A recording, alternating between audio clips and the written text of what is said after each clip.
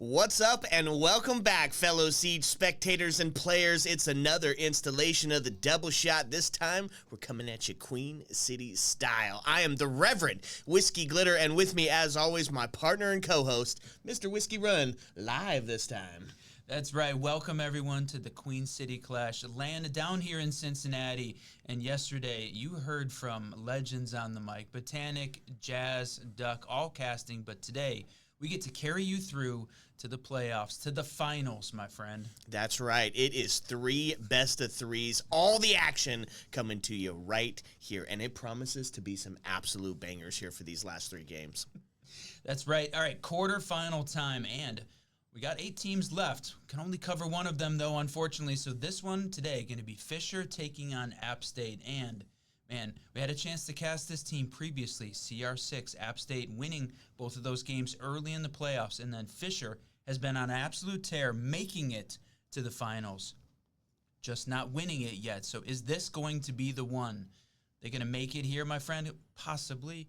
Looking forward to see this best of 3 today. Yeah, speaking of best of 3, the story is told by where the battleground is set. And today promises to be some fun ones. Whiskey, we haven't got to do Skyscraper here in, for sure, well over a month of casting. And that's going to be where we're starting this bad boy out. That's right. And I have been an absolute certified Skyscraper hater. That's true. And I've been loving the fact that M80 casting during the Challenger Series banned it every time.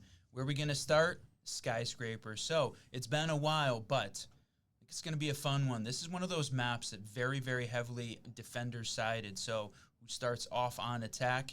Going to be a little bit of a disadvantage, and that's App State this time. So, but they get to go to Nighthaven next for map 2, and then if required, a cafe is the decider. Not too bad on the map picks on where we're going. Yes, Skyscraper, it's a difficult one, right? It is incredibly defensive-sided, but when we've seen that well-put-together attack team, then it just doesn't really matter, right? You can go in and find yourself those attacking wins, and should you get more than one on your attacking half, then you're feeling really good about going into your defensive side of things. Well, game's about to get started. I think we're close. Waiting, ready. Production says. We're waiting on them to get ready. That's okay. Following up, though. Okay, so best of 3. It's going to be all the way throughout, right? All 3 of our games today are going to be best of 3s. In this one, Nighthaven being the follow-up, it is a stark difference to the Skyscraper, especially for those teams that do have those well-put-together attack teams, right? Some solidified strats. On Skyscraper, you have to get in the building. On Nighthaven, you got to try to keep them out. There's a ton of different avenues to get in. And then, should fate deem it necessary, we get on to that third pick, that final one, Cafe. You called it. It's the Great Window Simulator. Yeah, that's right. Very different map styles coming out. The small map of Skyscraper going into the huge 3-floor map of Nighthaven. Tons of vertical play, and haven't seen how the teams are going to play. We heard early on Fisher had, like we said, some struggles in winning the finals, but making it there in several leagues. This time, though, they say, brought this full 5-stack, the complete roster this time, to put up a good fight. But App State is ready. Talked to the coach earlier, and it's time. Both teams very confident that they're going to come out winners. But unfortunately, only one can make it to the semifinals coming up right after this match. And this is do or die, right? Go big or go home. It is. That's the place you find yourself having to get onto that proverbial bus ride home. You don't want to be there. Skyscraper, when we're talking about it, there's a couple of different things that you have to overcome when you're getting into it. And here's the thing. With always being the bridesmaid, never the bride mentality that Fisher has had, they're always getting there. They're the BDS of the collegiate scene currently. Always getting close, but not quite able to lock it down. They've got something to prove. Now, do you know who's starting on attack and who's starting on defense for that? Yeah, App State starting on attack. So Fisher's going to have a little bit of that boost coming into that first map. If we see App State take 2 of it going on the attack side of it, and it's very possible, especially when you're talking about the test on the Tersh, sort of saying, you're almost expecting them to take that win because it's difficult to get into. It's a difficult site to defend, usually in that barbecue area, but we have been seeing a little bit of a switch up. Bedroom's been coming out when we do see Skyscraper played. So that's one of the cool things about being at the T4 through T2C seems we get to watch that meta unfold, and I'm not sure if that's the case here for Skyscraper, but fingers crossed. I love the offsites. Yeah, Glitter absolutely loves all of those fourth sites on the map. They rarely get played in competitive. Just want to see them come out here. So you're talking about Bedroom on Skyscraper. Yeah. Man, seems like it's a long shot, my friend. It's a long shot. I know you're hoping for it. I don't think it's going to happen. Potentially, it's that aggression that we're looking for. Fisher's done a real good job at keeping up the aggression. They find ways to exploit your mistakes, and that is really where they thrive. But that can't get you all the way through to winning the whole thing out. You can't just rely on being able to capitalize on those mistakes. We're going to have to see them get active and take some of those early round picks that is showing that they're being more proactive instead of reactive. And I think that's going to be one of the big win cons here. Yep. Now, I know we're still working on getting everybody in the lobby. I don't know if we're taking a break, Prod, or is it almost time to go? I think we're good. Oh, It's time. yeah. Best of 3 getting started, and the Whiskey Boys going to be your tipsy tour guide for this one here in the Queen City Clash. It is time to get it going. And Skyscraper, I can't wait. This is going to be difficult. We're going to see what Fisher's going to bring to the table first. Probably. And let's take a look at it. I imagine bans are going to be very similar to what we see being played out, right? Shields are just the meta, Whiskey. Yeah, certainly. And not just the meta in general in Siege as we come into Year 10, Season 1, but certainly here at the LAN as well. The Shield, Blackbeard been the #1 attacking ban. You're the #1 defending. So whether it's going to be Blackbeard, whether it's going to be Monty, extremely likely that we were going to see a shield ban, but Fisher go ahead and stuns the world. Oh, bans are bugged. Okay, there you go. Nice.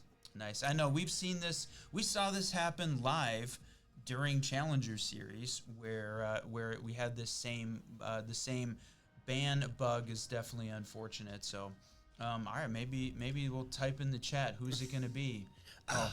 We're going to rehost. Man, you know what, though? We're going to get it done and over with quick, right? That's the big part. It wouldn't be live Siege without some live Siege issues. So, this just in, a quick rehost, and then we're going to get back into it, all right? So, sit back and relax, because when we come back, we're going to bring you that very first map, AO. Let's go.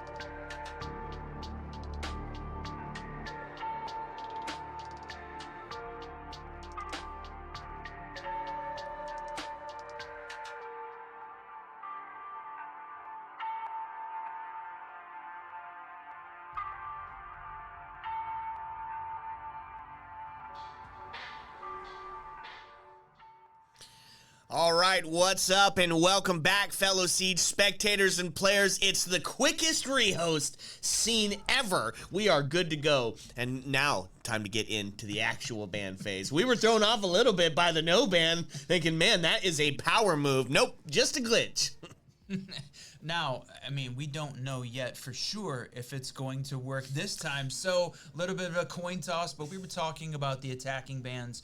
The shields occupying the top 3 spots for all of the just classic. Just type the bands. Bomb coming out. Hell yeah, my friend. Perfect. Deimos going to start us off. Blackbeard, yes, exactly. Blackbeard, Blitz, Monty, the top 3 bands from the attacker side here during the Queen City Clash LAN. Deimos coming in at number 5.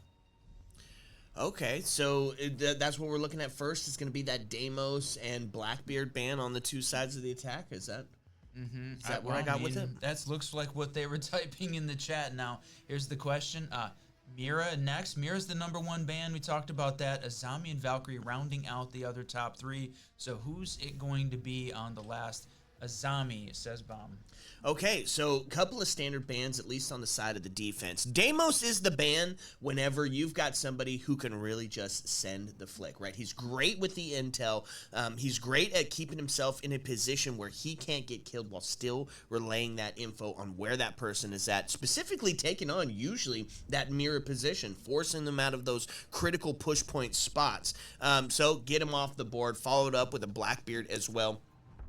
Which means, you're right, those shields, they're going to be incredibly difficult to deal with. Still have Blitz and Monty on the board should they need that spearhead to get into sight. Yeah, and it looks like because Blackbeard and Monty banned out so often, see whether or not either of these teams going to use it. Now, showing off the bat here, Valk available, right? With both the Mira and the Azami gone, Valkyrie going to be on the board here. Skyscraper's a small map, so not a lot of opportunity to make the push in. Getting a little bit of that extra intel from the attackers going to be key here for App State as they're working. They got to find those Valk cams, so I wonder if they're going to choose to pick the IQ to try and suss that out, identify it, and eliminate it. Yeah, it's one of those critical parts, right? We've seen it banned out so often as casting M80X recently. They don't like having the Valkyrie on the board. It creates too many of those opportunities. They usually like to spend their time playing onto that Azami, adding in that static warfare. This time banned out, and Skyscraper's a really good map for that because there is a great dividing point up on the second floor, right, that you have to get through, this invisible wall that you have to penetrate to get to the other side because it is some sight over gameplay, because it is so difficult to get inside this map. Yeah, you said it. There's a ton of basically the horizontal overtake, and really you're looking at the App State setup right now. They're going for it. You got the exhibition office side of basically the team setting up to go hell up, gain some access there, and then cross over on the other side of the map. No real ghost pressure, no real direct pressure on the other side of the map at all. Everything office exhibition side to start. Yeah, so they get a little bit of activity here around the little tiki bar, which means they've got the info that somebody's going to be there, and they take a couple of shots through the wall bang as they're looking to try to get one early. Gridlock's going to find it. Yep, that's going to be warden down and dusted, which means they claim themselves the man advantage early on here. Instead of giving him a chance to rotate back, he's relegated to those Valkyrie cams. All right, that opening pick in play, and whoa, that was an unfortunate gridlock toss there. Going to make sure they keep the house stairs covered and no flanking coming up there. Going to be the direct side now, but the main focus, getting rid of the shield over here, holding on to the shrine area, taking shots, taking some damage. Who am I trying to prevent any of those projectiles from coming in? The deny is in, but not enough. Taken down. I'm going to be sitting, crawling, waiting, and I don't think he's recoverable at this point. No, and they're going to maybe try to bait it out just a little bit, and they're going to find one, actually. He's going to take the swing. Marbley going to take one off the board as well, but now it's going to be all into the shoulders of nobody as the defense just gets absolutely ripped apart here on round number 1. And that's the thing that we talked about, Whiskey. That's what's so dangerous about Skyscraper, is it is completely a defensive-sided map until it's not. Until you've got a team that it has an exceptional attack squad. And if they've got that communication, as you could see, right, they're making the push up onto that deployable in Shrine. They're putting the pressure on it from the Ash, trying to take it down with those charges. And then they've got somebody sitting below waiting for the rotate down, which is able to take Wamai and create more chaos as they're making that push up. That was just a well-executed attack. And I love the fact that we are going to see a frag fest here, right? Wong on App State and Bomb on Fisher are the current 2 kill leaders in the whole Queen City Clash tournament. Wong sitting at 70, Bomb sitting at 65, and then Glue also at 65. frag fest for sure incoming. And right now, playing into the hands for App State, they pick up that round 1. This is supposed to be certainly the easier site for the defenders to be able to hold on to, but that horizontal overtake, I wouldn't say it surprised Fisher. Certainly they knew it was coming. They just lost a couple of those critical gunfights early. They've got a lot of assets set up to watch for the black side take, but it was really all focused on the office exhibition side and shut down a Fisher defense. All right, so if you're Fisher, then what becomes the adaptation? I mean, you're looking to claim round 1 on Skyscraper. Should just be about a no-brainer, and you get smacked. Means you need yourself a little bit of a reset. They're going to go with the same crew, same setup here, and then I think maybe just do a better job of holding onto that extension, right? Holding on to making sure that they can't have some of that real estate that's coveted down below, or maybe pushing up to that drum side. It's really just going to be about the time torch here, trying to make sure you slow them down as much as you can. Valkyrie already going to be sussed out. They're going to go for this same exact play. Open it up, try to catch a wall bang nice and early, and claim that man advantage. But look at this. They're going to go ahead and rotate back without losing any life this time.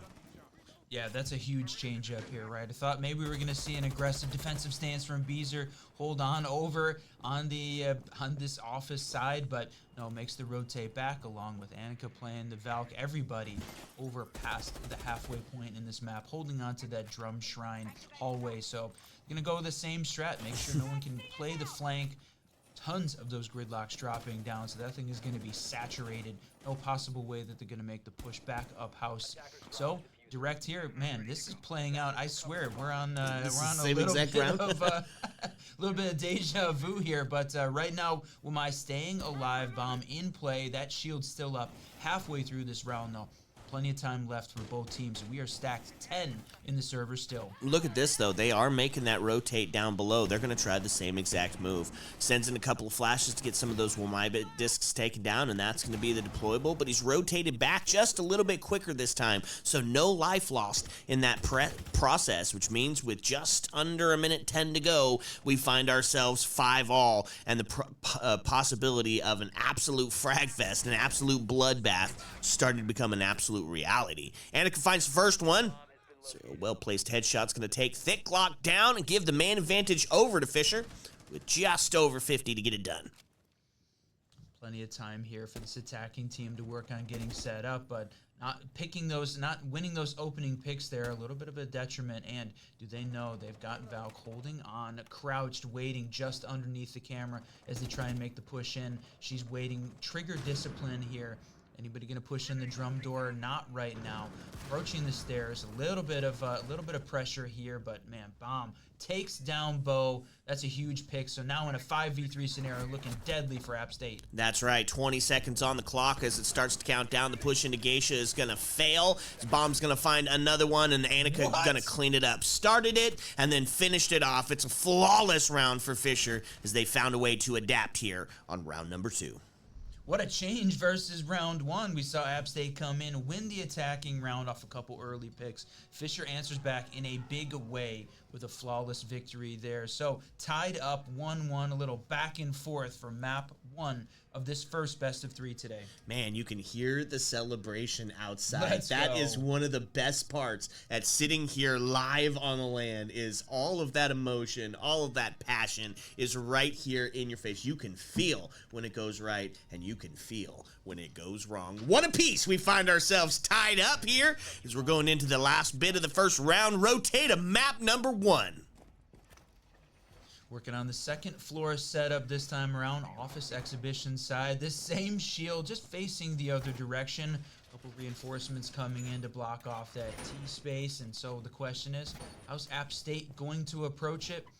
Just a little bit of Annika bringing out the bandit, trying to prevent a lot of the push in for that main wall. We're going to focus on that. Are they going to be, again, horizontal overtake? A lot of times we see office exhibition be a little bit more direct. a bit more action happening here, but they're locking down, making sure that you're going to have to force a little hard breach or walk through those doorways if they want to start on the T side. Yeah, something about this site just lends itself to a little bit more opportunity for that cross kill, especially because you've got the play off the window, you've got that main breach, you've got the single that opens up right near the stairs, and then that's also not including all of that horizontal take from the other side, that drum shrine side, where that great invisible wall is at. So, yeah, a little bit more of the direct take, but you can almost guarantee somebody, finds one. Yo. Oh, man, holy whiff What a city trade. Batman as he just gets taken off the board. One apiece gets found here by the defense and the attack side. Jeez, a little bit of an aggressive stance there from the defense. Bomb goes for it. It goes down. Picks up an assist, though, as Ryan finishes off Bo. So it looked like it was a little bit of a boost for App State, but going down 4-3 here with less than a minute gone in this round puts them at a little bit of a disadvantage. They lose the Ash and they lose the gridlock. So she did toss a bunch of her tracks down, so they got some flank control there on the black stairs, but it is up to Wong, Glue, and Flacco, the only left alive on the App State side. Yeah, tough place to find yourself, especially because now that sets a precedent, right? That now you know that the aggressive runouts are going to be there. So a little bit of a ghost pressure because now you have to check every single door. You got to put your claymores out, and you got to do it early. Otherwise, you're going to find yourself falling victim yet again to another runout. So, equalized up here as we find ourselves now into a 3-3 position. Minute and 25. They've got somebody onto the drone and they sussed out this deployable shield here, but still got somebody sitting directly behind it. They take it, the crossfire, the wall bang, now puts us into a 2v3 situation with still plenty of time left on for this App State to get active. A bomb has been located. All right, my friend, last minute of gameplay down here in round 3. Tied up between these two, and there it is. 2v3. Fisher holding on. You still have got 2 full health operators, and man, Annika, they take some shots, and then the C4 comes out, taking down the kill leader, Wong. Unfortunate there for App State, but the trade's back and forth. A 1v1 with 30 seconds left. That's right, it starts to count down. Shots off of the bar, and that's going to be found. What a huge play. Completely ready for it, Whiskey. Another attacking win from App State's side. So, man, after 3, we're sitting at 2 attacking wins. This is Skyscraper on attack. The normal side split. 5-1. App State has already moved past that. They've made it into this 2-win territory on the attack, putting Fisher certainly on the back foot. They cannot afford to give up another round on their defensive half. Unless they're, like, gonna bring some just insane, crazy attacks to their squad, too, right? Maybe, God, I hope so. Man, maybe that's just what collegiate Skyscraper is get in and just punch the biggest person in the face and go forward from there. At least that's what we're hoping for. So 2 to the attack. App State feeling real good about their half. Everything from here on out on their attacking side is just gonna be whiskey in the cup. That's right, my friend. And oh no, what? Ouch. Oh, running Mira. Damn. Oh. All right, that is the problem with the bans. I love the fact that Bo claims that in the chat, but unfortunate when the bans aren't in, boy, the teams have got to be extra careful to make sure they don't pick a banned operator. Ryan, unfortunately, making that mistake, and they go 4v5 to start off, and that is, boy, an unfortunate start for the defense of Fisher here to start off on round 4. Yeah, that's a tough one. And one of the expected ops when you're on this exhibition office side is bringing that mirror to the table. It's great for defending that half-wall breach. It packs a C4 and a shotty in hand for some secondary usage. Why wouldn't you go Mira? She's the perfect op here. Yeah, devastating C4. I mean, picking up that first kill, easy. Oh, wait. Womp womp. All right, 30 seconds down. One kill already on the board for App State since they claimed it. Good call. Just padding the KD a little bit, but Sitting a little bit of a slow start here as they're working the shrine side, still outside the building, all 5. So this first minute of gameplay, they're ready top black though. You can see those orange outlines getting ready to push. Bomb holding onto, again, the Wamai and that deployable. That's right, and that's kind of one of the big things once you claim that early map advantage, or man advantage, excuse me, is just rest on your trade game, right? Take a little bit of extra time, get your drones in, and make sure that you suss out exactly where these defenders are. Hoping to catch one slipping that is isolated, so you can increase your man advantage and then go for a little bit of an execute. And they find themselves in here. It certainly seems like App State is taking a little bit too much time. You're in a 4v5 scenario, playing a little bit more aggressively. I know you've already found your 2, but man, push this just a little bit harder. You've got a little bit of the advantage. No need to hang back and wait. They're playing very conservative here, considering this, considering the man advantage. That's right, and so up near the window, haven't made that push in directly yet, and instead they're going to get that deployable off the ground and push them back just a little bit further into the shrine area, and he's looking towards that window. He's hoping somebody's going to jump in and pay the price for it, and looks like we're going to get our first bit of a peek right here. He's locked on. Easy. What? Hello? Miss him twice? Both of them? Ouchie. That's going to be 2 onto the attack side now, as the little bit more traditional sense in the killing, as they were killed by other people instead of themselves. Does put us into the body bounce, sitting into the hands of Fisher.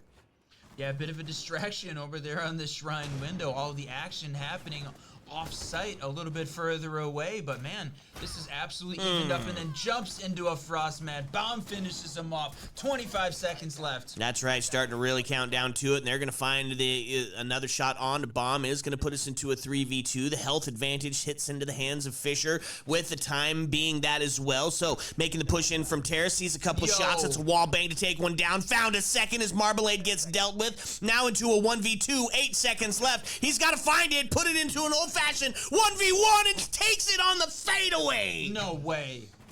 Sheesh. I was just about to say that we were seeing Fisher throw this, App State throw this after being on the man advantage to start off with, and what a comeback. What a comeback Fisher pulled off there at the end. There was no way I thought they were winning this. Boy, the battle back and forth between these two teams. This is the match of the day right now. Yeah, absolutely. And with that, tied up 2-2 on Skyscraper. Feels like a little bit of a climb back, but they were able to find it. So, man, now we got to take it back and start it over. Karaoke and T is going to be the next destination for this decisive defense. Yeah, Fisher wins here. Might be the only opportunity we see the tertiary site. Not even going to make it to the first floor at this point if App State keeps it up. But, man, a squandered opportunity there. Losing the Mira, certainly unfortunate there. App State couldn't convert that into a round win. They have got some gunners on this team, but right now, the surprising piece for me, Wong. We talked about him being the kill leader here at the Queen City Clash, sitting a kill list as we're already 4 rounds down. Man, yeah, a lot of pressure on it when you're the one performing. Put it onto your shoulders, and when you can't buy that first kill, definitely can be a mental chocker. We'll see how that's going to play out here. Defense takes it back up to the T Karaoke side, and a little bit of leaning into that denial. We've got the wall denial in the hands of the Bandit. We got the intel denial in the hands of the Mute, and the projectile denial in the hands of the Wamai. I guess sight denial in the hands of Fenrir as well, right? This is all about making sure that you can't do the job that you want, and they're going to find one early. Way. Bomb's going to get the run out. He's going to cover his tracks as the window gets closed out. And this time, App State is going to find themselves down a body within the first minute. 4, 3, and 4.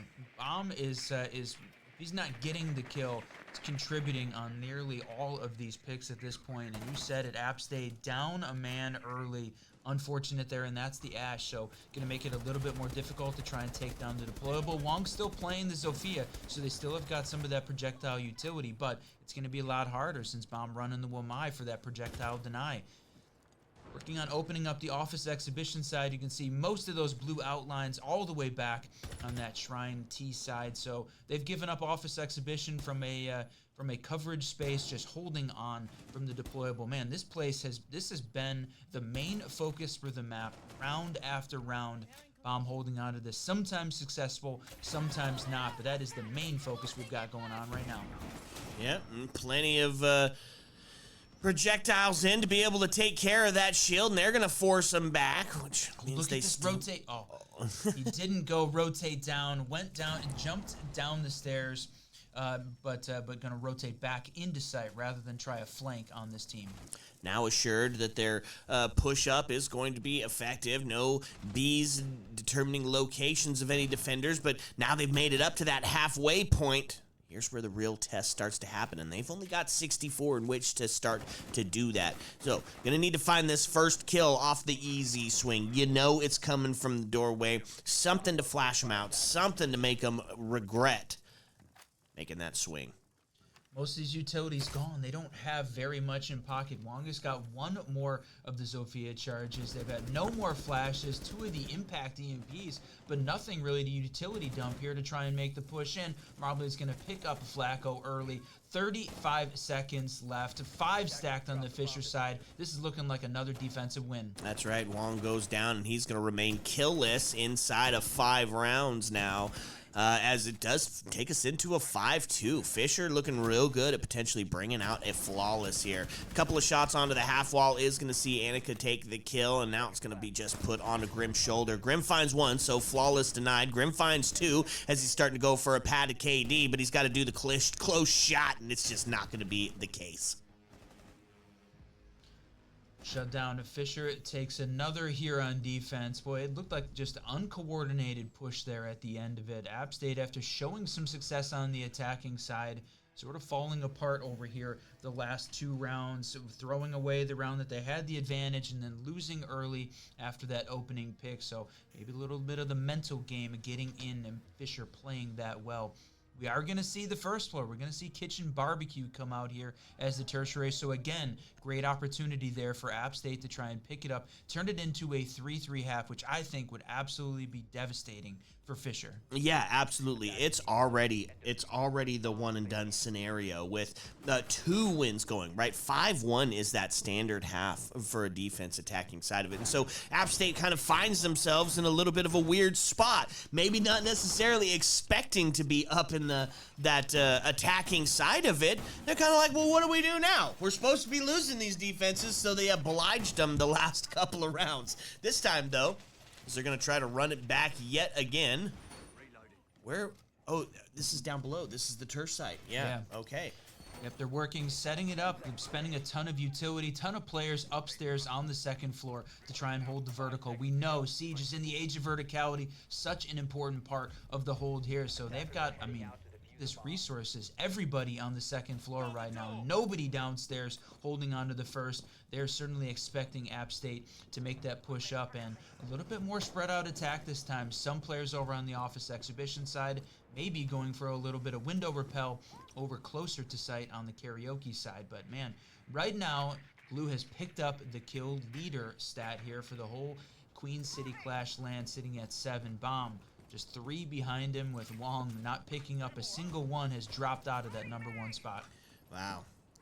So, Ryan, the only one to move downstairs, the lone man surviving in sight.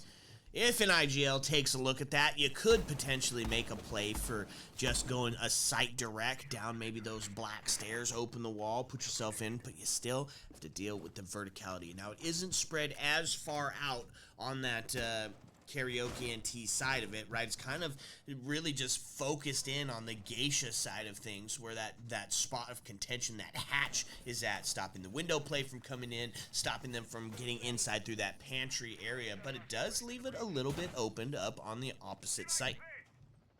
Yeah, Marmalade playing pretty far over here on the Shrine side, watching, but just front clueless as he walks into Dragon. That is unfortunate there to lose that. And then, no way! No way Wong picks up his first kill as a TK with Bomb claiming it. Oh, that is unfortunate. What a way to start off here, the final round of your attack. Boy, we're looking at an App State throw right now, struggling here. So he said, still holding on to the vertical. Fisher This is definitely going to be difficult for App State. What do they have still in pocket? You still have got the Ram working that piece, but they've got basically no map control over top of the site.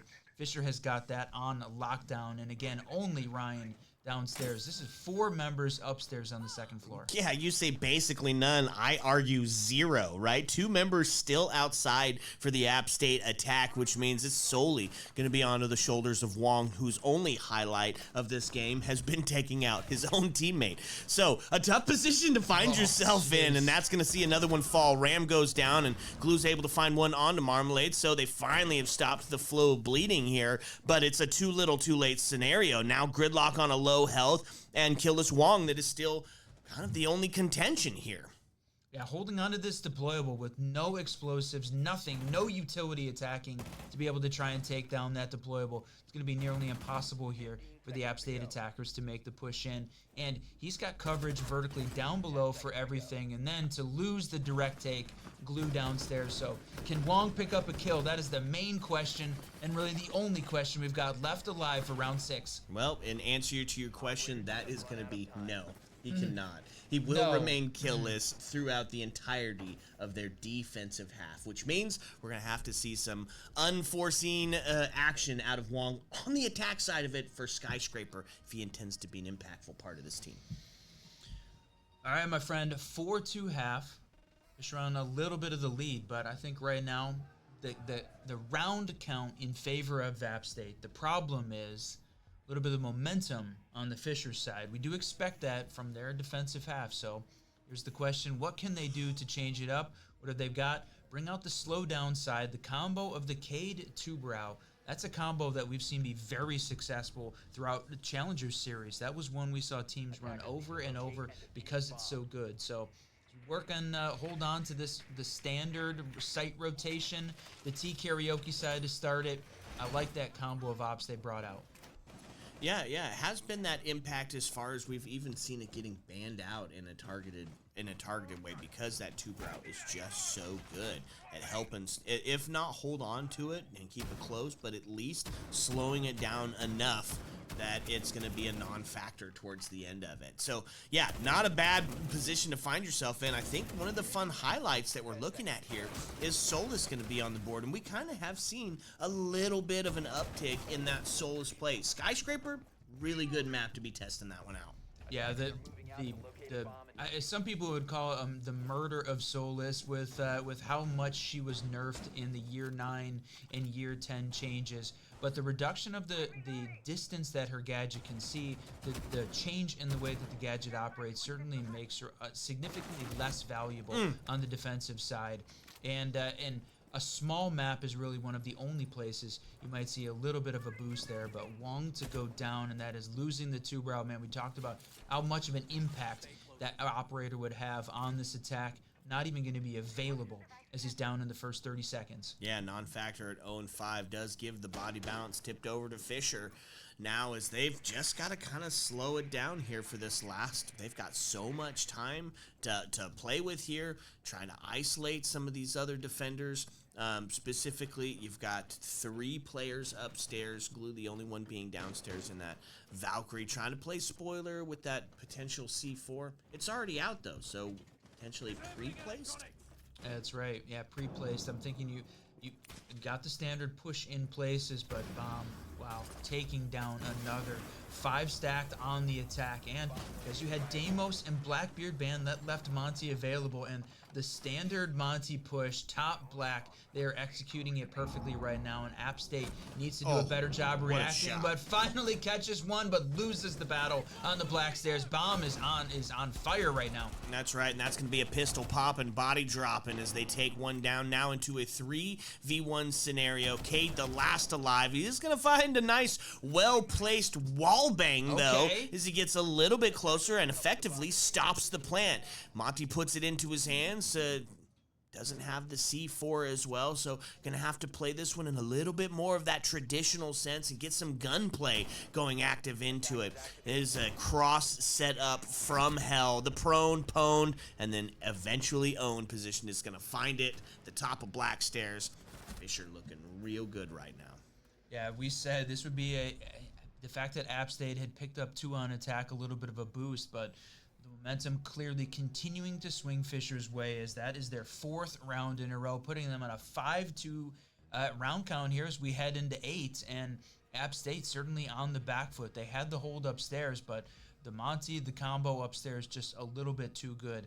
The question is, how would that have changed if Long had been able to stay alive a little bit longer with the tuber out to slow down this attack team? So, all right, win condition right now. Let's try and keep all 5 alive for at least the first minute of gameplay. Man, that's a good win con. Seems like it's fairly easily done. At least, I mean, I don't know. That's a good one, right? Be alive when the action starts will be step number 1. Gonna run it back here for Fisher Falcons as they're looking to bring the same ops to the table. See if Wong's gonna still be doing some of that spawn peeking shenanigans. And you get it, right? You got to do something to claim that first kill. Get over that mental hurdle of, man, I can do it. I can kill. I was the dang frag leader coming into today. So something to get that momentum started is absolutely what he's going to need right here. Attackers must locate. Yeah, Bomb and Glue fighting for that top spot. 1 kill separating those 2 guys, holding on to the top spot at this point. So they're continuing to stack up kills. Both of holding on to the tops. Let's see, top on their team? No, Annika's got that on the Fisher's side. So they're moving very fast, though. One of the things that felt like we talked about on the App State side when they were on attack, moving just a little bit slow. Fisher here got already getting set up top, ready 30 seconds into this map. So they feel like, again, the momentum on their side, and they are using it to their advantage. Yeah, but he's alone by himself. It's going to force a retreat here because, like we said, this is one of the reasons we talk about that being a good secondary site, is that there's so many opportunities to open it up over here on the exhibition office side. So going to force a rotate. Solus heads down to the first floor, taking the scenic route over towards that bedroom area. Maybe a potential for the run out. Taking a look at it, knows they've got some upstairs presence. This is vertical play. Monty holding on. They've made the push in, and they're holding on to exhibition there, trying to hold on to the top of the house stairs as well. Look at this. Solus giving the information away, but right now not able to act on it. Fisher has set this thing up to try and prevent Solus from making the pushback. This is unfortunate right now. It really feels like they've gained a significant piece of this map control, making the push already up into sight. They've got Shrine side control. App State is feeling a little bit out of position now as we enter the second half of this match. Discombobulated right now. A kind of just a weird run out that didn't amount to anything. Well, actually it did. It amounted to the body balance not being in your favor. App State now down on this 1 away from match point scenario. So your shotgun gone. Now you have to rely on the TSG and the long distance capability of the Two-Brow, who does rock the C4 as well, to be able to try and stop this Monty, who's poised, ready to get into sight. Let's find ourselves in a 5-4 situation. 47 left to go. Man, yeah, he's in sight, holding on. The question is, they got to get Annika. They need to get the diffuser over there. He's holding on to this area, gained space. You can see App State again feels out of position a little bit, holding on to restaurant, holding on to the hallway, the back stairs, but really nothing in sight. So this is right now we've got this the attacking team having sight control, getting ready to put the diffuser down, but I don't know, they're just gonna catch a couple wins there. Now finally Annika makes the way over, getting the plant down behind the half wall. That's right. Glue is going to see some damage before they take out Ryan. That does put us into a 3-2, and now the vertical play starting to ring out a little bit of damage, but still just not a non-factor. Does get some... Oh, it's going to find it. No way. Hello? Vertical coming in clutch. Downstairs, through the floor. Boy, Solus just waiting, watching for the diffuser go down. Plays it perfectly underneath with no... I mean, the fact that Fisher had sight control, ready, got the diffuser down, but ignored the vertical. It didn't identify where Solus was playing. Even after she goes, stops the plant once, they're not in a position to try and retake the downstairs. Solus cancels that out. huge defensive victory. That's right. And you know what? Sure, you got a Solus down below. You're almost not thinking that there's going to be a shotgun in that hand, right? You've got all of the rotates and stuff cut off. You can't come back up the stairs. You're sitting in sight for almost a full 60 seconds with no contention. That should be a little bit of a, something else is at play here, right? Something else is not going the way we thought it. There's no way we get sight this free, and they pay the price, right? A huge play by Solus as they're able to find themselves another round. And you know what? 5-3 looks a hell of a lot closer than 6-2. Still 1 round away from match point, though. But again, Fisher on the attack, so a little bit of the boost here for App State. So a little individual heroics there coming in clutch at the end, but Wong still sitting killless, trying to find that first. Got the drone. I don't think that counts, man. Dude, it's got to count, bro. All right, we're going to have it count for today only. 5 stacked. I mean, no spawn peaks this time. Nobody taking any of those extra chances. I mean, you're in the quarterfinals. It is a win or go home scenario here. Best of 3, though, first map, so no extreme pressure on either side at this point. This is setting you up for that second map coming in, which is going to be Nighthaven.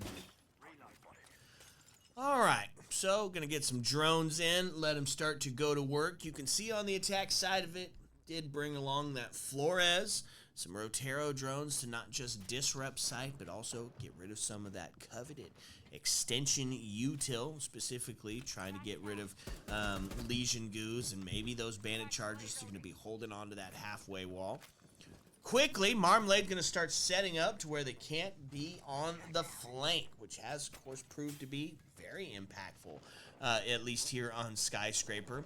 Monty taking up a lot of space, but might pay the price for it. Oh, no. What a miss. Huge, huge play. Had it onto the Monty. He's going to live to fight another day. Wow. Unfortunate. I don't know whether or not he had the visualization on, but man, what an unfortunate toss there as he goes. Tries to get it over the wall, catches it. Monty, like you said, gonna live. So this is a problem. Monty being on the board, causing havoc here for the App State defense. So at least they haven't lost a man yet at this point, and now fully 5 stacked, a minute 20 left in this round. So they're making the push in. This team, App State, holding on to all those power positions. You still have got Bo downstairs in reception waiting, plus Glue in the kitchen. And look at how many C4s we had on the board. I was going to say, damn, we had 3 C4s left on the board. Wong goes down with a 0 again. Damn. Man, I was going to say 4 C4s on the board and an interest in some camera play, but there goes your deployable down, which means he's only got 3 C4s left to potentially be used. 2 of them already out, maybe in the pre-placed position, but if it is, Monty's not having any trouble with it, just making his way all the way up. Marmalade able to find another one. There's a C4, able to take 1 down. But it's a tough hill to climb as the grenades are ringing out, forcing them off the bar position. They know exactly where they're at. Couple of pre-fires is just going to have to be perfect here in the last 24 as they're getting that plant down, holding the cross. Ryan able to take it, and we are now on that match point scenario. Then this attack team just overwhelmed App State, and unfortunate there as your top frag, the guy that everyone was expecting to walk in, being the one that could carry this team, still sitting killless. Completely unexpected, but Bomb and Glue at this point tied it up, waiting, battling for that top kill spot. So who's it going to be? One more opportunity here for Fisher. App State has got to be perfect for 3 at this point, just to force OT. Man, map number 1, not the way that you were kind of expecting it, right? You see App State come up 2 on the attacking side of it. It felt like the momentum was in their favor, and then it was just a huge shift. Boy, I almost messed that one up. Then it was just a huge shift, and Fisher was just able to counter every single thing that App State's been up to. Like, just absolutely calling it out, finding those trades, isolating the ones, and then doing a phenomenal job. Now they only need 1 more, and map 1 is over and done. That's right. Fisher has been nearly perfect, 5-1 in the last 6 rounds. So we said this was a bit of a momentum game. It looked like App State had found the attacking wins they needed to give them the bit of the boost, but they certainly lost the momentum side with a 5-1 run here for Fisher. So what can App State do? All right, we're looking. Wong, it's time, my friend, potentially the last round to pick up that kill, and then the battle between Bomb and Glue. Is it going to be that taking on this kill leader position? So we're going to play the Office Exhibition side. It's showed up a significant number of times as we've watched Skyscraper play out. And I love the strat that the defense has, opening up the single onto the balcony to put some pressure on the team as they try and open up the main breach. So it's an aggressive defensive stance. It has not been working so far, but I like the fact that they're going to try it again. Yeah, that is kind of that accepted mirror play as well, right? You throw a mirror on that half wall, and then you just settle in behind the bar and force those engagements. Oh, yo. And that's going to be Marmalade to take Glue off the board, which Huge. means, yeah, that's some intel gone. That's your C4 done and dusted, and man, that's a tough place to find yourself. Now, they still got 3 more that they can act off here. I believe that Bandit, Tuberout, and Mute all are rocking that C4 as well. Yeah, but that's taking down the kill leader on the App State side again early on, and the player down below, the C4 from down below. So they brought along a ton of C4s. You still have got 3 on the board. 1 of them connected on the last round, so significant play here, but this Monty already pushed up. They've got dragon control. They have some openings. They're watching and waiting, but right now, App State on the back foot already halfway through this round. Okay, as you said, at minute and 25 left, starting to count down, holding on to some of the long angles, kind of a wish-you-would type scenario, and there's some pistol shots, a little bit of a distraction as they're hoping to catch somebody on the cross. We do have somebody below, waiting for the ping. C4 goes out. He says, hey, give me that 3-2-1 whenever they get close, and hopefully they can take one of these, take this shield off the board. Now, onto the rotate. Starts to make his way up. They've got a little bit of intel with some yellow pings, some of the soft pings going right close, which means somebody can get in place for that verticality. Still got 3 members outside, Whiskey. There it is. There's that C4. Well played there by the defense, waiting for the call. Comes out, the C4 claims Beezer, and that is the Monty down. That's a huge play here for this defense, taking down that Monty, taking now the next step that they need. You need to take down Bombo, picking up a double, a triple kill in a 2v4 scenario. The best opportunity right now here on the Office Exhibition side to stave off the map win for Fisher. That's right, and they're looking to do a really good job of that as well. A couple of pre-fires goes out, but feels like a too little, too late scenario as now Ryan goes down, and they're going to find a second one, and it's still gonna not be Wong with a kill, but App State on the hunt for trying to get back into this one. Had to be perfect for 3. They pull it off. Fisher's continuing on match point, but it's a little bit finally we see App State try and slow down the momentum here for Fisher. A little back and forth battle, but we've already seen Fisher pick up their 2 on attack on this half, so they can keep this thing running. Might get close. 2 rounds away from OT. Can Fisher close it out now? You can see T Karaoke again. Whose map pick was this one? Do you remember? Prod just in says, I'm pretty sure this is an App State map pick. Okay, so even a little bit more important than just needing to get a win done on Skyscraper. This is a get a win done on your map. Which can have a significant mental chalk if they take your pick. You have to go in and fight it out on theirs. Yeah, it's just with how little we've seen Skyscraper. I think in the competitive map pool at the end of season 9, at the end of year 10, season 1 here. I think I'm wondering whether or not it's just out of favor completely. It's too one-sided for the defense, and maybe a difficult pick here. So App State, you picked it, rolling into it. They think that they can win this one, and Wong found his 1. You said it. He's got 1 kill at this point, but still pretty far behind where Glue and Bomb are, and Bomb picking up that 11th kill, putting him in the lead. Well, you know, we called it the most defensive-sided, but they both have gotten 2 attacking wins, putting us kind of into that standard map. Maybe Skyscraper's starting to finally make that rotate around to some of that standard side play. Well, either way, got to get through this one. Two left to take us into OT, and there's already some drone work getting in. Suss out a couple of these defenders. Everybody upstairs outside of the Legion and the Solus, who look to play spoiler. Solus makes the rotate up. Legion now the sole member down on the first floor. This was that huge Solus play downstairs, so I gotta believe Fisher is gonna make the adaptation here and make sure that once they get a little bit of this this map control upstairs, that they try and hold on to the first floor as well. Read into the vertical. App State has said that they're ready to play that style of siege over here on the T Karaoke side. So got Geisha control locked down, a little bit of reinforced and electrified walls, making sure that Wong has got that thing locked up tight. We go there, opening up this first wall, using the EMPs. Wong ready, waiting. Oh, but Bomb is gonna pick up a double. No way! In Yes. a 5v3 halfway through the round. Huge play, and that's 2 C4s removed from the board. Now onto a rappel action as he might be some siege timing as he makes the rotate up to the stairs. Nobody there to answer that pre-fire through the window, which in this 5v3 scenario, the minute and 14, it starts to feel a little bit difficult here for the defense, but Sol's going to look to play spoiler again as they are down below, waiting for somebody to try to push in and get that plant started. I mean, it's a minute left at this point. It's still time for the attackers to make something happen. But down 2 bodies, they got to be pushing this a little bit harder. And Bees are taking down Wong. Boy, he is about 50 seconds away from ending this map.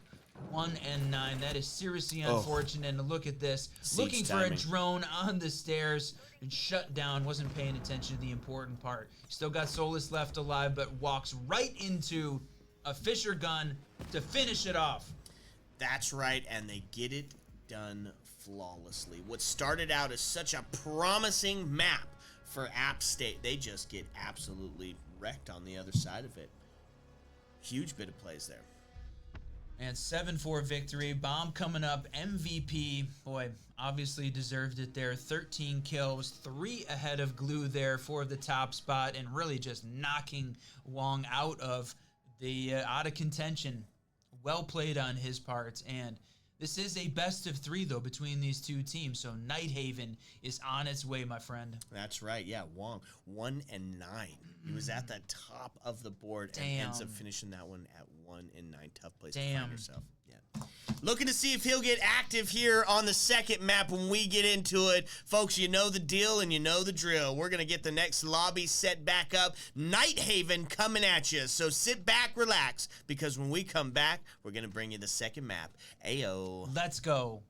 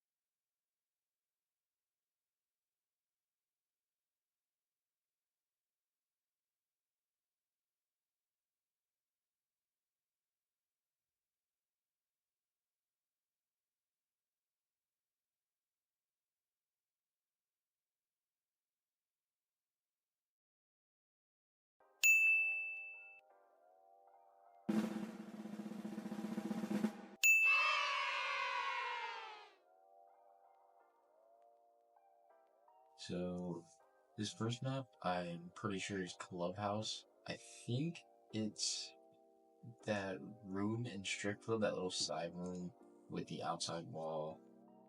Um, this is definitely Clubhouse. I want to say this is Jacuzzi or no, this is the Green Hall and Strip Club actually, I think, right? One is easily in Clubhouse. It's on strip side, in the little hallway by the soft wall that goes towards spawn. Oh, that's club. I think that's by strip. Okay, map 2. So last one was club. And then the second one, I'm between like 2 or 3 maps. It could be Bank, Emerald Plains, or Consulate. But I think it's Emerald Plains. I don't know the name of the room. Maybe like the art museum, something like that. But the room with all of the art cases in it. This looks like heaven on Cafe, or like that pillar, like that marble pillar. It looks like the same pillar that's inside like Cigar. Yeah, this is definitely Cafe though. This is in, appears to be in Cafe. I'm gonna say corner by Hell Door. This looks like cafe dining right by fireplace. Let's see. I think this might be. This one's a tough one, but I think this is Layer because this is like a weird looking room. There's a lot of random stuff on Layer. So this looks like Layer to me. I have no idea what the room's called. Maybe like ammo storage or something, but I definitely think it's Layer. All right, map 3. Oh. I don't know. I can't think of a comp map that this is on. Maybe like Layer. This looks like Armory on Layer, maybe. Number 3 is in Lair. That's down in Armory, or at least the room next to Armory. That's. Oh no! Oh, that's layer by shooting range. Yeah, that's the shooting range of layer.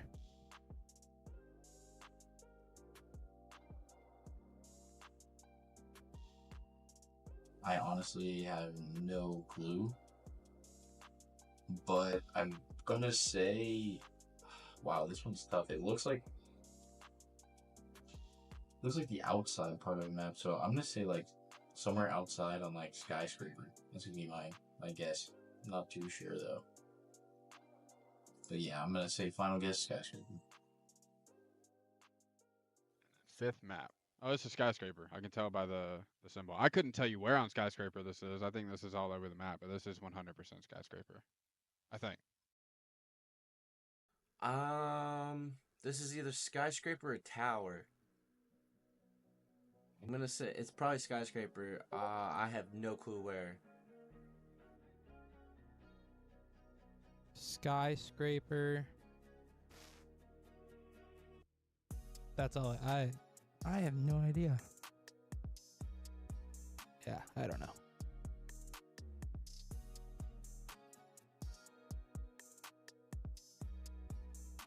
This one's easy. This one is definitely Chalet. I think this is Trophy in Chalet with those metal windows, but I know it's definitely Chalet because of the walls. But I'm gonna say Trophy Room. This is Chalet. Easy, this is Chalet. This looks like dark on in library, right? This is like the little flower pot in the corner. This is in Bitch Corner or Dark, whatever you want to call it, in Library of Chalet. Oh, that's cafe, or not cafe. That's chalet.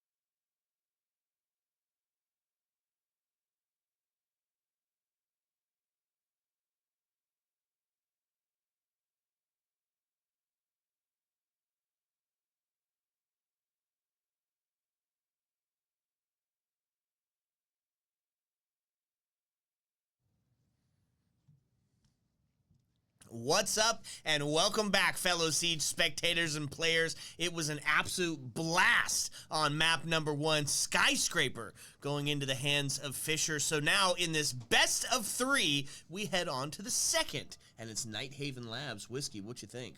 All the pressure there on App State because Fisher comes up a win on the App State map pick. So now a completely change of pace away from the small map into the huge 3 floors of Night Haven Labs. And honestly, one of my favorites, certainly growing. And I know, number 1 on your list. Number 1, this is the greatest map to date for Rainbow Six Siege. And let me tell you why. There is so much variety that comes to this map. Yes, there are some standards. 2F has got some standards that you would take, same way that you would see on the gym bedroom side. But there's 2 floors extensions. There's the potential for Cav plays to come out, which, you know, if you're listening out there right now, show me some Cav if you really want to impress us, right? And it just lends itself to a bunch of different strats, including one of my favorites, that being that 2-floor extension, especially when you see the first floor. Control storage being played allows you to have a dedicated force up on the second floor while still having somebody play spoiler, a Valk, a Pulse, somebody like that down below on that tank assembly area. There's just a lot to this one, and there are some accepted methods. There are some accepted strats, but the chance for variety is huge. You said it, right? Plenty of opportunity, lots of different ways that the map can be played, and I think it's just about time to actually start the map, my friend. Fisher taking on App State again in map 2. Oh. Wait, who was Little that bit of an handsome echo. devil there that I heard in the mic? All right, so we saw a 7-4 victory there for Fisher, App State, and the big question, my friend, coming out is, are the bans going to work? Ooh, that is a good question. Yes! And look at that. It's a celebration in the prod room as Deimos appears first on the ban list. He was banned out on the first map as well. Maybe a potential target ban, or maybe he's just that good, right? Deimos is so good at getting rid of some of that roam game, or at least identifying and allowing that isolation, and then with the following decimation when they find it up. Blackbeard. Next to follow. Yeah, I think Deimos is a great ban on Night Haven because so much verticality, and looks like from an App State side, they know that Fisher wants to play that. Great to get him off the board, certainly, as they start off on defense. And then the shield's going down. Blackbeard, again, the number 1 banned operator throughout this entire map. Yeah, that's right. Azami going to be the next to follow up. The architect, the redefiner of the site. Great at that static warfare. You see it utilized in some of the same ways that you do on the clubhouse, holding on to that catwalk or really digging into the basement area, and then Mira to follow it up. We're gonna stick with those bands. They were huge. Yeah, they were huge. Just copy it off. I mean, all of the exact same bands here. So Blackbeard, Azami, Mira going to continue their normal, this call it normal here at the Queen City Clash LAN. Okay, so it's pick your poison on the second floor or tank assembly to start us out. This time, the defense going to opt for some of that downstairs play. And you can kind of play this a couple of different ways, right? You can call the hard breach inevitable, not bring a hard breach, and just instead focus on that vertical game. Or you can do a good job of making sure that they just can't get in through the traditional means. This looks like we're starting out. Bandit going to be on the board. Still going to focus into some of that slow down city. Malusi's here. We've got the area denial of the Goyo, and of course the projector denial of Jaeger instead of Wamai being utilized here. But really, this defense is definitely here to slow you down. I think probably not going to be a huge investment into the roam game on this one. Which is a little bit surprising considering Night Haven really lends itself to that, but we didn't see really that beat App State style of play at this point in the best of 3 right now. So the question mark for me, the combination of the Goyo and the Bandit works really well, but when you've got the Goyos on the main breach area, it makes it difficult. No Bandit tricking available, so that's going to be more of a static play. So you've got one of the players upstairs holding on to cafeteria. That's Wong looking for certainly more kills than he saw. Yeah, redemption versus Skyscraper. Yeah, too much hype being built up. The pressure got to him, and he folded at a 1-9 on map number 1, out of the race for the contention for the top frag. Gonna try to bring it back here, and he's gonna try to do it with the Vector in the hands. A weapon that can get it done. It's quick, it's active, and it spells death for all who get in the way of it. Already, though, we're gonna see Legion take some damage as they're really trying to put this pressure on. He's able to make the rotate down onto the first floor, but it was dicey there for a minute, Whiskey. Yeah, putting a ton of pressure on the attacking team. We were wondering whether or not App State was going to have a big roam game, and Legion, I mean, making it feel like it was more than just one player upstairs, taking shots constantly as the attackers as they make their way in. But they have got top floor control now. Bomb working around the corner, working upstairs with Beezer. They've got this area on lockdown. So now they can start the vertical down, clear out this first floor. A full 3-floor clear. This definitely takes a long time for the attackers, and with half the round already gone, feels like they need to pick up the pace a bit. Yeah, absolutely, and especially because 4 members of the defense are sitting up on the first floor, right? Yes, they gave up that second floor presence, but not before putting some pressure on, forcing you to get up there physically and clear out that member, but now you've got to deal with the first floor that's down below. Going to get sussed out by some Bs. Goyo's going to do a little bit of answering return fire. Nobody worse the wear outside of the folks onto the defense for this one. Look at this. You still have got 2 of the attackers outside, working the outside piece of it. Thermite, Legion, or Lion still outside waiting. Who's going to make the push in the first minute, and then Bomb is going to take down Wong. Boy, continue his dominance from map 1. Yeah, that's a tough place to find yourself. Now the body balance sits into the hands of Fisher as they're looking to just really push in and start to get ready for that execute. They've forced a couple of people back. Now only 2 people left upstairs on the first floor, and you're going to start to see it. Jaeger rotating back down below. Still looking to kind of play spoiler, allow this Legion to get out of the kitchen should he choose to make that. But it's kind of hope. I think he's kind of sitting here hoping that he's not going to be sussed out, that he can put huge impact play here with 22 seconds to go. That could be the thing that they need. Oh! What a shot. Yep, able to find one, but answered back immediately as 2 now goes down. Flacco and Bo able to find one. Oh, no, the TK onto Annika is going to take us into a 3v2. The body balance sitting into the hands. Oh, whoa, what? Miss?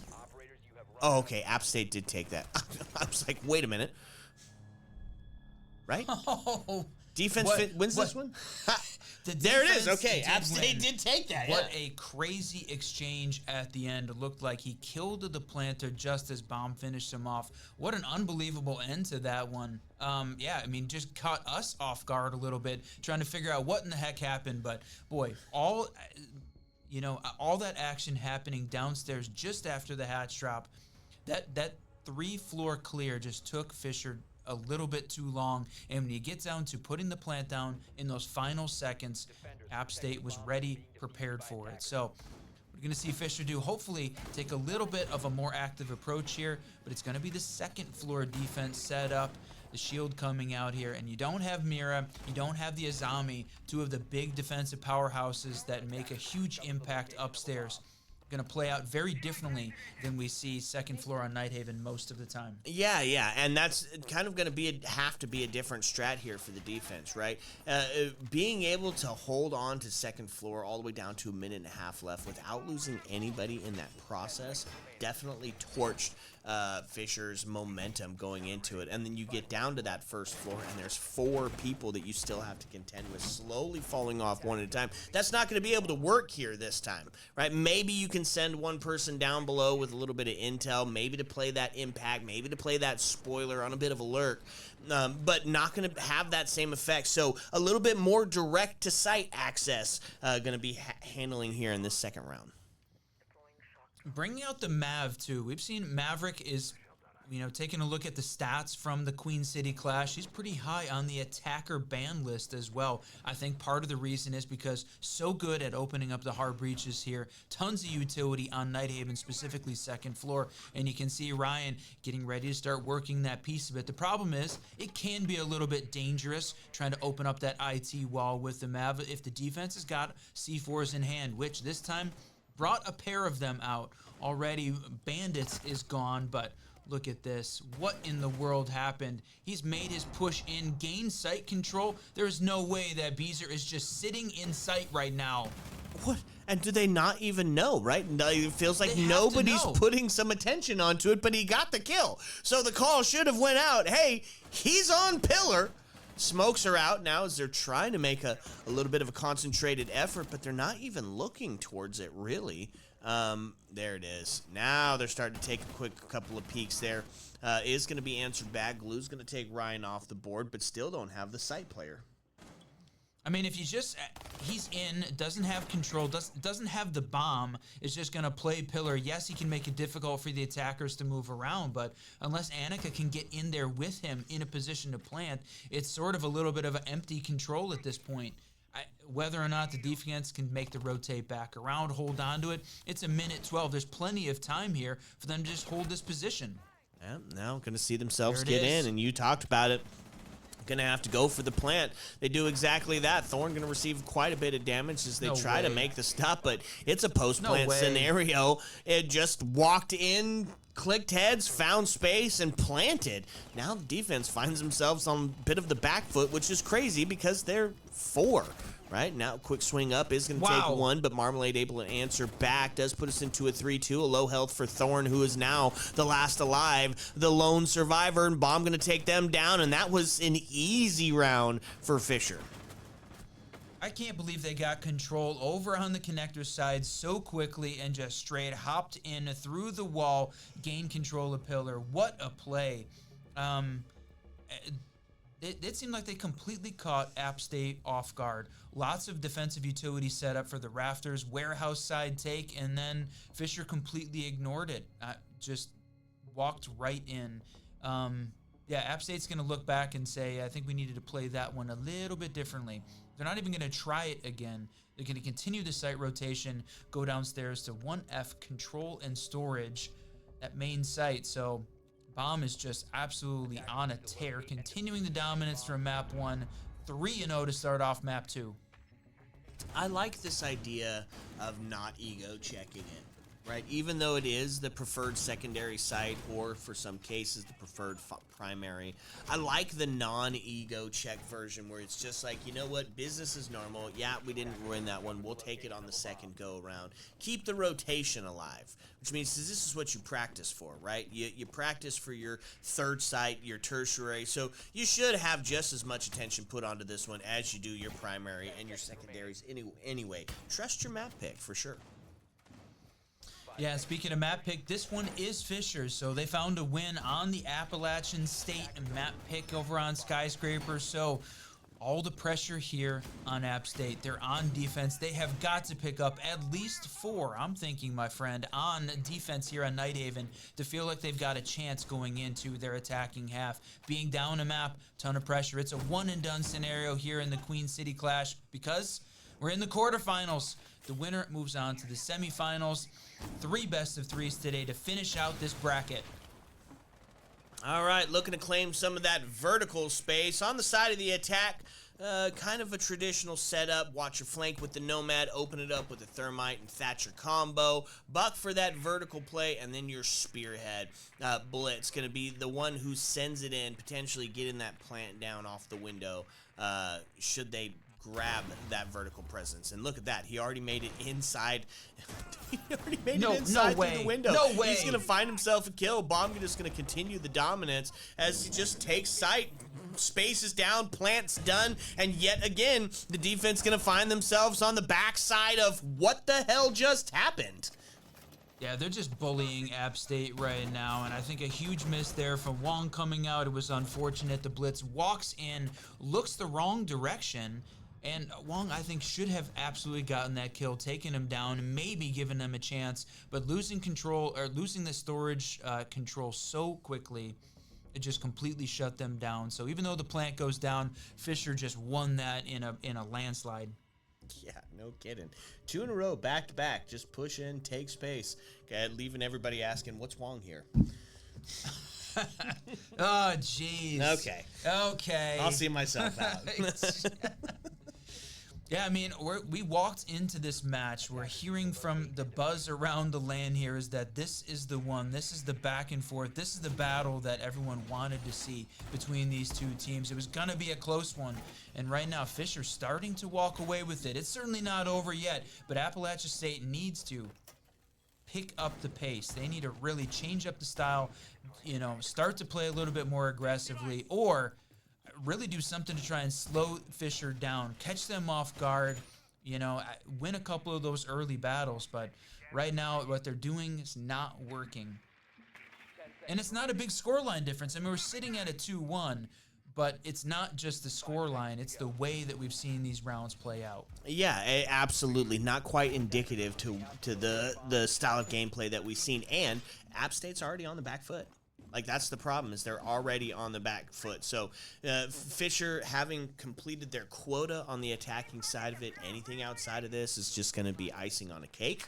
And because they've looked so dominant in those last couple of wins, it feels like there's going to be a lot of icing left over. So take it down to the basement. Already some damage done to the Goyo. Zwang looking to get active yet again. They're going to suss him out with the Jackal ping and send him scurrying potentially back down into sight as he hits onto those vending stairs. Yeah, I think this is a good call. When we saw the basement site back on round 1, lots of roam game came out from App State. Originally, we were questioning whether or not they were going to play that style, but it was a very spread out defense. Forced Fisher to have to work and clear really top down, and it came down to the wire, the final seconds there, which Fisher lost. So this time, change up the strat, bring along the Jackal, try and clear out these roamers a lot quicker. And that's what we're seeing, although still, again, moving a little bit slow. Not that same bullying pace that we saw from rounds 2 and 3. Oh, what a play. They capitalize on isolating him in the corner, and that's going to be the Jaeger taken down and the main advantage to be handed over to Fisher. Now, as they've claimed all of that first floor, now they still have a spoiler.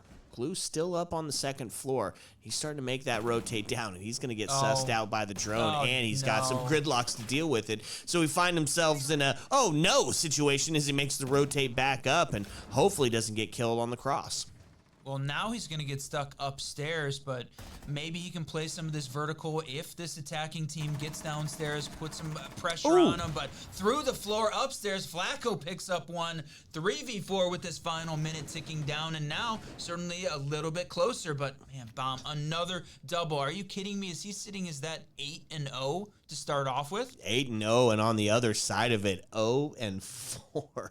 Poor guy just cannot get it going today. I mean, some days you're the bug, some days you're to the window, and today Wong is definitely sitting in bug position as he's just not able to find the kills. Everything is happening against him. He's the early one.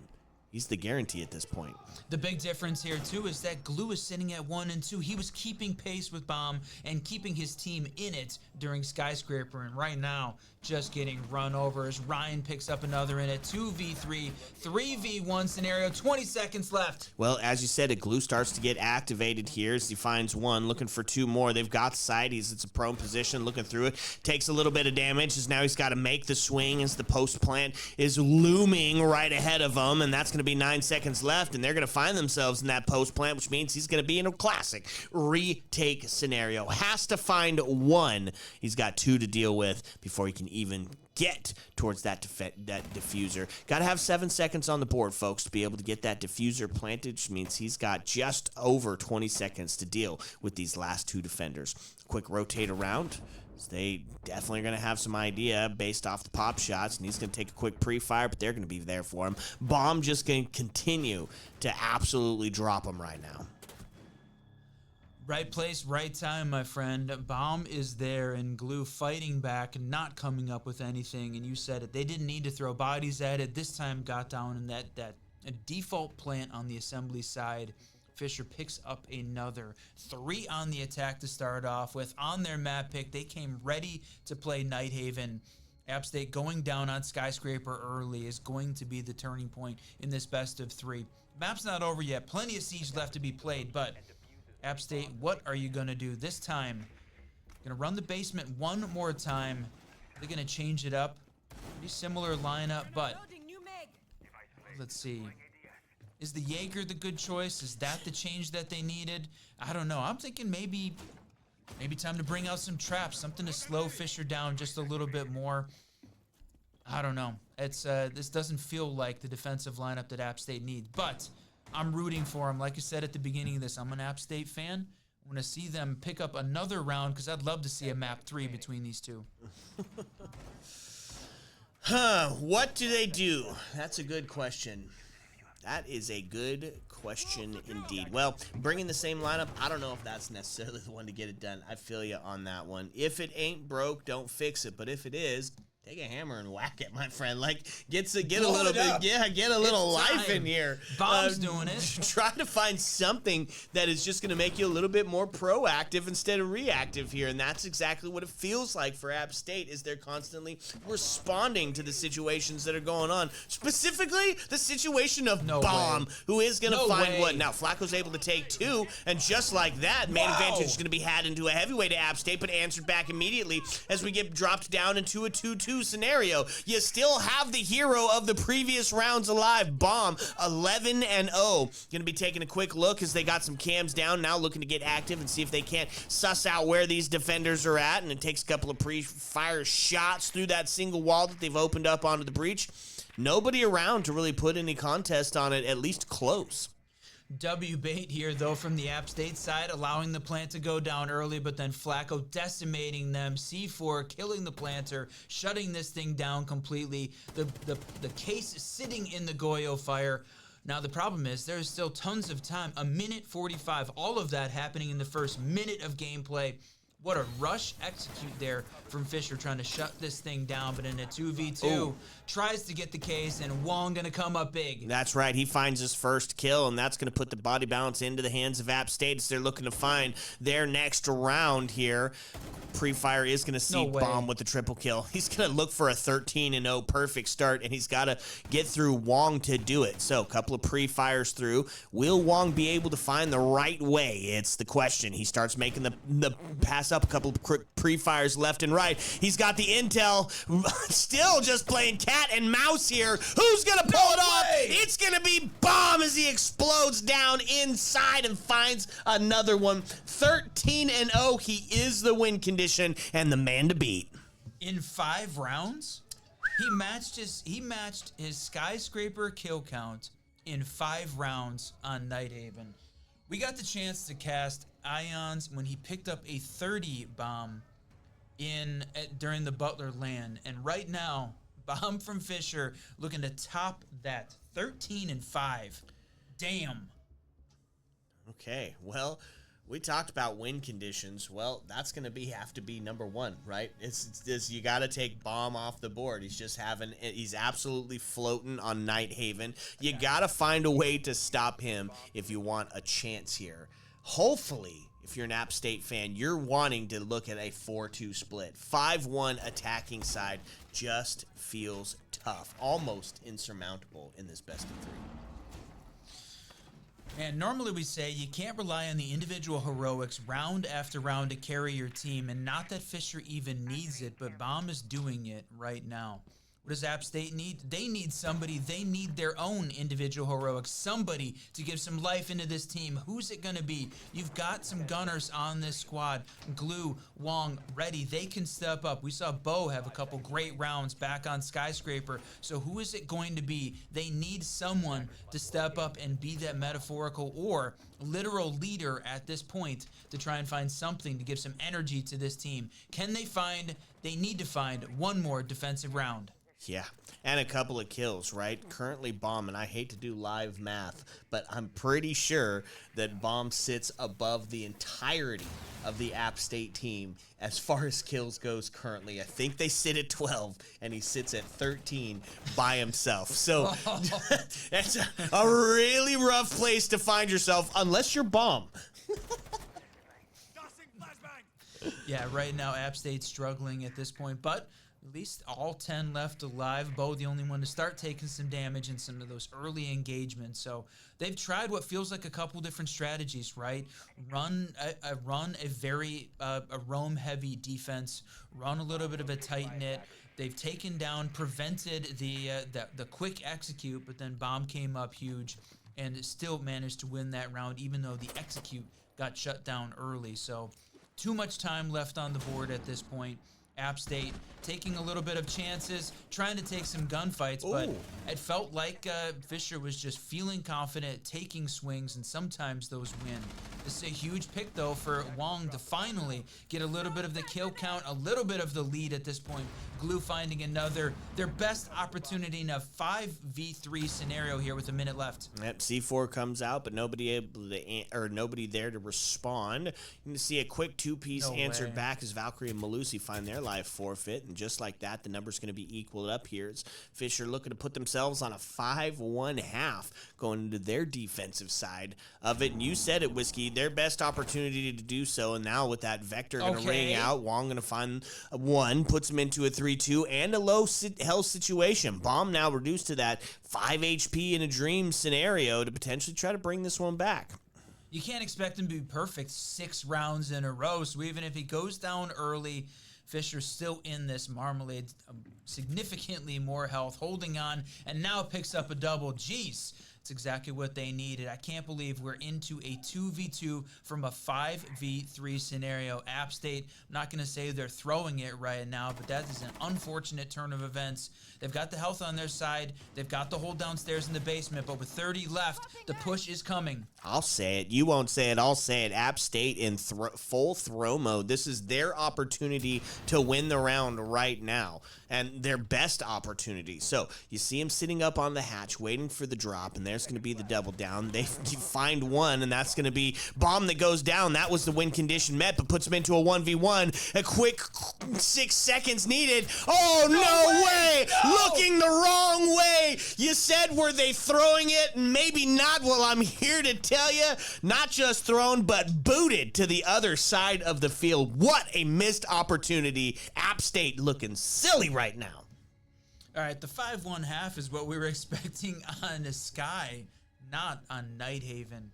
Oof, I know this was Fisher's map pick. I know that they were going to be come in and come out swinging here on attack, but didn't expect the 5-1.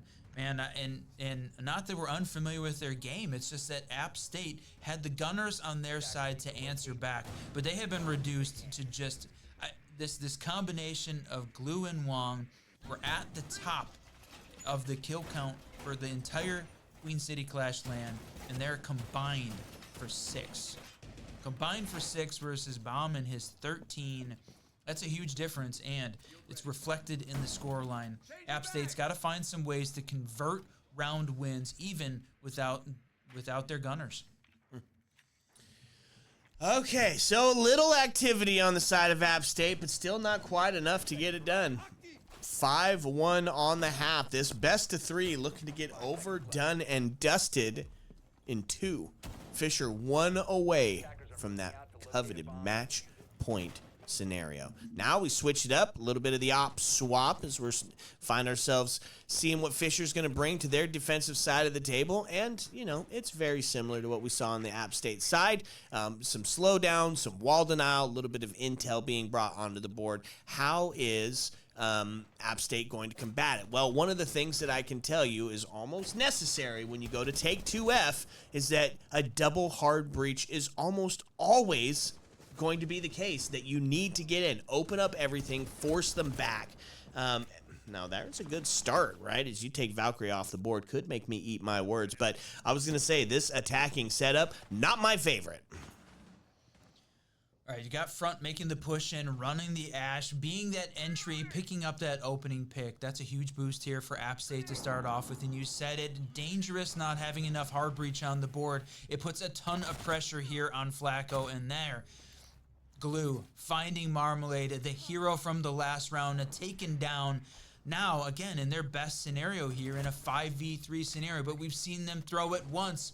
Front's going to keep it going, though, in a 5v2. The attackers really coming on strong here, and Fisher kind of throwing their first round of defense. This isn't even hard breach focus. This is just individual gunfights happening in a 1v1 scenario across the map, and App State taking advantage of all of those. Yeah, no kidding. So 5v2 now and 5v1s. They're going to find another. Ryan goes down. It is going to put it all onto the Cade, who's going to find one. Has to be on pace for the ace to be able to bring this one back into contention. A quick pre-fire. It's going to find a second one. Now into a 1v3 scenario. Minute and 14 looking towards River. Another, but is finally going to be shut down as the L85 is going to claim Annika's life. But that started to be another comeback here for Fisher.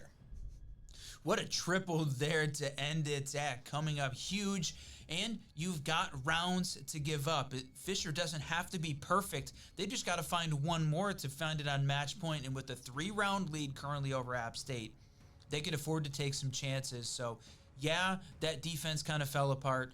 Annika got very close to getting them back into it with that triple, but still a 5v2 scenario as we head into round 8. So they're going to play the top floor again. Good call. Definitely run it back because this is the better defensive site. And I think that certainly didn't go the way they expected. That wasn't a game plan problem. That was an execution problem. Yeah, absolutely. And like on paper, for sure, Fisher should have won that. You know, their setup was just better. You didn't bring along any hard breach outside of your Maverick for the last one, but they didn't even use it. They're going to rely on that same strat. I don't know if it's going to work twice in a row.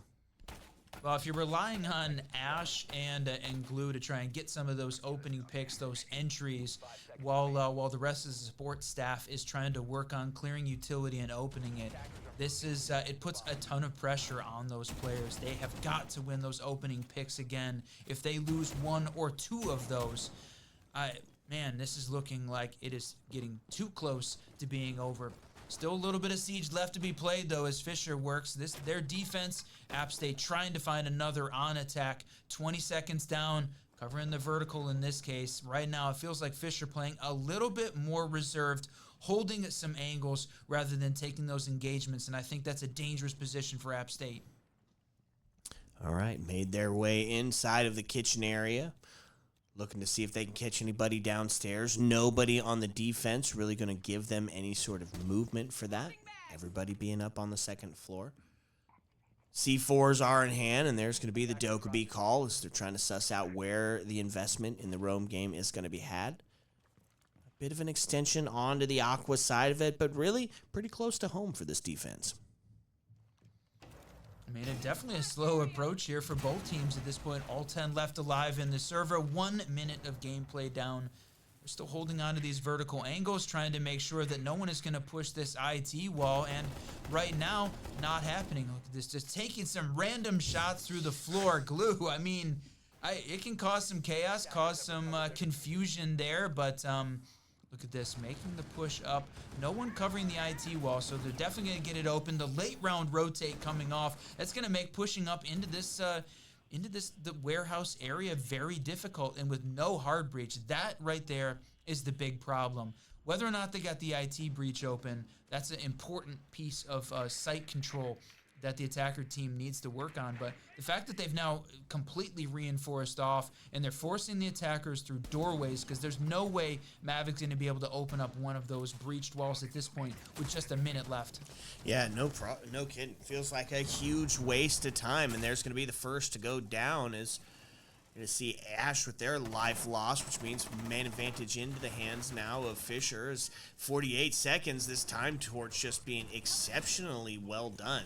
Opened up with a can opener, but just still not quite enough to get the job done, as you'll have to vault and put your gun down to actually get inside. So kind of stymied on the approach here, Whiskey, and now is the 32 seconds. They've got to make a desperate push in, and we have basically got crosses set up all over the place. Flashes ringing out, but the two barrows there. A couple of pre-fires as the Fenrir gadget still playing spoiler, not allowing you to make your way in. They're going to continue to util dump, but at some point you got to take the risk. You got to make the play. You got to make the push, and they're going to find Marmalade getting one. Marmalade with a second, now into a 5-2, and it is just all falling apart for this attack team. App State, even off the back of the TK, not going to have a shot to win this one. Boy, channeling his inner Vic bands here, huh? Jeez. Yeah, just cleaning up, holding on to the angle. You said it. You're going to have to vault through the hole to be able to try and get any of that site control. And Marmalade holding on to the angle. Fisher Falcons find themselves on map point, but not just map point, match point, best of 3 point, and quarter-final point to move on to the semis if they can find one more round. App State's going to have to be perfect for 4, and right now they got to completely change up this play style. Okay, perfect for 4. And this is looking like a completely different set of teams than we watched on Skyscraper, right? It was much more competitive. You know, I'm not sure what exactly Fisher did to turn the switch on here at Queen City Clash, but they are looking completely different than what we were seeing out of their Skyscraper gameplay. Yeah, that's right. I mean, looking at the second half of Skyscraper, it was definitely a back and forth, right? Fisher won 3, App State won 2, and it was back and forth. So this certainly seems like a different set of teams. Since that point, Fisher has been on we'll call it again. We've got 8 rounds, picked up 6. App State struggling to get anything going, whether it was on defense or on attack, and that spells doom here for this team. Basement here could potentially be the last round they play at the Queen City Clash. Okay, they're going to stick to that no hard breach that they're bringing along. I mean, a couple of can openers, so they'll find themselves in another vault-in situation if they go for that main breach. But honestly, Whiskey feels like a miss, right? Even if your goal is to take vertical here, it still feels like at least having it opened up when you go for that main default plant off the door from EXO, then you still need that opened up so you can put some pressure on it should they make the rotate over. Stop the C4s from being a viable option, stop any sort of swing from coming out on that side of it. So, I mean, back to the can openers, but feels like it could be a little bit of a missed situation. Well, yeah, it's a strange lineup, right? You don't have a commitment to the vertical, no buck on the board to try and support the ram if you're going to play the vertical. No Mav this time to try and open up some of the holes if you were going to go for an EXO default plan. Try and open up, we've seen lines, holes make it difficult there for the defenders to try and walk across that open assembly space, but you said it, no hard breach here aside from the can opener, so it's sort of a weird combination of operators. Now, I'm not going to give App State, tell them that they can't pull it off with this lineup. They brought it. They've played Nighthaven before, so what is it going to be? Is this going to be a Fisher win here? Got one more opportunity. You got to be perfect for 4. Is this comeback starting here on round 10? Okay, made their way up onto the first floor. Dokkaebi looking to get active here. Glue takes a little bit of damage, but puts himself back a little bit farther. Escapes to live for a little bit later on, but man, it's just been slowed down, and now there's only 61 seconds left, and if you're Fisher State defense, you're feeling pretty good about your last 56 as it's counting down. Yeah, that's right. All 10 left alive, 50 seconds left. It could be the final round at this point. App State, they've got to turn up the heat, turn up the energy. This is time, my friends. Pull something out of the hat. Ooh. And that is not the way to start it. Nope, but does get answered back. Glue's able to find one off the board, so the numbers get equalized. 35 as it starts to count down. The Bomb able to find another one. It finds Ryan off the ground. Bomb now. Win condition has been met into a 3-2, so claim site, claim space, claim the man advantage, and now starting to go for the plant. And they have no cross in place, so he's going to be able to stop the plant before it gets going. And now Diffuser's cold. That's going to be Marmalade taken off the board into a 2v1. Hanukkah, the last alive. They're going to start going for that plant yet again. No C4 to be able to send it long, and no crossfire in place. If he can stop the plant, they're not going to be able to. So now Ring Around the Rosie is they're going to be able to find a round. Wong gets the kill, and they stay alive for one more round. Annika was so close playing that. I can't believe they allowed her to make the same play again, walking around the pillar and almost catching Ram for a second time. The plants around the backside of pillar because the cross was set up, but nobody was holding the angle. They let her make that push. So close, just a fraction of a second away from a match point and winning there for the Falcons. But again, they have the advantage of being ahead by 3 rounds at this point. And App State is only going to get overtime if they can be perfect for 3. A ton of pressure is left on this team. They come up clutch. They do win 1 round downstairs in the basement, but now they've got to do it one more time, and then another, and then another. Yeah, I don't know if Fisher's going to throw it every time like that. That was definitely your opportunity. Fisher threw that round without a doubt. You've got diffuser cold, you've got seconds counting down on the clock, and you give up that space to be able to get the plant again. Feels like a huge miss. Well, not feels like, it was. They lost the round because of it. Now, you're right. They've got plenty to play around with, so it's not that mental shocker that, say, if they win it in 2 more, doing that same thing, that could be that mental shocker, could allow us to see some sort of map 3. But still, it feels not great. So Fisher, what's their adaptation? They're going to go with a little bit more of that slowdown. We see the Tersh site being utilized here, and Bomb's going to pull out the castle. A viable operator on any site in any map, no matter what the situation is. And I think here, holding on to the vertical could be the gameplay, or the game change. Oh, look at this. I thought we were just about to see potentially a run out, a little bit of engagement at the top of the stairs, but we're going to back off again, play it a little bit safe. I think this is a good call for Fisher. There's no need to push the advantage and overpress at this point. All the pressure is on App State. They absolutely need to be making the push. So it's a first floor site, ton of vertical play upstairs, and we saw the quick plant come in, hopping in the window and working this that Mav angle in IT, forcing the attackers out so they know they've got pressure upstairs on the second floor. And you can see 3 of those blue outlines upstairs. They're going to have to clear them out before they can really get down and dirty into the control room. And this is one of those sites that we were talking about pre-show, which we love. Ryan able to find the first kills. Flacco goes down. That you can have multiple floors of engagement here. You can have a dedicated investment to the second floor, which you can see with the Cade, Legion, and Castle being brought up there. But then you can still send somebody down. I fully expect if Ryan is left alive by 1:10 for him to rotate potentially down for that C4 play to stop that potential push in from the window area. As it sits, 2 shotguns in hand on the first floor to make sure that they stymie any approach being brought along by App State. Wong and Glue still combining for 10 and not able to match. Bombs 14 and 3 at this point. So, but man, a double coming out from Ryan with the shotty. This is unfortunate there for the App State situation. You're in a 5v3 scenario on match point.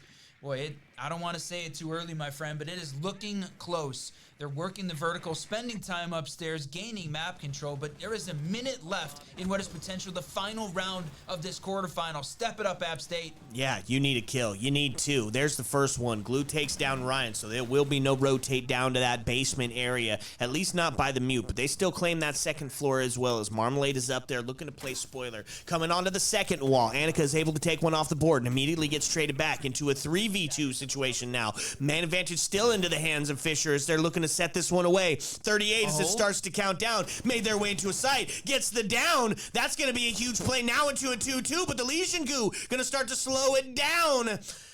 Huge bit of play. 27 seconds left. Holding on to it. Diffuser is in their hands. They can go for it, but they're still stymied and stuck out of sight because they've got that second floor presence. They still have that vertical in play. And now as Thatcher goes down, that's going to be a cold diffuser. 13 seconds left. Some flashes to go out. Has to make the play over by the hatch. And it's got all kinds of sound cues going on. But 6 seconds left on the board, and it's too little. It's too late. Fisher going to be advancing on as they take map number 2. Big GG's to the Fisher Falcons as they win map 2 in a row. Not third map, not required. 7-4 victory there on Skyscraper, and then a 7-3 on Nighthaven to finish it out. Man, well played. App State tried to make a game out of it at the end, but couldn't keep up the pace that they had in the second half of Sky and shut down. Really, honestly, the scoreline maybe even a little bit closer than the game really showed. That was more like a 7-2 in the way that it had played out. Yeah, a couple of free ones there by App State, but unfortunately they go the way of things, and here they're going to have to take that proverbial, or maybe real, bus ride home. Damn, the literal bus ride home. You break that out on them here in the quarterfinal game.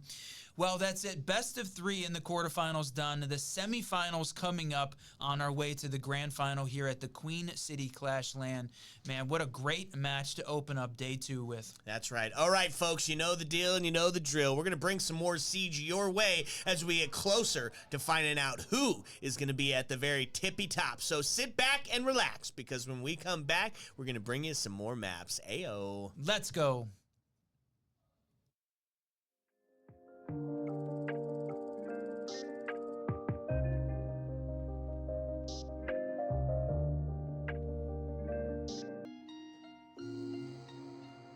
What's up and welcome back, fellow Siege spectators and players. Whiskey Boys back at it again for the semi and then into the grand finals. We are nearing the end of this one, Whiskey Run. We got a couple of front runners for sure. That's right. Down to the semifinal, the last one. Who is going to play Iowa State in the grand final? Is it going to be KSU or Fisher? Now, we got to see Fisher in the quarterfinal. Pretty dominant team. This is going to be a battle for KSU. That's right. And we got still another best of 3. What maps are we going to? We've got, what, Cafe to start us out? That's right. Cafe. Then my favorite, we're going to see Chalet again. And then my least favorite, Sky. What a map pool. No kidding. You know, we're doubling up on it. A little bit of skyscraper. We don't get to see it that often. So it's good to see wild, some man. new play on it. And it didn't go exactly the way that we thought it was going to last time. So number 2 taking on number 3 to hopefully play number 4 to find out who's going to be number 1. Dude, you nailed it. I nailed it. We did the that. number 2, number 3 battling it out here in the semifinal, and it is time. Cafe, the place where we're starting today. Now, the big question, I know we talked about it during the quarterfinal. Are we going to have the bans work or not? No, that is a good question. And we're going to get into it. The big question mark on the board. Bans will happen, but will we be able to see them? That's the big question. So as it starts to count down, Whiskey, who do you think we're going to see? I mean, it's probably going to stay pretty standard, right? We've seen some shield bans. We've had the Deimos taken off the board, but really, for the most part, kind of sticking to what they know. Oh, damn. There it is. There it is. Unfortunate. So we're going to be banning in the chat. Man, they've got this freaking process down, zoomed through Yeah, it. they've got this Blackbeard, process down. Deimos, Azami. I mean, we're not even through number 2 yet. Okay, so we're looking at the Blackbeard and Deimos ban. It's similar to what we've seen throughout the day today so far. Just don't want to deal with that shield, right? Blackbeard, after his rework, got himself an AR attached to it, so it's just a operator that is great at taking up space, and they don't want to deal with it. You follow it up with the Deimos. Deimos has been huge for sussing out where that roam game is, and Cafe is especially big for that, right? We call it the giant window simulator. If you've seen Kudos on Twitter, he's talked about a Cafe rework that could maybe put a new balcony out there or something to give us more than just Aussie repelled window play, which when CGX comes is going to be interesting. Yeah, I would love to see. I know I saw that post as well. I would love to see like some breach onto the 3rd floor, out on a balcony, something that we could see some attacks, open up some larger entry points, something like that for sure. But I don't think it's in the cards yet. All of the focus on CGX, you said it, and Reload coming in May. So we've got 2 more weeks of Challenger Series to find out who is going to be in Pro League. And then Reload comes in early May down in Brazil. But before we even get there, my friend, KSU, Kennesaw, taking on Fisher here in the semifinals. Okay, getting started on it. We're going to see the 3rd floor first, right? This is one of those accepted sites. It's kind of solved. You see a lot of teams forego it to even use it as a viable site option because, right, all it is get somebody on a window, hold the cross, get the plant, take ticket, and then Bob's your uncle. Done data, you have secured the 3rd floor. When you're taking it down and playing off of the 2nd and the 1st, you still have people up there holding on to this same strat. It is just gonna be utilized, doesn't matter where you're gonna be at, so maybe head down to a different site first because you're gonna be up here anyways. Yeah, that's true. Now, watching Frost set that up. I love the Frost mat behind the cigar case. A lot of teams know it, expect it, but when you're in that late round push, when you're making the drop, and there's so many different places to look, including Swivel from Swivel taking down Beezer early, the opening pick in the semifinal. That's right, and that's a quick one too, because there goes your vertical game. There goes the person that's going to try pushing you off some of those critical push spots, specifically heading down on Cocktail, right? Holding on to that mirror window. That's going to be difficult to defend on Cocktail. It can be a little bit more difficult now that Buck is not going to be involved in that process. Now, Swivel's the only one so far here at the Queen City Clash who has managed an ace. Now in this opening pick, on his way for number 2. He's also number 3 on the kill count behind Bomb, who is just dominating the field. 96 total to Swivel's 88. So, you see him build on this after what was an incredible start. And geez, trade out the 2 guys we were just talking about. No kidding. Bomb gonna find that next kill, and that's gonna be the equalizer here, as nobody claims that man advantage just inside of 2. Looking at a potential run out here. He's looking for it. He wants it. Now, is there a Claymore down there to take him, or to dissuade him from potentially jumping out? They're holding on to it, and now you're gonna see Bomb get taken down as Frost is able to find the kill on a well-placed headshot, and that is going to give the man advantage over to KSU as they claim it by 1 as he now gets equalized up here. Ryan able to find 1 off the board as well. So, does take us into a 3-3 scenario. Still playing Window Simulator, doubled up on the Aussie Repel. That's right, with a minute 10 left in the round. Tied up 3-3. A lot of this action already starting to happen. They've got most of the utility in play used up. Got 1 more. Annika's got 1 more of those Grimbies. A little bit of life lost in a 2v4, 2v2. Yep, Annika goes down, geez. does put us into a 2v1. Marmalade, the last alive, to try to bring this round back together. The pressure on Cocktail proven to be just a bit too much, and that does make Diffuser cold. So, making a quick couple of sounds, makes the swing, is going to get the down. Huge play. Marmalade looking towards Stacks, but not going to get it done, as the P90 is going to ring out and claim some body shots. That's right, walking up those white stairs, claims that one. You said it. Man, a huge change up there at the end. KSU comes out on top on defense on the 3rd floor to start us off. That's round 1 of the semifinals in play. Gonna go down to the 1st floor, the other major, really primary, secondary site here on Cafe. We've seen some teams, let's say in the T3 arena, start to move into those mid-floor sites, the 2F. But Cafe's been a little slow on the uptake, so still focusing on the 3 and the 1 currently. So Fisher, what can they do to change it up, my friend? We'll see if this lineup sticks. But to start off with, I love this combination of the Mute and the Cade. And then, man, robots out again. I love to see that. Yeah, Scopos, it's fun. It lends itself to having yourself a little bit of that late round flank action. Should it remain alive long enough? Should you put it in a place that is devilish enough not to get caught out, but also still be a viable impact later on into the round? Back that up with the castle. They got the for sure extension in the small bake area, all the way over to the closet, where they'll make sure that you can't take the 2 different sides of the map simultaneously. You're gonna have to have some individual battles here, and they plan to do it. As you can see, the Blitz and the Glass on the board. Yeah, what a great pick here, bringing out the Glass, forcing the quick push of the Blitz, and then the late round hold from the Glass in play. So the big question is, what do they have from a smoke perspective? What do they got util wise? Now, I wonder whether or not, I don't know, we didn't get to see the VIP setup. Do they have the deployable in play? I love that strategy where you use the Scopos as a little bit of a deployable shield that you can see and play behind directly. But you can see this yellow, the orange team there, Fisher, stacking up, getting ready for a small bake entry. Yep, now putting some pressure onto the castle. Drones coming out, the bees as well. They're trying to reveal that location, but stymied on the window. Now There he Blitz going to make goes. the push in, but a smoke going to allow him to jump into Bake instead, and that's going to net a kill as the pistol pop rings out. Sends it deep on, so now they've got the tags being utilized here. As Grim also has got, I believe, a Legion Goo in hand, and that's going to be a couple of trades. L85 to claim one, and then back and forth. Annika goes down, Ryan goes down as well. Now puts us into a 3v2. The attack is up by 1 and just under 2 minutes to get the job done. Now has somebody stuck into Freezer. A grenade comes out, going to force him into the position off the back of the chassis. A couple of pre-fires, but nobody there. And that's going to be the plant starting to go down as he's just stuck.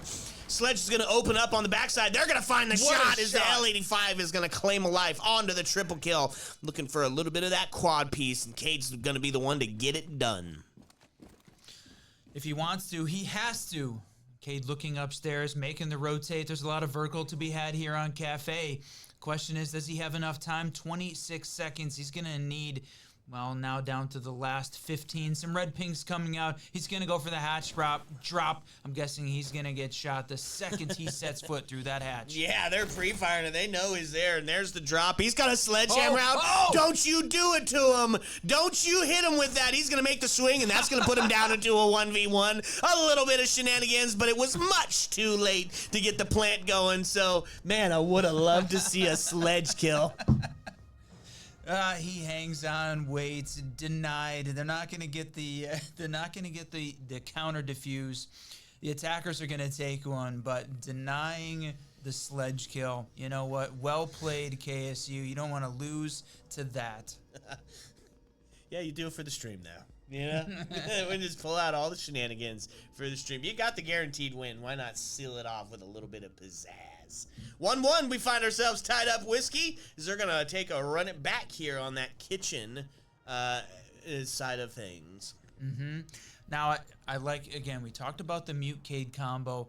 Didn't work out, though, but partially because well-executed quick entry with a combination of the smoke, all of the stack up of the players on the small bake side, and then, I mean, that perfectly played blitz from Bomb, flashing out the player in bake. So they had a lot of control early over on that side of the map. Whether or not KSU is ready for it this time around, are they going to stack up, change the way that this is played? My guess is yes. The big change up, bringing the Tachanka there to a little bit of extra area denial. I don't know if I like it, Run. You know me, I'm a certified D1 Tachanka hater, and there's not very many situations where I think you bring that slow guy to the field, right? I mean, yeah, he's got some area denial, which is great, but when you're talking about Cafe, there's several different areas that you're going to be able to push in at, and at some point, he's running out of that fire, and then you got a slow LMG to back yourself up. I don't know if it's the play. I would have much rather see a Goyo being brought onto the field, maybe a smoke, some for that long range stopping power. We'll see if it works out here. I mean, it is the one adaptation. Got to have some sort of effect. Right, change something, try something. This Fisher team, very good. But, I mean, we're talking about being in the semifinals. Both teams have fought their way through the bracket, and it is the roaming Tachanka upstairs on the 2F. He's not even going to hold down those angles in sight. He is going to have to watch out for the flank watch there from the gridlock tracks coming out. The thick lock in play. Combination, though, of, look at this, the castle opening up, coat check, tossing the Yin Candela in. Frost is about to get fried. That's right, and it does make the the prone position. Yeah, they didn't take it. So they've got the idea that he's there, and now you're going to see Cade go down. I'm liking the roaming Tachanka even less, right? I'm all for bringing an off operator, but he's so slow. I mean, you're going to have to open up that entire floor, and that's going to leave you vulnerable to anybody looking up. A quick fire here onto Ash, a shotgun in hand, but going to get down by the toes. Yeah, don't get caught slipping. A couple of ring out. Swivel goes down, Shiver as well, which does put us into a 5v3. Tachanka already made the rotate back down into Freezer. That's right. So he's holding down to the Freezer, you know, back in sight, but And Ryan picking up another, and now the true 5v2. This is a very tough situation for KSU. You're going to be able to block a couple of these sight lines off, but you've got a minute 16 left. That is plenty of time for the attackers, and then Bomb continuing to just pad the kill count, and it's going to be a flawless. Yeah, there was no way in which that Tachanka is going to run across the crossfire and survive that. It's just too slow. They pay the price for that one, and that does put Fisher up by 1 as the first bit of round rotate is over, done, and dusted. Okay, we haven't seen any of the 2F sites yet here from the KSU defense. They've been back and forth between the 3 and the first floor. So, I mean, whether or not that was going to be the big adaptation, the big change up here, we're not going to see it to start off with. So, Mira's on the board, so is Valk, 2 powerhouse defensive operators. So, KSU's going to use them in this case. We'll see whether or not Mira is the big change up. The extra intel from Valk is so powerful here on Cafe. This could be the boost that Kennesaw needs. Who was the 4th ban? Who was the 4th defender? Oh, all right, good question. Gonna need, maybe Prod knows that one off the top of their head. Who was the last defender ban? It was Clash. a zombie. Clash. Oh. There it is. Okay, Clash.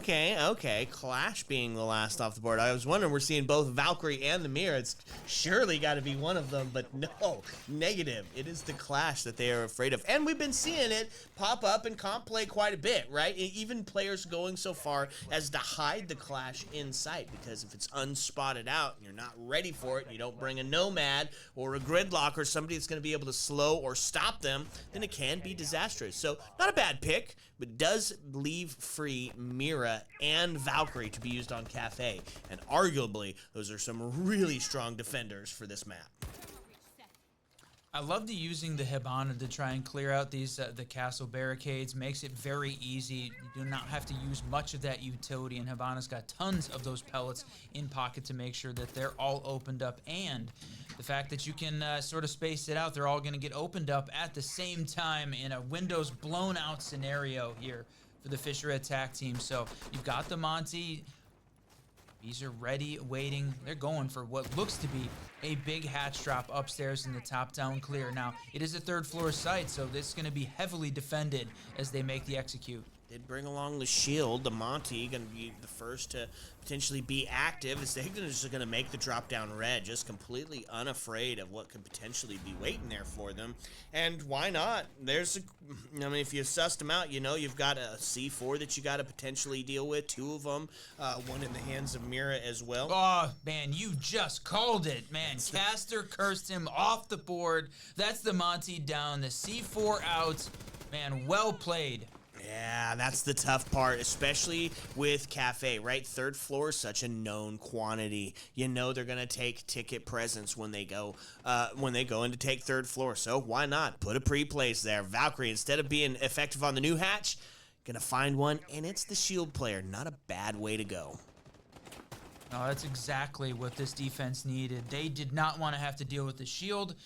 Gone off the board, done and dusted, you said it. So now, a couple of this piece of utility with the Mira on the board, so important to bring out the Ash to make sure that you can try and block off some of those sight lines from way far back. Bomb working that piece of it. He's at 4 kills. He was at 96 when he started. He has hit the 100 kill mark here over the Queen City Clash LAN weekend. How about that? Pop it to 101. That's right. One time for the 101, and he breaks it. That's going to be the equalizer. So now Frost is going to be dedicated to some of that Valkyrie cam use. Quickly made quick work of those Miras. Got the deployable shield off as well, down at stack. So really, just as far as checking the boxes off, they're doing a great job. Marmalade able to find one. A second goes as Bomb's able to take one. Ryan now getting in on the action as we find ourselves in a 4-1 scenario with just Valkyrie left alive. Tough position. Gonna have to take this first engagement on Laundry, and it's basically a double swing of doom here. Triple. Wow, what a little bit of a flick. Yeah, the patience. They just hold on, and Ryan's able to take that kill. When they go for the swing, Swivel tries to live up to his namesake. Well, I mean, off the back of a bomb triple there, even though they lose the Monty early in the round, it was not to be denied from an attacking standpoint. Bomb makes sure that they can continue to win this. They push forward, and Fisher picks up 3. KSU's going to take the timeout, and I know we talk about it. We heard Botanic and Marmalade talk about it during the previous cast. The timeout buff, usually the team that takes that timeout wins the next round 60, 70% of the time. Is this going to be it? Is KSU going to use and win this timeout? They take the time now. You're on LAN. You can hear the other team. We can hear them yelling here from the prod studio. So I don't know that it's quite as effective when you're in a Discord VC. Man, is that mental chalk going on when you can hear the other, you take your time out and you can hear the other team singing out ole, ole, ole. It can be a bit of a mental chocker there, you know? It's one of the things we love about LAN. It's all the hype and all the drama, and it's right in your face. 3-1, Fisher up on the scoreline, but not just up on the scoreline. They're just winning this first map outright. This is defensive cafe. Fisher just showing up currently.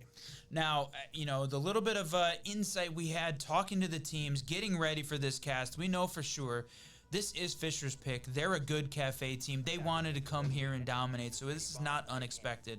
On the second side, Kennesaw, Chalet is map number 2, and they are a Chalet team, so we expect that one to be an absolute battle as well. And Kennesaw very, very confident going into map 2, so they're hoping they can pick up a win here on Cafe. They're guaranteeing it on map 2.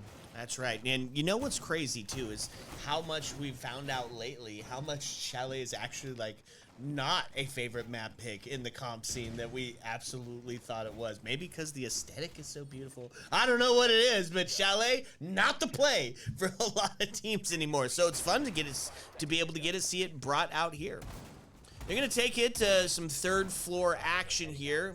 Site down below. This, I think, is the better call. This is a good adaptation here by KSU, as this is kind of the preferred style. You're going to have to battle it out on third floor no matter where you go. So if you make them spend all their time fighting you on the third floor, they're going to have 0 left in the tank when it comes down to the execute down on the second. And we've seen even people dip into this in a heavy way, where it's not just reading and fireplace that's done, but it's mining being brought out as a site as well. And obviously, you know me, I want that.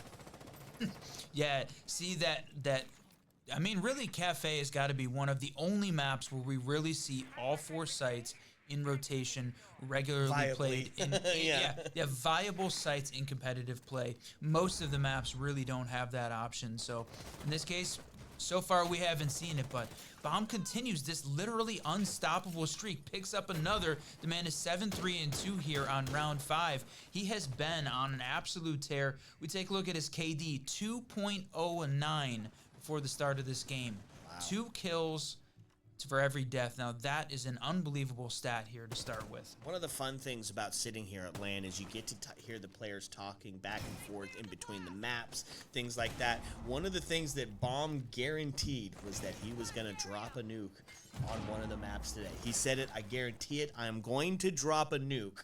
And it was because of some friendly banter, smack talk going back and forth. Well, he's living up to the hype right now. Man advantage sits in the hands of Fisher, but it gets equalized and then traded back again as Ryan's able to find that kill. Does put us into a 4-3, a 4-2 as Mira goes down. Unfortunate straight fire there as the body shots ring out. Then start to open up some of these other areas. As now they've claimed the man advantage. Now they just got to rest assured on their trade game.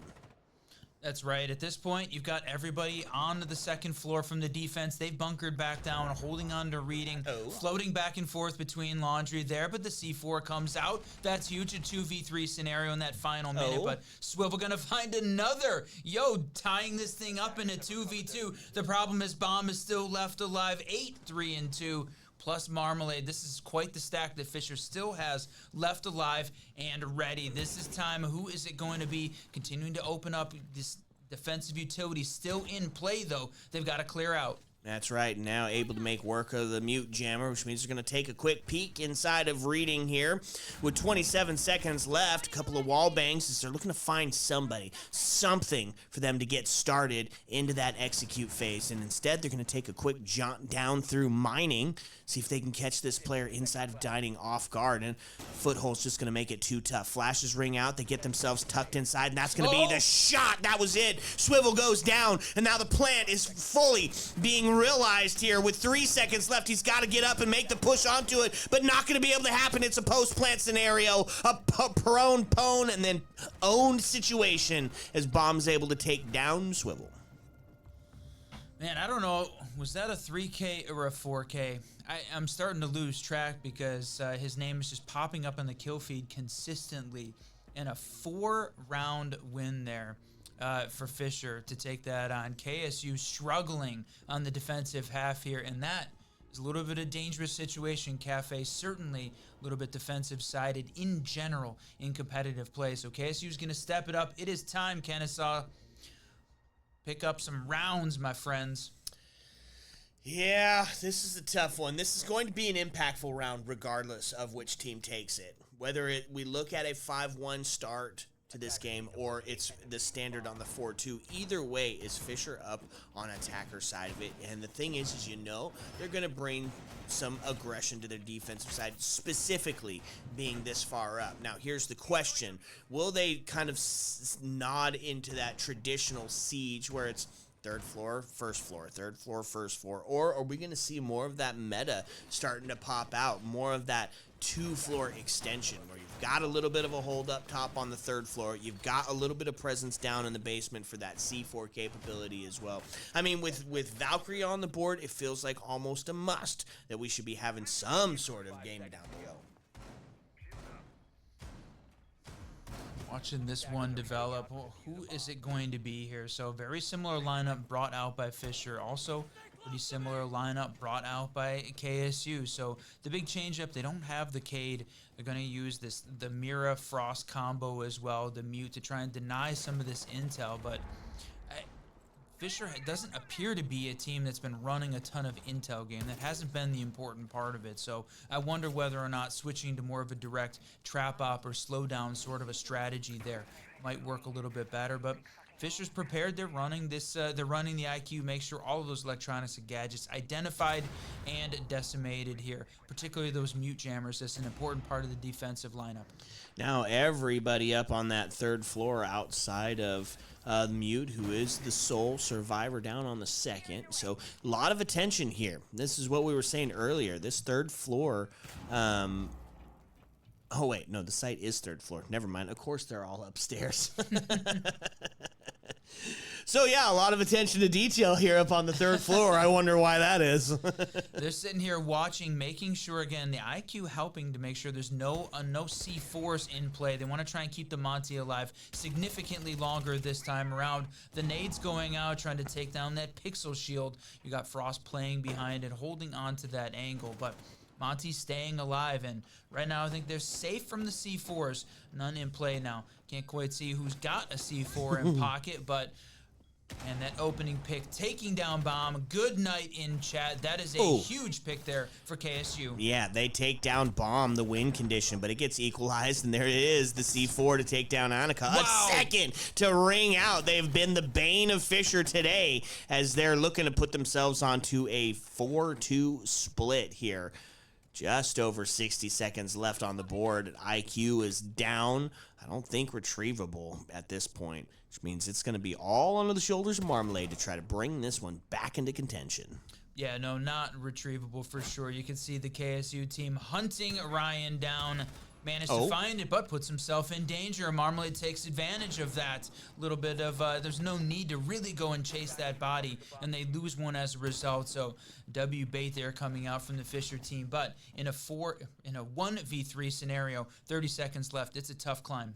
That's right, and so starting to make their way in, get spotted out on the Mirror Shield, which means they rotate over. Marmalade going to find another one as the headshot rings out. Now into a 2-1 with 22, but just too much pressure going to be on the Cocktail side of it as the Vector rings out, and we're going to find ourselves on a 4-2 split, but not quite in the way that you would think.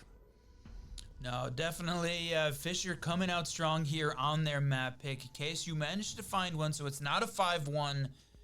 They at least picked up 2. Now they're going to have to be tremendous on their attacking half as well. So Cafe can go that way. We'll see if KSU is that team, though. Is KSU that team? Well, we're going to find out. What does their attacking half bring to the table? On the side of the defense, they're going to stick that traditional play. They're going to take it back up to the 3rd floor. You can hear the disappointment in my voice that we're headed up to 3F of all places. But that's okay. Maybe they're cooking. Maybe they've got something that we have never seen before on Cafe 3rd floor. Unlikely, as we're going to see the castle and the mirror being played out here. Standard strat, making sure that you hold on from that cocktail side of it. Sometimes you can see him hold up in the bathroom a little bit with special attention to the double mirrors there. I don't think probably going to be the case here. It's going to look towards that traditional 3F site setup. Yeah, I mean, when you talk about this team and, you know, is the 3rd floor the right place? Is it the right site? I think, to me, the difference is it is very defensible position. So KSU banking on, or in this case, Fisher banking on the fact that they are going to be able to hold on to those sites, win those small battles, and you know, if you can not make any mistakes, this can be a site that you easily win. So this combination of the castle and the Mira, I like it, man. Okay, so how are we getting started? What do they bring to the attacker side of it? We are going to see some attention towards the red stairs. Gridlock being absolutely essential for stopping that rotate, stopping that flank action, keeping whoever's down on the 2nd floor there, at least on the red side of things. In this case, looks like it's going to be the Mira who does sit downstairs on the white stair with C4 in hand to be able to utilize. Other than that, we're all stuck up here on the 3rd floor, which means some of those C4s that we saw play out in the last couple of rounds might not be the same case here. C4 has been very effective overall throughout the LAN today. I mean, we've seen a tremendous amount of kills.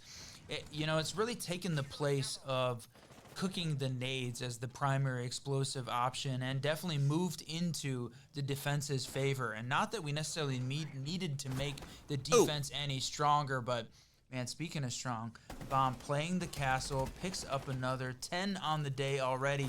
Marmalade trying to catch up, though, with 9-2-1. Yeah, not to be denied, quickly turns us into a 5-2. Tough situation. Ouch. Yeah, really a rough place to build yourself back from, and both are outside of the map, so no territory gained in this combat back and forth. No space taken, no bodies to be had, really just maybe kind of almost a faux timeout, except for it puts you 1 away from match point scenario if you don't win this round. So you got to do something.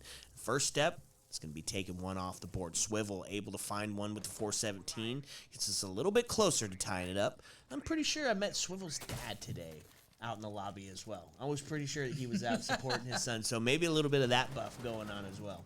Oh, yeah, we were talking about that. I love the support that you get in collegiate, and we're here. Queen City Clash LAN taking place. It's the semifinals. 1 game away from the grand finals. Iowa State waiting for the winner of this game to find out who they play in those best-of-3 grand finals that are going to take place at the end of this series. But we got to make it through. KSU and Fisher first. We're on map 1 of this best-of-3. That's right. So as the clock starts to wind down, it's 13 seconds left. Quick pre-fire into red. Ooh! Yo! Marmalade! Take Swivel off the No board, way. Bomb to answer back with a shotgun, which means does put us 1 away from that coveted match point scenario. Fisher just looking like Cafe is their map.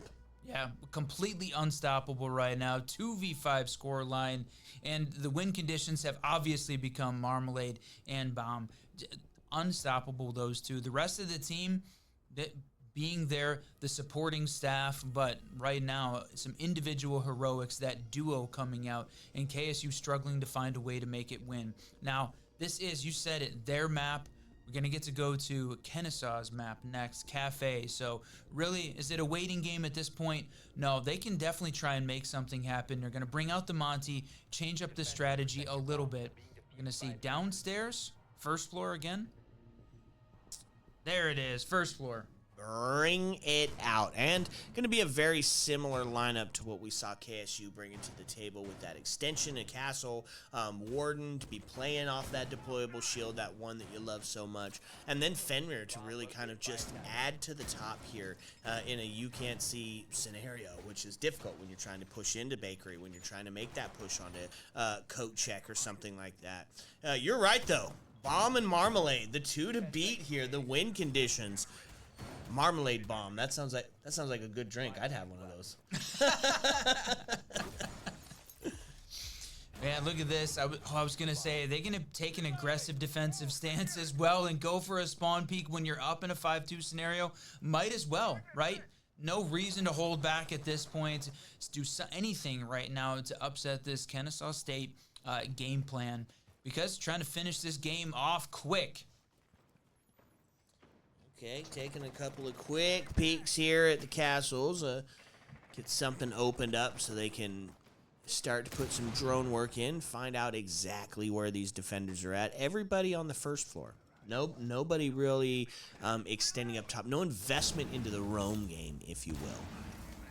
Definitely extended, right? We've got Mute sitting in the coat check area, somebody playing off the bar, and there it is. Warden, Marmalade, all the way up on the 2F. All these blue outlines stacked up on the Bakery side, so they're not really playing the pressure game. They're not really taking a very spread out approach, not working the top down. They're going first floor direct in and just punching these guys in the face, and there it is. Gonna find one real quick. Bomb answers back though. Jace, the man's unstoppable. They've got to find something they can do to stop this guy. Yeah, that's going to be WinCon number 1, is take out the bomb. So we find ourselves equalized here, 4-4. So now trying to put some pressure up on Marmalade, who has already rotated back down to the first floor red stairs, help support that coat check presence. So everything kind of slowed down for a second as that first bit of exchange is over and done. I mean, really the pressure is on here for KSU. They're not in a must-win scenario. We're only on map 1, but right now, being so far behind, want to put a little bit of pressure, try and, punch some fear into the eyes of this Fisher team. But in a 3v4 scenario, working the last minute of gameplay, still have got some of this defensive utility they need to deal with, and still have got Bomb and Marmalade both left alive, and Marm picks up a double there to put it into a 3v1 and a 3v none after a triple. Man, Marmalade on the triple. Undeniable, can't be stopped. WinCon number 1 and 2.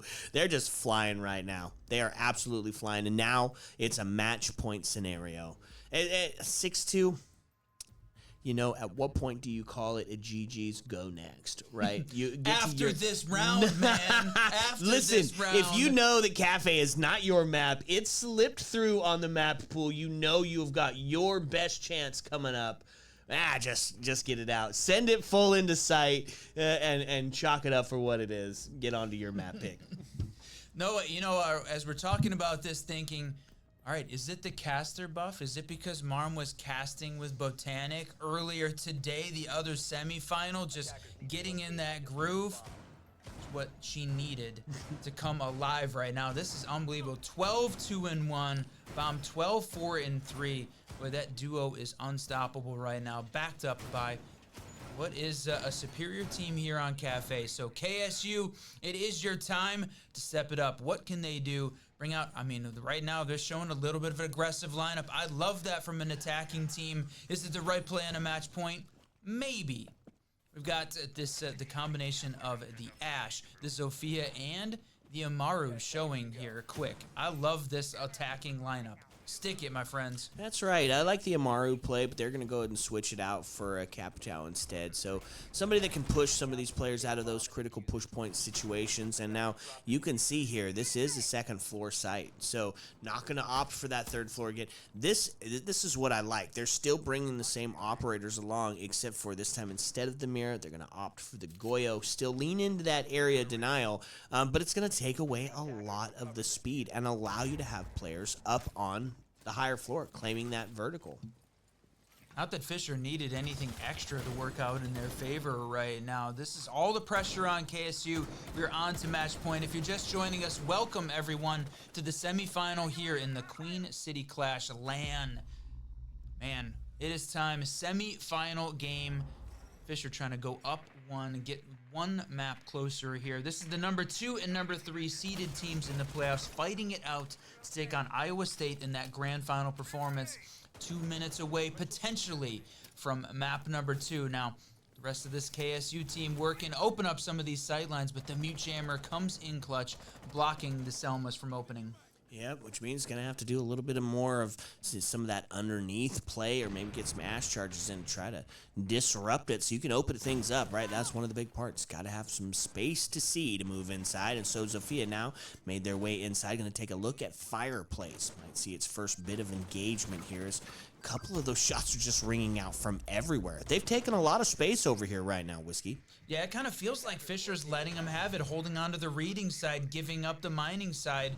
Just, you know what, go ahead and take some of it if you're going to have to make the push in, go over on this side of the map and blocked by the fire here, making sure that nothing can move forward. So this is going to be tough. Again, holding up Windows Simulator in effect again, taking shots on the window. But it's the final minute of gameplay, and he's still outside the building. Yeah, a couple of them are still outside the building. Well, nope, just the one has actually now made their way in. Couple of shots ringing out. They've claimed some space here on the 2F, and now starting to make that final bit of a push up here towards the execute. Still looking long, and there's going to be the first one as Annika's going to find Swivel off the board. The DMR rings out. Bomb to answer as well as finding one. Now puts us into a 5v3 scenario with a low health Ash as well. Kind of stuck on that second floor mining room area. Now making the push up into the Fireplace. 30 seconds as it starts to count down. Looking towards the long angle. Couple of shots. Going to miss it, though. Unfortunate. Not able to find one, which means it's going to stay low health on the side of the attack. They find one. Mute gets taken down. Marmalade gone, so that's half the win condition met. Now you got to find a way to deal with Bomb as well. Ryan's able to take one, but gets answered back. Annika on a second for the round now. This means it's going to be a low health ass situation. Finds one, but it's only going to be a bullet to get the job done. Yo, Fisher coming up strong here on map 1. I know there was a lot of back and forth between these teams, but it is a 7-2 victory for Fisher, winning here in the semifinal, the first map. So here's the opportunity, my friend. Map 2 coming your way, Chalet. It's getting late in the evening. There's still a grand final to happen, so I'm expecting this lobby to get running quick as we get into map 2. That's right. Stay right there, folks, because when we come back, we're going to bring you the second map. Ayo. Let's go.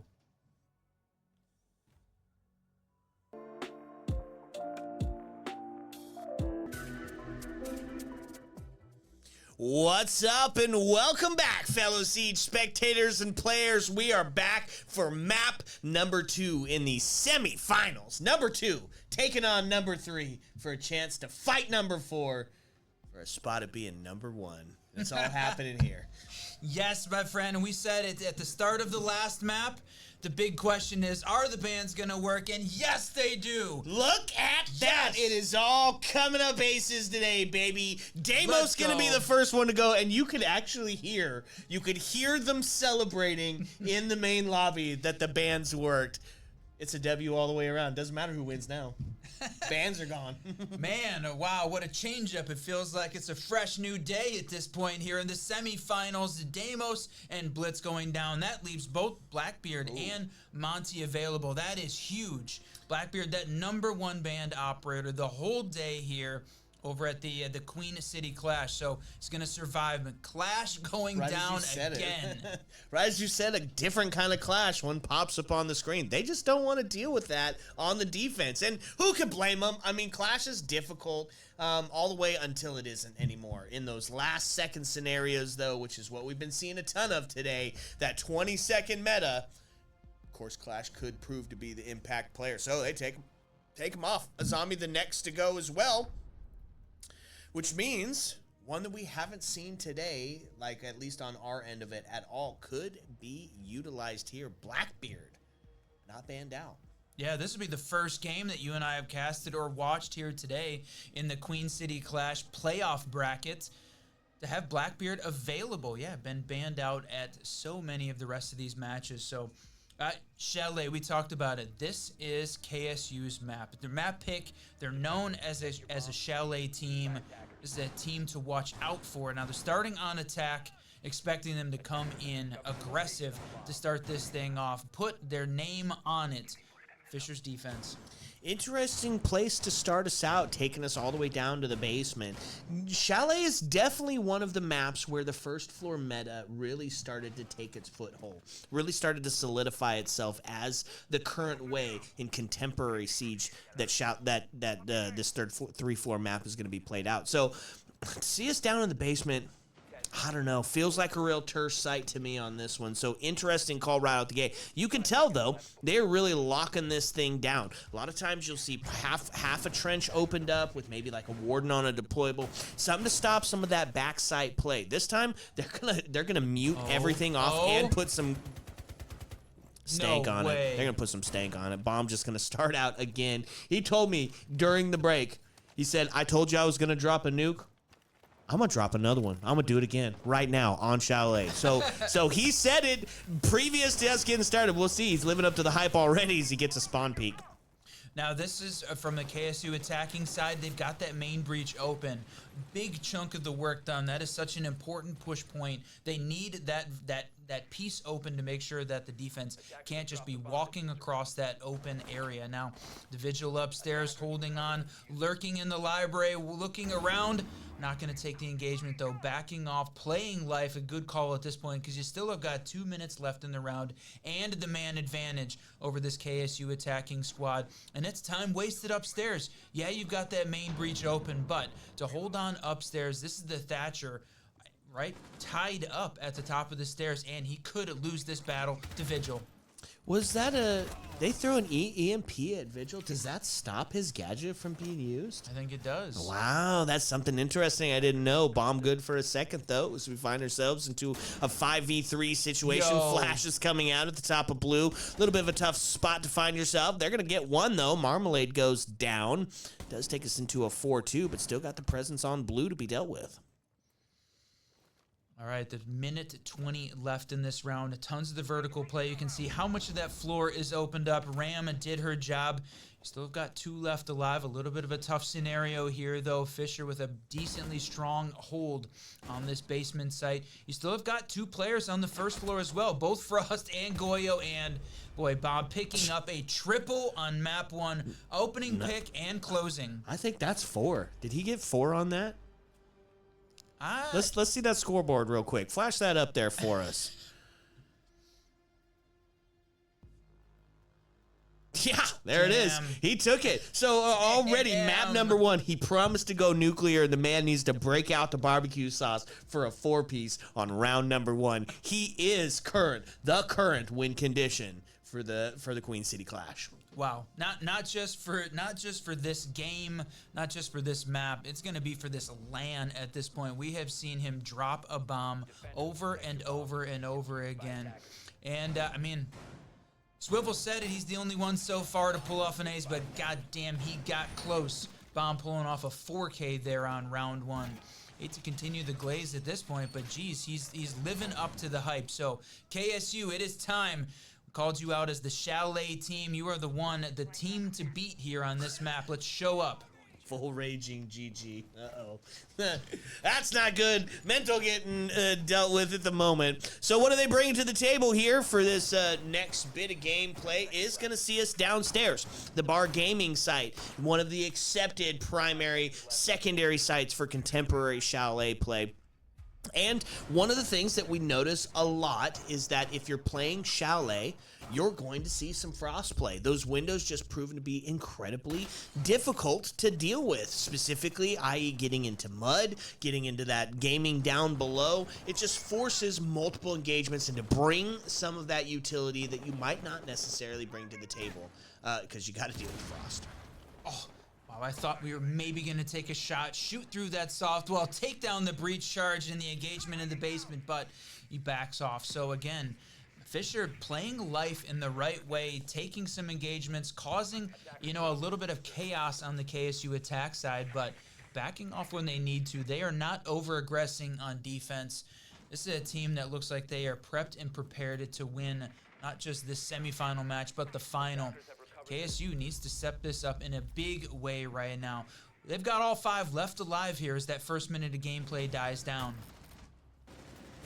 First kill goes down, is going to see the River. Lamai taken off the board. That's going to be a man advantage into the hands of KSU. So looking to open up on that closet area, put some pressure that play. onto somebody who is going to be holding into that eventually. Now, they don't have the Mira on board being utilized in that closet, but that doesn't mean that somebody isn't going to at least be rotating back there in the end of this one.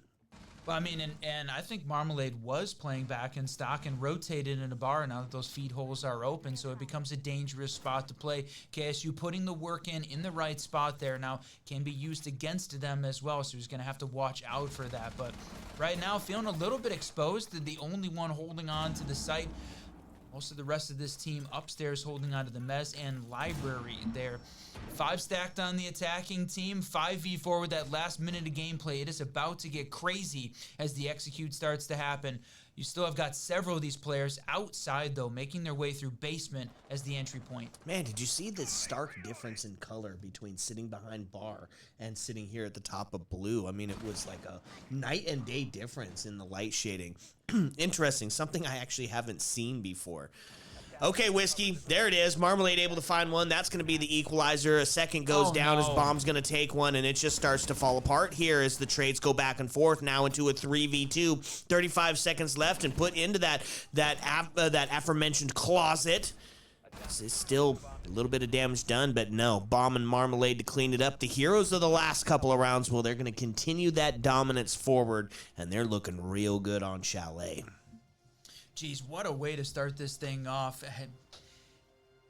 Fisher looking like the unbeatable team at this point. So when we saw them in the first best of 3, they went all 3 maps in order to move on in the quarterfinals. Now, as they've reached the semifinal game, they've accelerated this play. They've stepped up the gameplay just a little bit more. And Kennesaw needs to do the same if they want to try and force that third map, the decider of Skyscraper. So what are they going to bring out? We're going to wait and see what they identify. We're going to see a first floor site come out, so they're going to avoid the top floor to start off on the first round rotate. I think that's the good call, right? 2F can be one of those solve sites. It says the problem with Solaria. And maybe that'll be a video coming up here at some point because it is such a difficult spot to defend. Yes, you can have your critical pinch points where you're sitting on those solarium stairs, but there's just so many avenues to attack when taking up on the 2F. So a lot of teams currently avoiding it, which means we're going to see a lot more first floor. Kitchen dining decided this one with an extension up top, castle being brought along, and a little bit of that area denial. Smoke being utilized here. The surprising thing for me is Fisher not running the Mira as the option here to hold on to some of that second floor play to try and avoid the push from the attacking team. I don't know whether or not a little bit of arrogance or wanting to just change up the strategy here, the area denial and running the Rooney as the alternative. But for me, it definitely is a little surprising to not see Mira here. I'm not going to fault them for it, though, as they're currently sitting 2-0 in the scoreline. The attacking team opening up some of those, and you talked about it right now, taking shots on that top solar player from way, way far back. No kidding. They have got the long bomb set up, and now starting to put that pincher move on, right? Now they can't move back to that first area. Now they can't get through the bathroom, and now they just made their way right in with the Sens play, which means they're going to take some of this second floor territory quite easily. Looking towards rotate. Aruni going to find her life forfeit. Swivel's able to take one off the board. There's Annika gone, which means the main advantage is going to be heavily now in the favor of KSU as they're looking to get their first round on the board. All right, I mean, we talked about it. 5v3, the best opportunity they've seen so far. They've had a man advantage and squandered it in the previous round. Can they hold on to this 5v3 and pull it off? Half this round's gone already. They're working the top floor piece of it, pushing this Fisher defense back. You still have got Bomb playing upstairs in library, though. That is the big spoiler that I think could come out here and really upset this KSU attack. So they've got to watch out for that, see how this one plays out. Man, a little bit of damage done, by a little, I mean a lot. He's in a tough spot, goes to get out of the closet, and there it ripped is. Apart. That was the win condition met, which now puts us into a 5v1. KSU's best chance at coming up with their next round is all of their members are still alive, and they are starting to flood down onto site. Looking towards that hatch drop, plant starts going down, and it's going to be a flawless round by KSU. That's what they needed. That right there is the Chalet attack team I think we were expecting walking into this game. So Fisher had put together 2 great rounds to start off. KSU answers back on the tertiary site for Fisher. Great play, and that was the first time we had seen Bomb die Start to in go this, down. right? A 6-0, now 6-1 to start this map off, continuing that 2.0 KD. I mean, throughout this entire LAN, that is a hell of a stat on LAN against some of the best in the business. No kidding, and getting it done. Here's the problem. It can't just be Tersh site play for you to find your victories, right? You can't just get it done on the Tersh, because when we see Fisher get to their opposite side of the board, they're going to be coming with a fury. It's their attack side. They've been doing it well all day. It's well coordinated. It's spotting the gap. It's taking that space and being very successful on it. So, arguably, if you're a KSU fan, you're looking for more than just some test play or Tersh play here. Yeah, that's right. Now they've seen the full round rotate. They know what Fisher can do. What are they bringing to the table? A little bit of change up here in Strat running. Again, Annika on the vigil. Love that play. Going to be a spoiler around a little bit of a spread out defense here. Heavy roam game, shallow roam game. We'll see how it goes. They do have the castle, oh, not the castle, the Legion setting up here, holding on to maybe a little bit of an extension into kitchen above the above wine. Combination of that with the with Bomb on the Frost. I don't know that that's been his main op, but dangerous, I think, with anybody in Rainbow Six Siege. I'm pretty sure, isn't that what he got his 4K with, was Frost? Is that a Frost play? I thought so. No, negative. Never mind. That was bullshit, and I'm sorry for that one, folks. Prod team coming in clutch there with the stats, but I think even if it wasn't the one he pulled it off on, it is, like you said, a dangerous play here. And so from a KSU perspective, keep yourselves alive and work at these different angles. They got to get some of the main breach open. Spending time droning upstairs, tons of time here, making sure that they've got all 3 floors cleared, because there it is. You've got Vigil playing upstairs, holding onto the bathroom, taking out those drones, and just being a spoiler. So they're going to have to spend time and energy clearing it out. Siege timing on that one almost gets away with a kill. Instead, Annika going to have to rotate back down and maybe try to play impact spoiler from the kitchen dining side. Definitely get sussed out. Look at this. You got 4 of the KSU players upstairs on the 2F. Man, this is a ton of time. And using vertical resources. The Ram upstairs only using 1 of the boogies before being taken down by Bomb. Man, the time waste here. This is KSU falling into the full map clear and using up resources and then losing players in the battle. Yep, quick exchange on blue isn't going to amount to a kill, however, as they're able to rotate back down towards site. A little bit of a danger here if you're a KSU fan, because the time is starting to tick away. Fisher doing a really good job at just stalling it out. They've got several pace setters on board, and No way. What? Nice Disgusting shot. Annika gets taken off the board and the answer back, but the damage has been done. It is now a 4v3. He even said wowed his own shot on that one. Are you allowed to do that? All right. Listen, Bomb, you're good. You've showed us you're good. You don't need to type it out in chat, man. Have some respect. 4v3 here, the last 45 seconds left, and can continue the dominance here unless KSU can come with a couple quick picks here in the last 30 seconds. All right, and it's going to start to get down to it. You said it, 33 as it counts on down. A quick look to blue. Nobody quite there yet to answer back, and that's going to be some impact EMPs. Just gets fried. Ryan takes 1 off the board. Now pushing in towards site, it's going to see another getting taken down. Yep, now it's just going to be left on the shoulders of Zofia. So you try to bring it back in a 1v4, but feels really like a too little too late scenario. You still got the Goyos canisters that you got to deal with. One up the stairs. A little bit of an impactless kill with 4 seconds left. They're going to just wait this one out. A defense picking up their 3rd here on round 4. Man, holding on to the I'm on pace for that standard split. You said it. KSU found success on the tertiary site. Fisher rotating back through their normal site rotation. They're going to pick up Bar Gaming here as the 5th. But really, you said it, KSU needs to find some success here on round 5 and continue it into round 6 to be able to get that 3-3 split and feel confident going into their defensive half. And Fisher looking to shut it down. Shut this whole thing down, the whole best of 3 in 2 if they can pull it off. They're already up 1-0 after taking Cafe 7-2 style. Now we're on map 2 of this best of 3.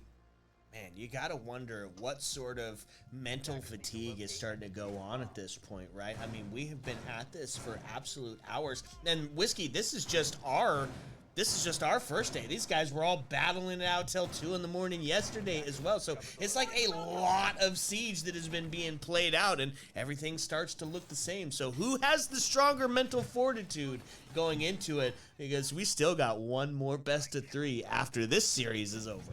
That's right. We've been at it already for 8 hours just today. You said it. A lot of Siege taking place yesterday. So whether or not it's mental fatigue, they haven't been playing the entire time, but you're here, you're ready, you're waiting, thinking about the game, prepping for the game, planning for the game, and shit-talking during the game.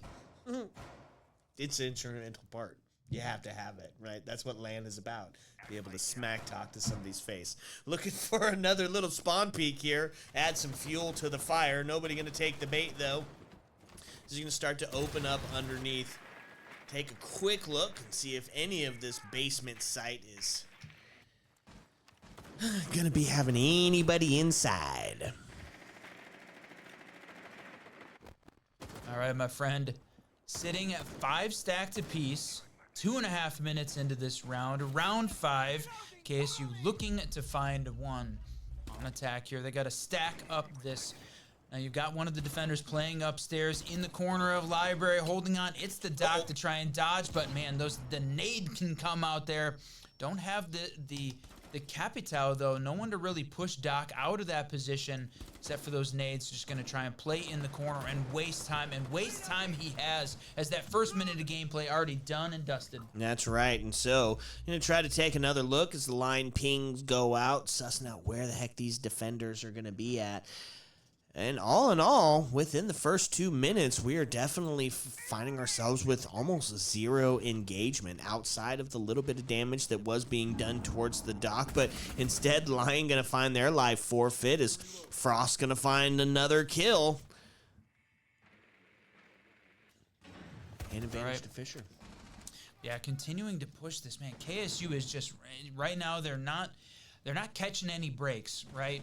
Fisher is capitalizing on the mistakes, and we're not seeing KSU do the same. Neither of these teams playing a perfect game right now, but Fisher just doing a better job finding those little pieces, and then, man, a triple kill coming out. Annika, wow. Annika finds 2, Bomb to find 1, and then before we could even get it out, the round is over, done and dusted. It was a concentrated effort, a concentrated push by the attacks, and quite beautifully put together, right? The senses come out, grenades get launched towards that back stairs, grenades gets launched towards the closet, and then it just doesn't matter. They're just going to fire through, find the kills, and Fisher is now up 4-1. All right, so this is it. The site rotation in play, tertiary site. This is the site we saw KSU win flawlessly back on round 3. They can and do win here, but now it really feels to me like a must-win scenario for this team. They have got to pick one up on attack here in order to get the 4-2 standard split to have a shot. Fisher right now in the lead, in the map count, in the round count, on their way to the final. The semifinal game, though, Kennesaw wants to try to send it to map 3, send it to Skyscraper, and they've got to do it here. One more round on attack before we get to their defensive half. Okay, well, when you put it that way, sounds like a big do-or-die situation, right? You go big or go home right the heck now, and this is the round to get it done on. You don't want to go into your defensive side of it at only having secured 1 win, right? That not only will that just be difficult to come back from, not unheard of, happens all the time, but it's still part of that mental as well. You just can't get it done in the standard that you're normally and you're used to. So we see the castle being brought out for a little bit of extension to the long-distance devastation of the DMR in the hands of Aruni and Annika. And then, of course, the smoke being brought out for that area to now really going to lean into just slowing these guys down. Boy, this combination, they're just burning utility. I love this Fisher defensive setup. The combination of the castle and the Aruni gates, making sure that you have to use a ton of attacker utility to try and clear out the defensive side, burning all kinds of flashes, using the nomads to try and clear out the Aruni gates. That's utility that they could be using to try and shut Fisher down, but Bomb picks up another. Boy, the man is at 10-1, a 5.0 KD here on their semifinal map 2 matchup. Marmalade not finding the same level of success and unfortunately going down to a self C4. Interesting. Ouch. Yeah, tough place to find yourself. Claim it in the chat. Yeah, it wasn't that deep. Could have just thrown it at the enemy instead. They're gonna find a second one on the day, and that's gonna be the equalizer here as we. Well, you see, what happened was that's fair and fitting. That's fair and fitting. Yep. So that's my line. 3-3 now as we find ourselves stacked up, 1:30, going for some vertical play, and they're going to find it. Way. Ryan takes Swivel off the board with a well-placed shotgun and now takes the man advantage in that body balance back into the hands of Fisher as they're looking to solidify the half here in a big way. Dokkaebi call goes out, and it's going to let them know some of that location. They're going to have to make a bid inside the building because neither one of them currently are. Boy, the final minute of gameplay ticking down, and if we hadn't had the C4 from Marmalade, be sitting at a 4v2 scenario. Huge difference versus that flawless round we saw back on 3. They are going to pick up the diffuser, so they've got the case. They're ready to make the push down. But, I mean, Fisher, they don't need to throw bodies at this. They certainly could, but they can hang back, play a little bit conservatively, force the KSU attacking team to come to them. That right now, it looks like what we're going to have happen, just holding positions, waiting.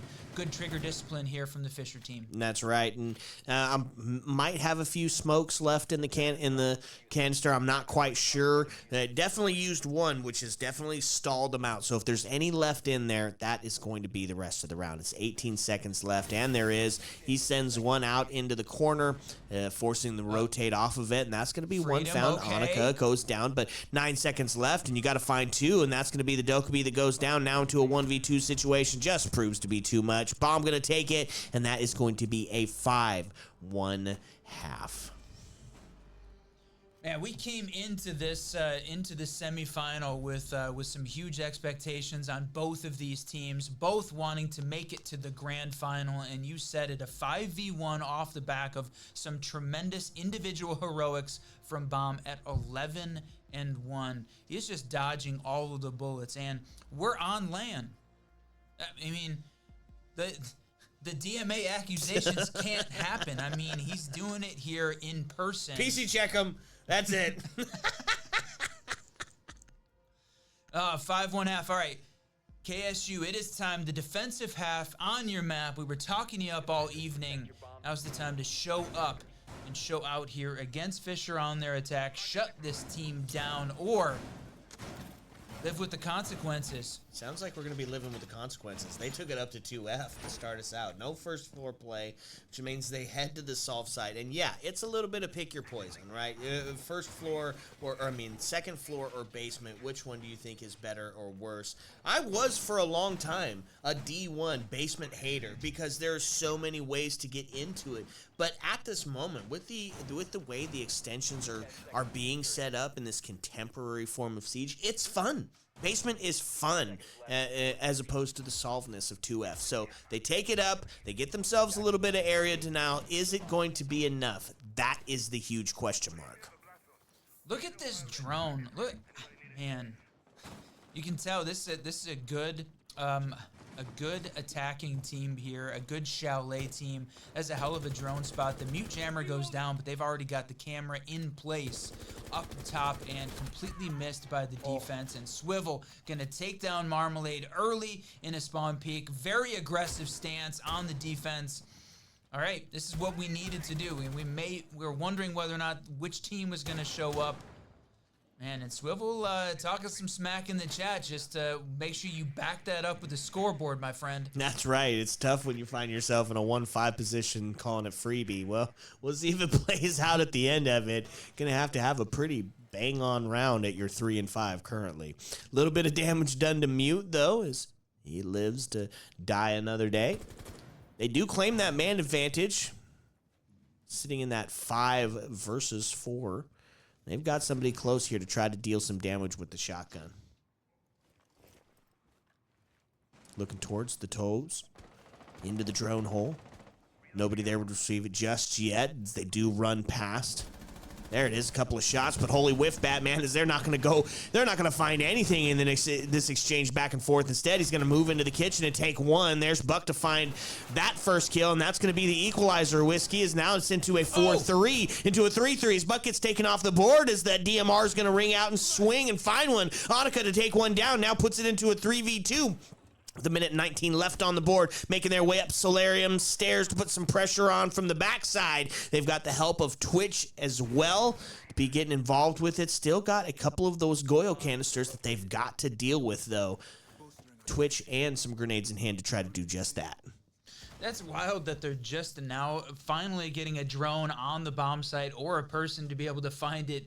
Obviously, they know where they're going, holding onto the window, pushing up those solar stairs. You said this was the dangerous spot. That final minute ticking down. The Goyo's coming out. You still have got a little bit of this defensive utility in place, but no! Bomb takes another one down in a 1v2. That's right, and 39 seconds left on the board. It's all going to be onto the shoulders of Goyo, who's trying to keep their hopes alive and keep Fisher off this match point scenario, but the plant's starting to go down as the cross is set up. 6 bullets in the gun of the L85 to claim the life. It's headed towards bathroom. What are they going to do? They've got to have some tricky vector play to bring this one back, and it's not going to be the case. Match point scenario as a 417 claims another one.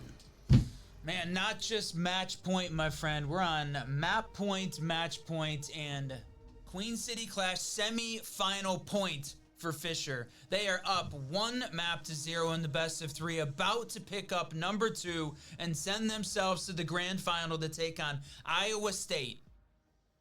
Okay.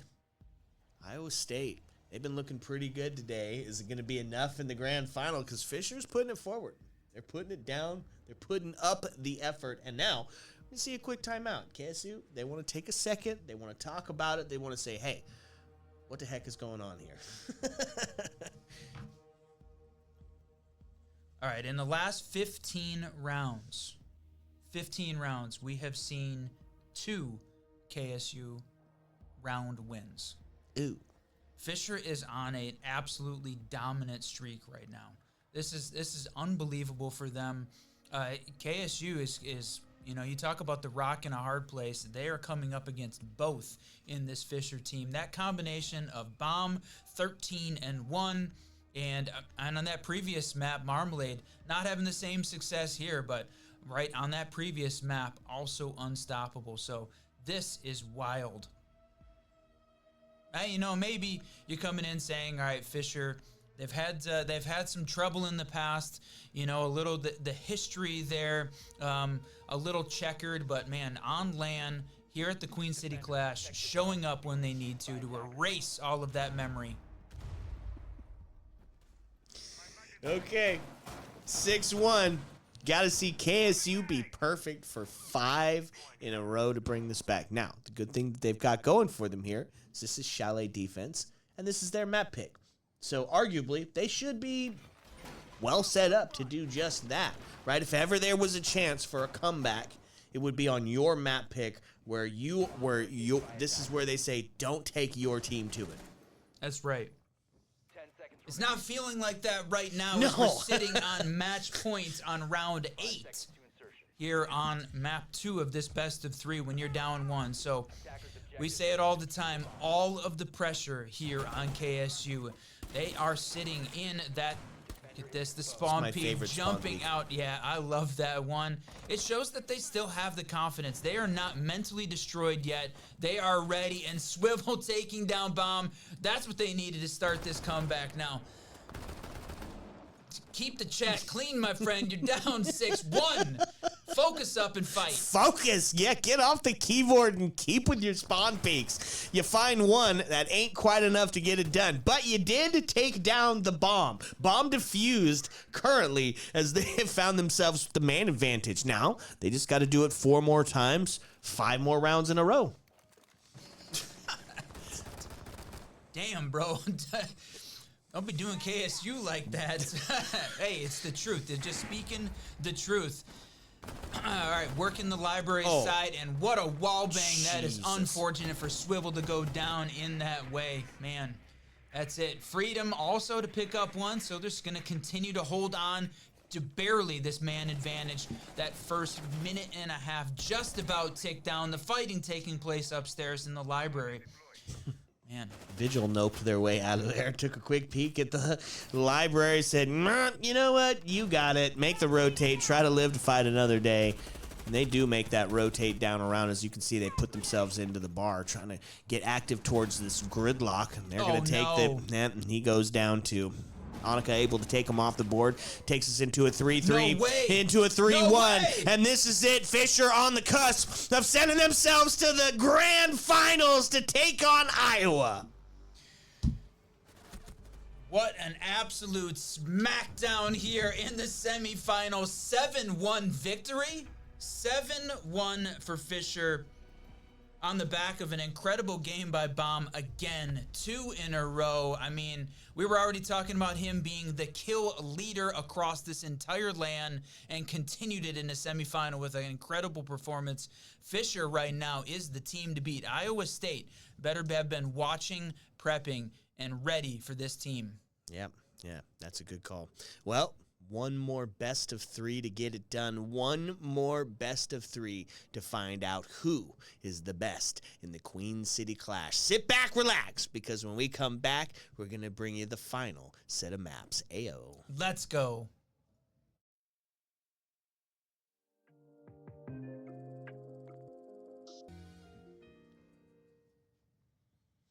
What's up, and welcome back, fellow Siege spectators and players. It's time.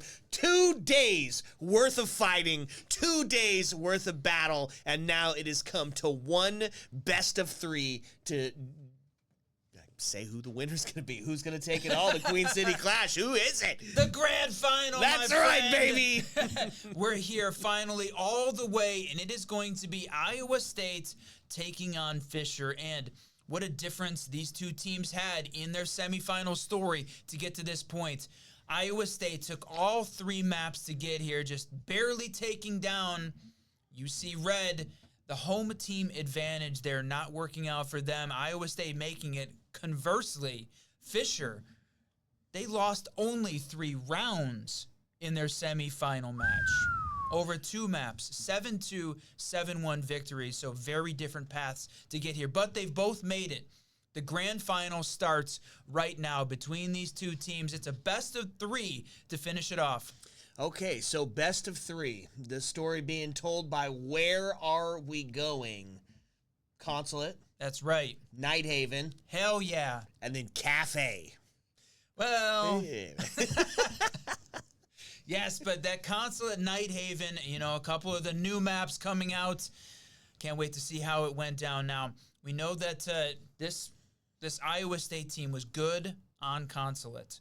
They won versus UC, ready to take on Fisher. The problem is Bomb. He's the guy we've got to be talking about. The man was at 96 kills over the course of the LAN before we started that previous best of 3. And then I think he ended up at 123 total going into the grand final. Absolutely nuclear. You said it. Drop a bomb on it twice in a row and pulled it off.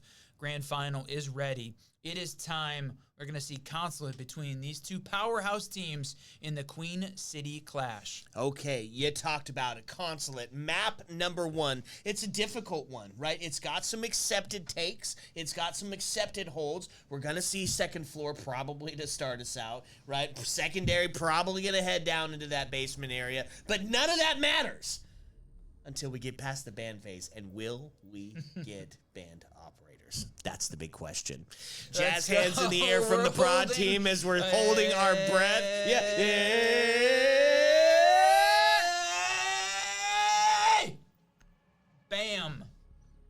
Can't tell yet. Oh, look at that! It's on, baby. Grand finals. Everything's going according to plan. Deimos going to be the first to go. If I had to guess, if I were a betting man, I'd say we're probably looking at a little bit of shield play to follow that up. Yeah, definitely. One of the shields going down. Which one's going to be a bit of a question mark? We've seen Blitz. We've seen Monty. We've seen Blackbeard. Statistically says Blackbeard's the guy. Iowa State going to go ahead and take down Monty. And I think that's a bit of a target ban after we watched how Fisher played Monty on that previous best of 3.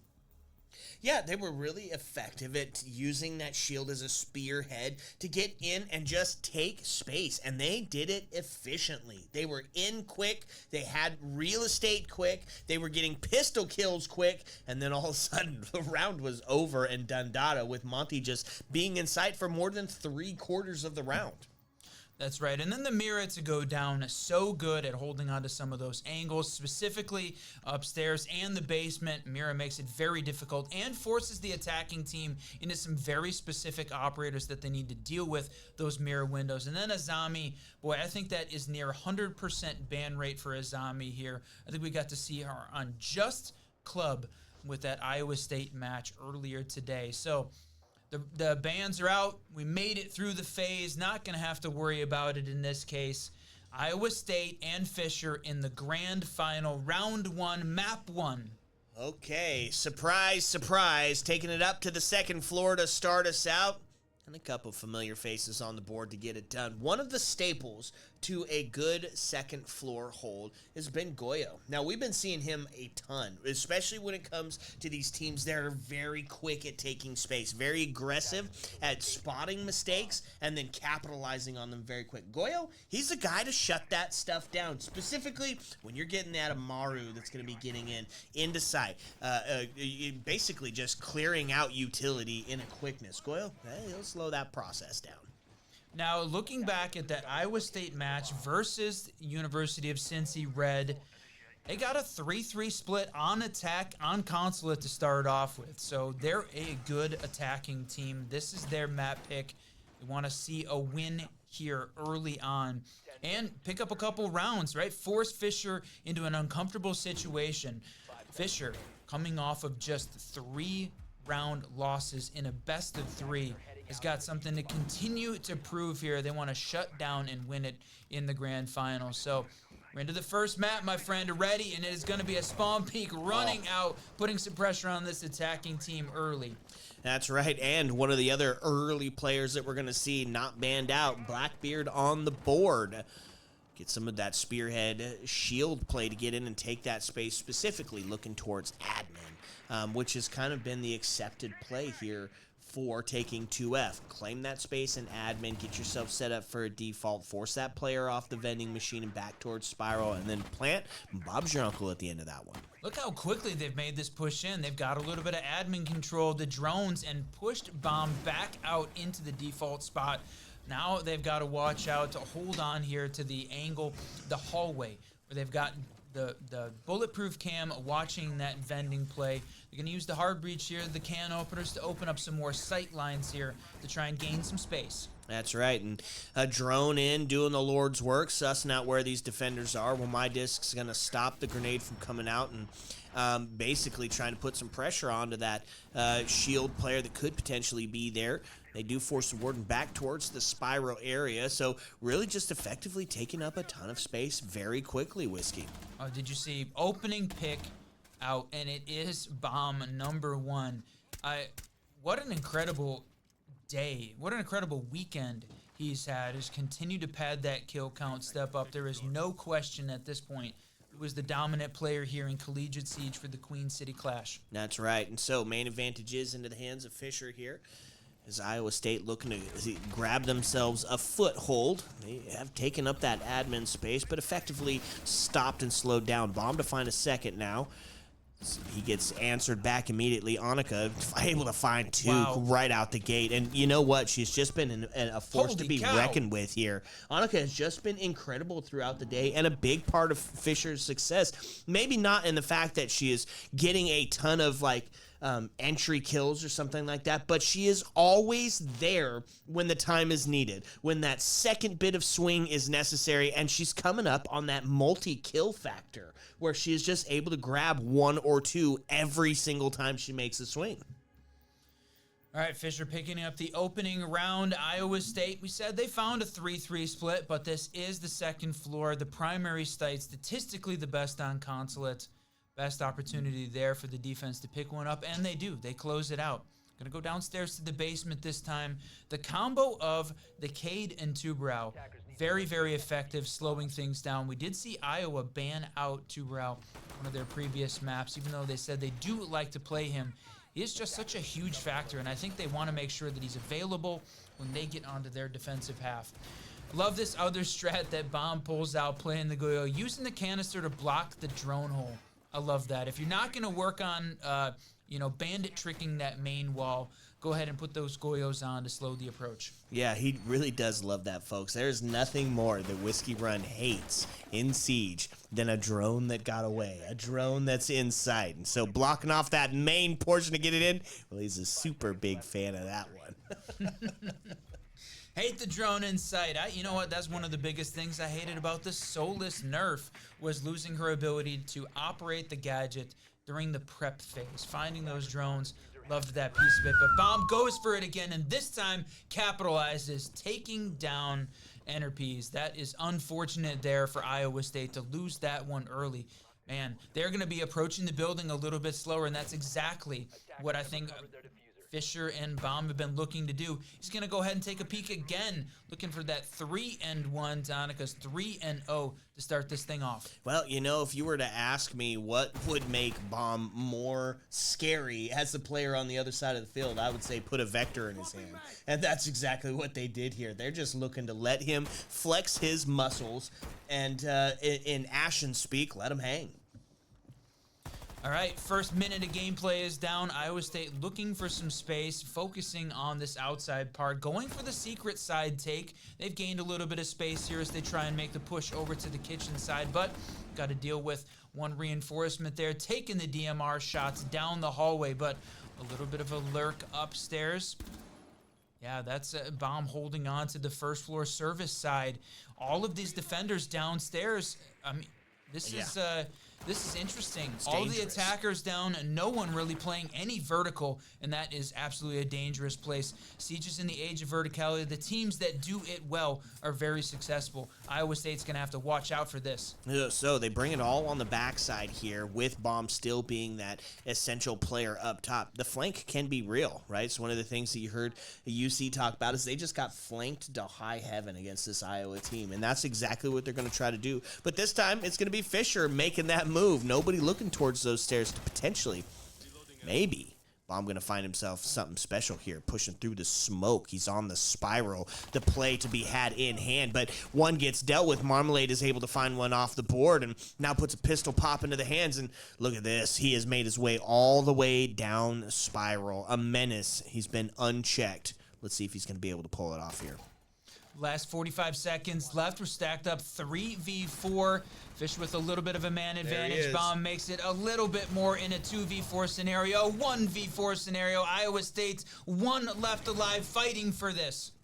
Feels like a tough spot early to find yourself in, Whiskey, when you are already down 1-4, 2 on the score. Bomb just going absolutely crazy. When speaking to him before this last match, the question was, are you going to do it again? Are you going to drop another bomb, so to speak? And he says, Whiskey, I'm going absolutely nuclear. I mean, it's the grand finals. It's the time to do it. He's prophesied it, and now he's living up to the hype.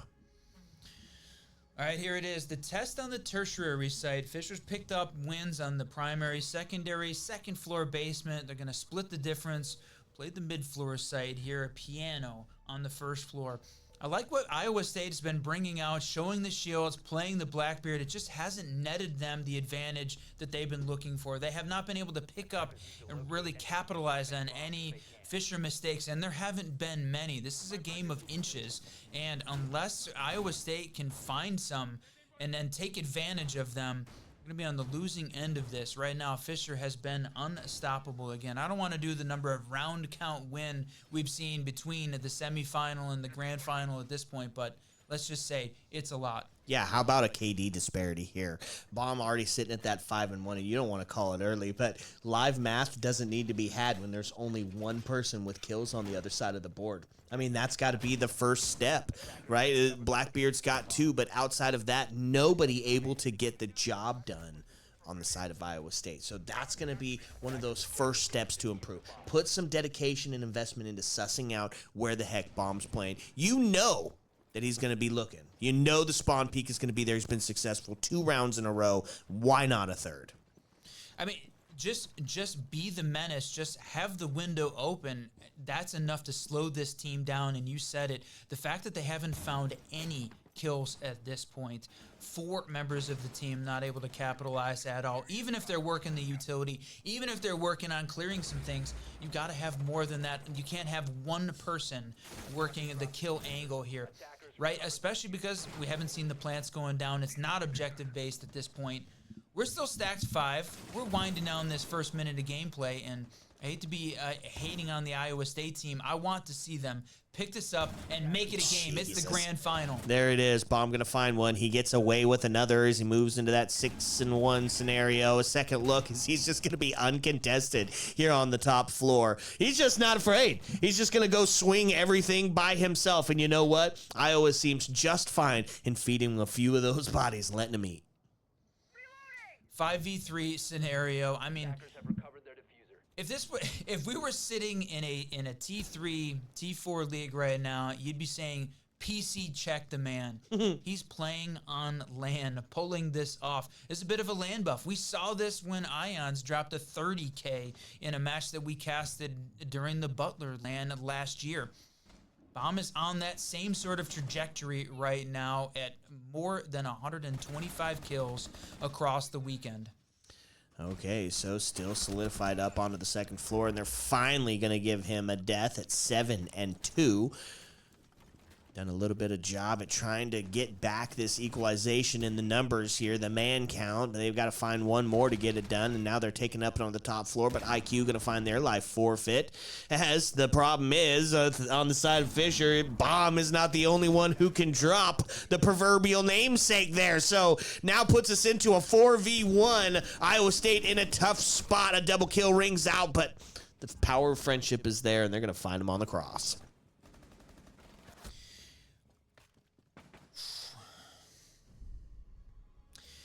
All right, my friend. We're sitting Iowa State taking the timeout. Great call. 3 rounds down in the grand final, right? You could hold on, wait a little bit longer, but Lost like Ryan, Atlantis. damn. I mean, that's kind of a good one. That is a good one. Yeah, that one is, wow. All right, but what I'm saying is timeout, 3 rounds down. Great time to take a timeout. Pause. It's map 1. Don't go into a 5-1 or a 6-0 scenario here without even taking the timeout. Good call by the coach. Good call by the team here to try and find something. Take a pause. See what can they change up, right? At least now you got 2 players picking up kills on this team. So it's not a one-man show, but it's got to be more than that. That's right, because you still have 3 Caspers sitting on the other side. You're saying, what do you mean by Caspers? We got 3 bodiless players on the side of Iowa State, and that is just going to make it extremely difficult. Killing is the name of the game. So you got to get started. We're inside of 3, and to have 3 players not able to connect with that just yet really just speaks volumes, not only about what Iowa State is bringing to the table, but how Fisher is handling that. All right, back upstairs to the 2F, and Marbley going to bring out the Tachanka. You know, if you had to pick one site, that's probably the one. This is the one, I'd say, where we see in competitive play, Tachanka is successful. See whether or not Marbley can change your mind here. Running the rogue skin. The rogue skin I like, the Tachanka operator I don't. I don't think 2F is a good spot for it. And we can argue about it till I'm blue in the face, but it definitely does not have the same success rate that Smoke does, right? It's just better guns, quicker, you can be over the map, and I don't know, maybe it's a comfort pick, but at the end of the day, you will run out of fire.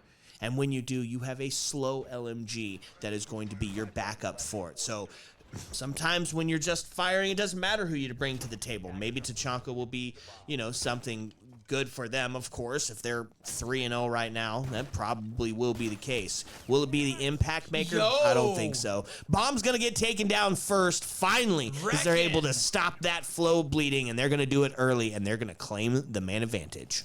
ISU with the opening pick, finally. This is the best chance they've had. And boy, it feels early to be saying that, but hello, taking down the win condition, picking up that opening pick, another member of the team getting a kill. This is everything going their way here on round 4. Finally getting a little bit of an advantage, that timeout buff in effect. Now, the big question is they've got to be able to close it out. They have to be able to convert that advantage into a round win. Now is the time.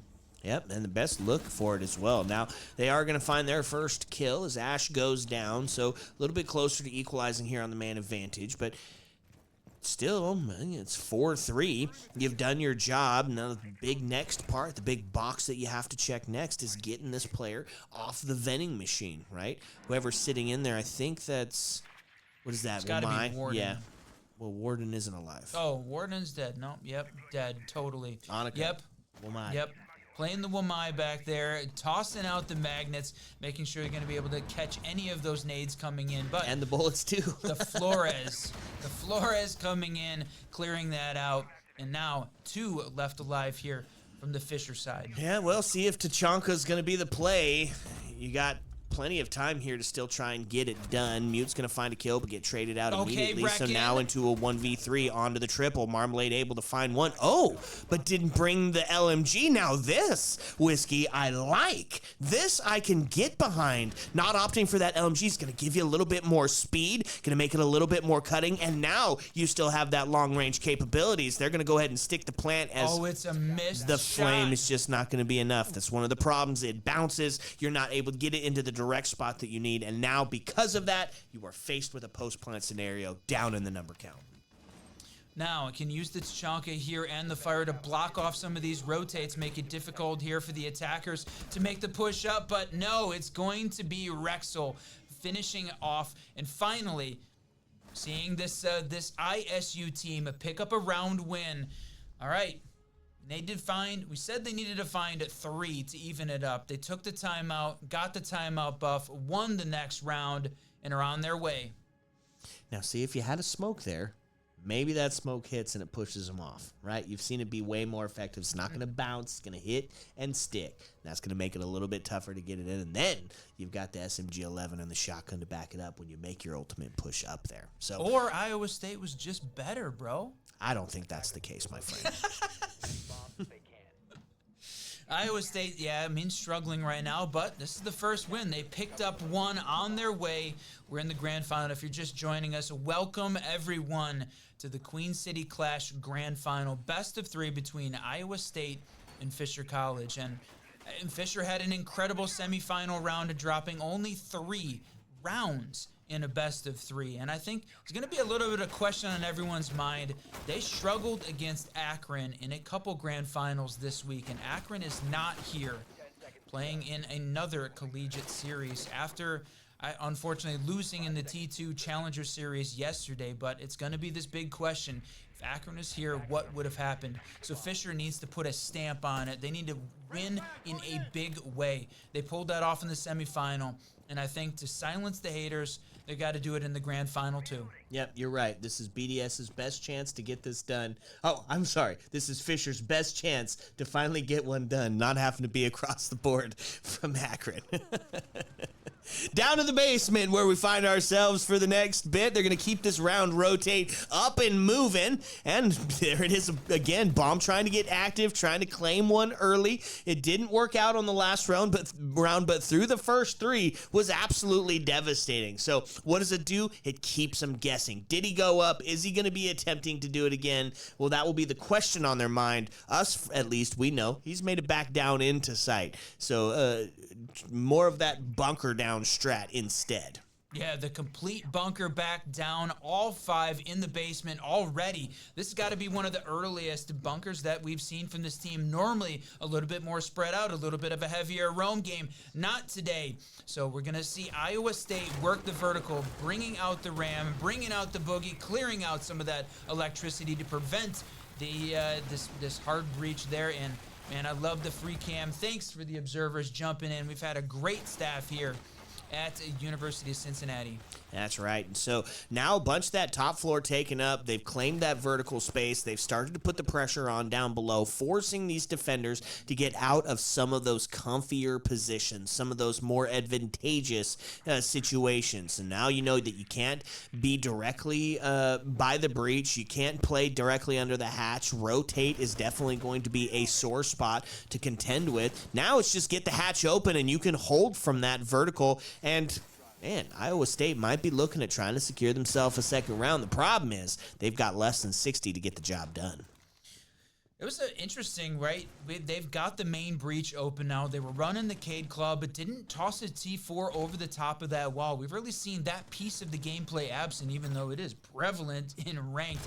Man, that C4 is guaranteed to get tossed over that wall if you're playing a ranked game. So from a competitive perspective, Iowa State right now looking decent. They've got a big piece of this in play, but the flank is coming. Bomb playing upstairs alongside Ryan.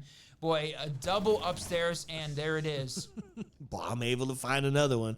Dropping them today. Marmalade to answer back as well. Some pistol popping from the folks on the other side. Bomb goes down. Annika goes down, and now puts some pressure onto the pillar as the shield gets up there. He's going to find the flash, and that's going to be a pistol pop for the body drop. Ram goes down now into a 2v1. Marmalade life forfeit puts us into a good old-fashioned 1v2. It's a post-plant scenario. They're going to get the down.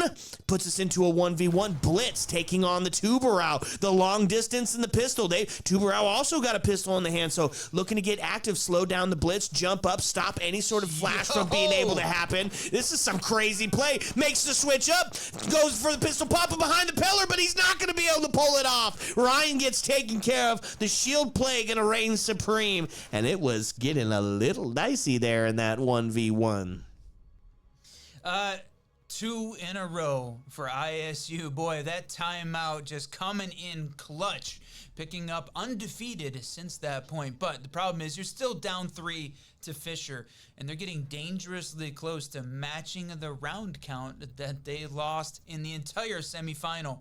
Iowa State 1 round away from matching that, and 1 round away from a 3-3 split, which is what we saw in their semifinal game. Man, 3-3 is a best hoped for situation for Iowa State, right? You've already hit your quota. You've got your 2 done. Anything outside of this is, as we've said before, just whiskey in the cup. They're going to be feeling good about that. Anything else is great.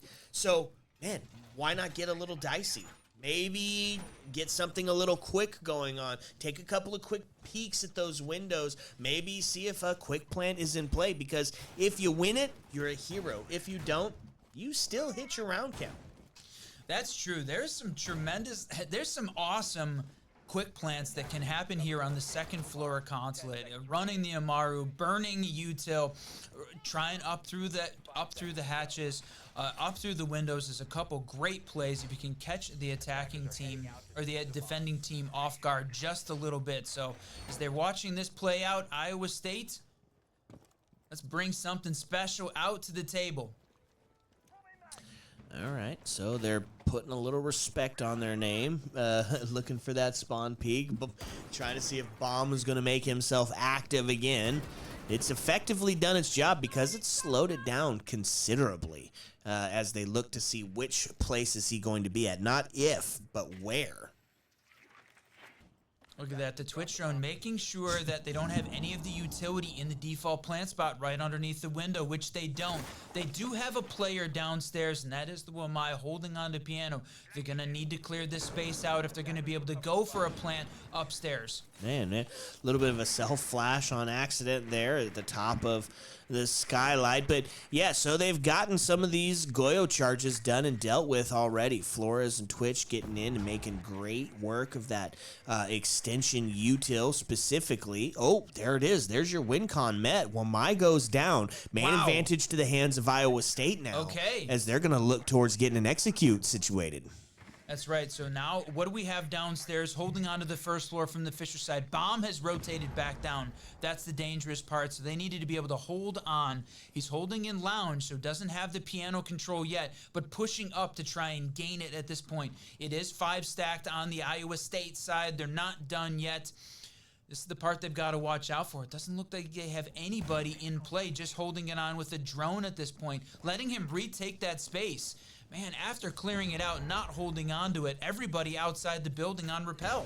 Yeah, seems like they went for a bit of a switch up, but it came at the cost of giving away some real estate. So the Bees go out. They're going to start making that play, and Marmalade with an MP7 is going to shut that down. It's going to be next to follows. The trades ring out, does leave us at a 3-2. Now Marmalade goes down, which means it's going to be all onto the shoulders of Bomb in this 1v2 scenario. Finds a vector kill, taking him to that 9-4, and they're going to start to go for the plant. It's a low health for the Flores, but they are going to stick it. So now on to Bomb to try to see if he can retake one onto the window as he finds it. Looking towards the bathroom. Bomb dropping him. A huge double, a triple on the round, and that's going to take us into a 4-2 half. Wow, what a clutch coming out there. It looked like an unwinnable situation there unless you had Bomb on your side. Man, Fisher coming up huge on the back of some individual heroics. Once again, ISU managed to pick up 2 on their attacking half.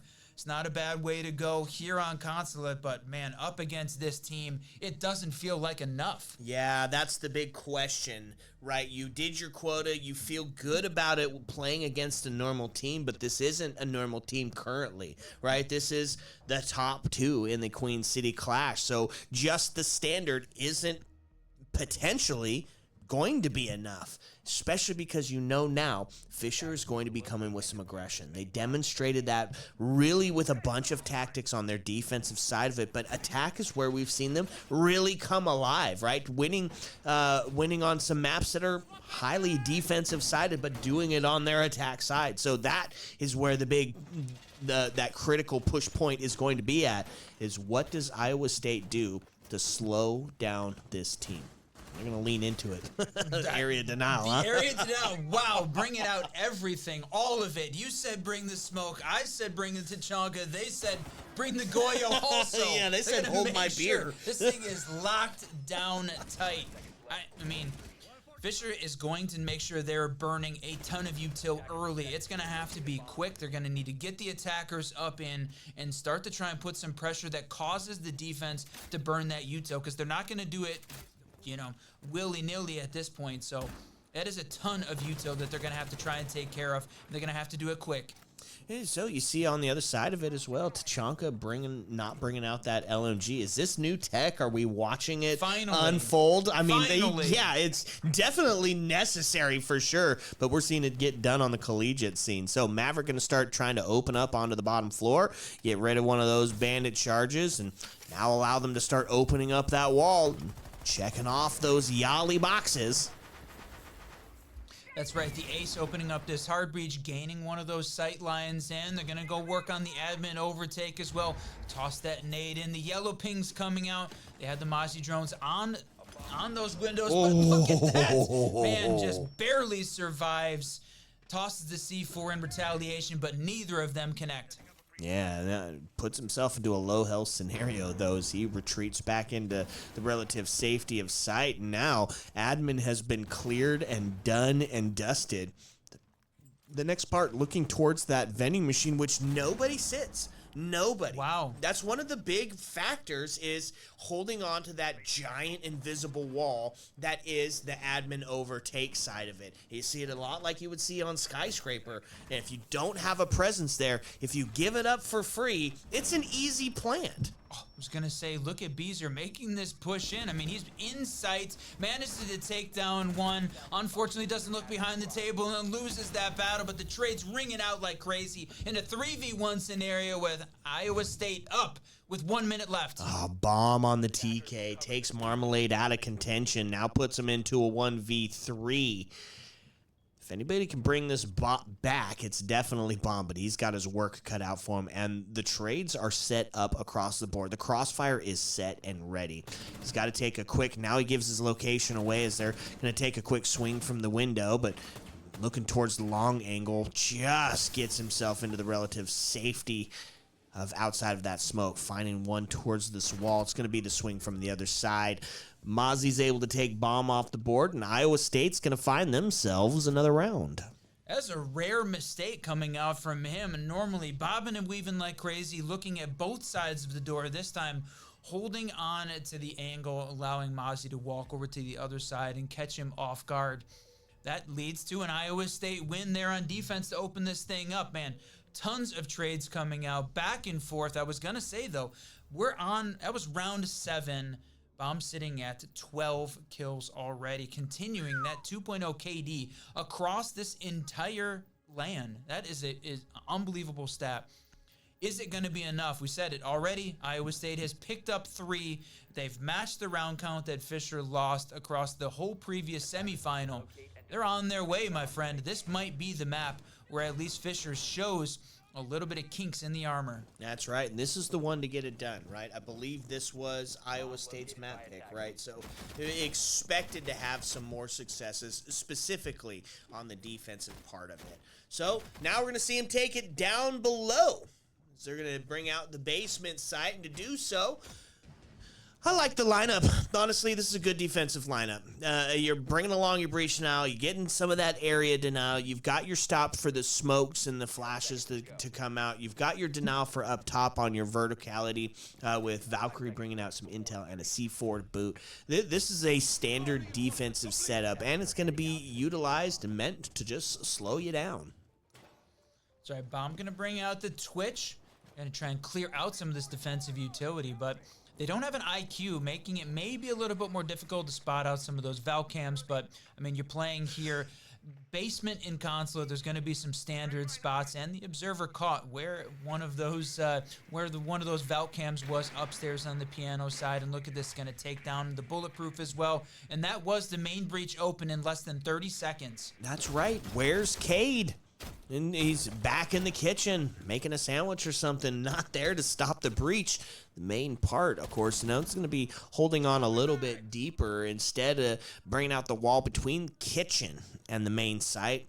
Yeah, why is that wall electrified? What's the tech on that? Rather just in case.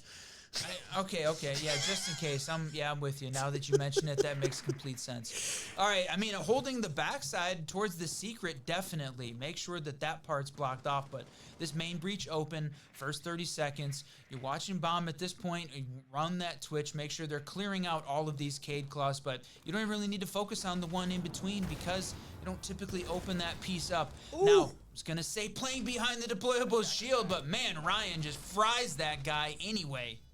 Yeah, and now puts us into a post-plant scenario, equalized here on the number count, but you're going to start to see it fall apart here for Iowa State. They make the push up. That's going to be a Cade shoddy kill, though, as just now finds ourselves into a 2v2 situation, but just a little under 20 seconds left in which to get that plant going. So the rotate down. Warden starting to make the play here, looking towards the top. They're going to get the kill, but no. Attackers are going to find it. They're going to find the round, and they're going to get a little bit closer to shutting map number 1 down.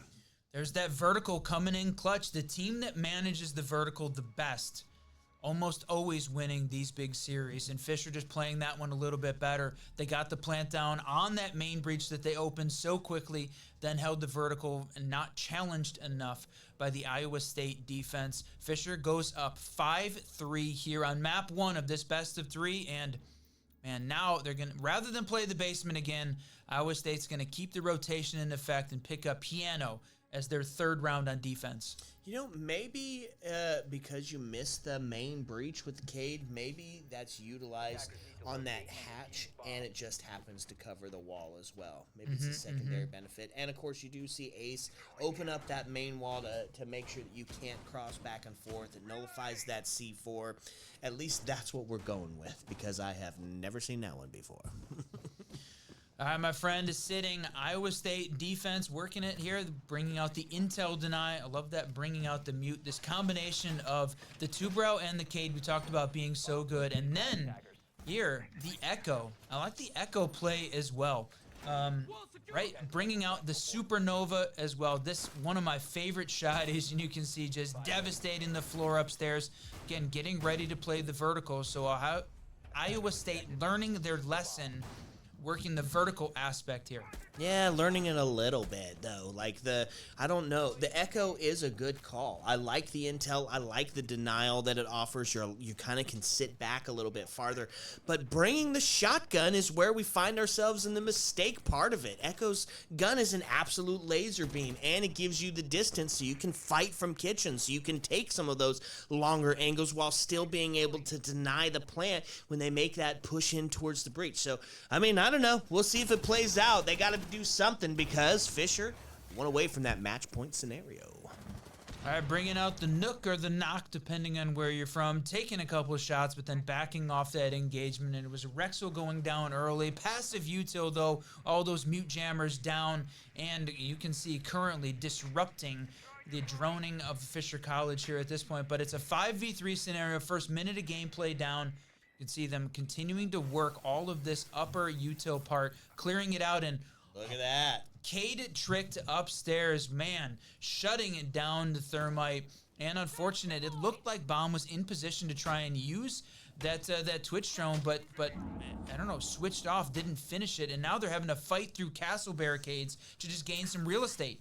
Yep, and so Nook starting to make their way up yellow, put some pressure on from below, maybe suss anybody out that might be sitting in that bottom down area, which of course is going to be Echo sitting at the low point of the spiral stairs. There's a C4 to come out, and that's going to take Annika off the board, and that's going to be the hard breach gone, done, and dusted. Now we find ourselves equalized the 4-4 count, so they're looking to try to put some pressure in from the main lobby. And playing downstairs in the basement, looking for the lurk at this point. You've got a couple downstairs trying to find Echo here. He's holding on ready, holding that shotgun, waiting, expecting. Man, Bomb just picks up another, but look at that. The shotgun comes out, one tapped, done. Yeah, can't believe that was able to get the kill. You know what? Maybe give me a little salt and pepper to eat my words for that one. Echo shotgun comes out and takes Nook off the board. Now it does get answered back. Marmalade goes down. Thatcher's life forfeit. And now Bomb going to be alone in a 1v3. And he's got the 417 in his hands to be able to get it done. It's a tapper from a distance. He's going to find one. That's onto the double kill for the round now as he's looking towards the swing. But there it is again. Shotgun going to come up twice. You know what? Those words taste delicious. Echo, you did it. Man, I said it. I love the Supernova. I'm not nearly as good as this team with it, but I love seeing it in play. And Iowa State picking up 4 on their way. Surpassed that mark we were looking for. The 3 rounds, they went past it. 4 in their bag. Fisher now sitting 5 on attack, looking a little vulnerable here. Again, expected in the grand final on Iowa State's map pick. So now you have to take it back up to the second floor, right? How have we seen that one play out this far, Whiskey? The second floor.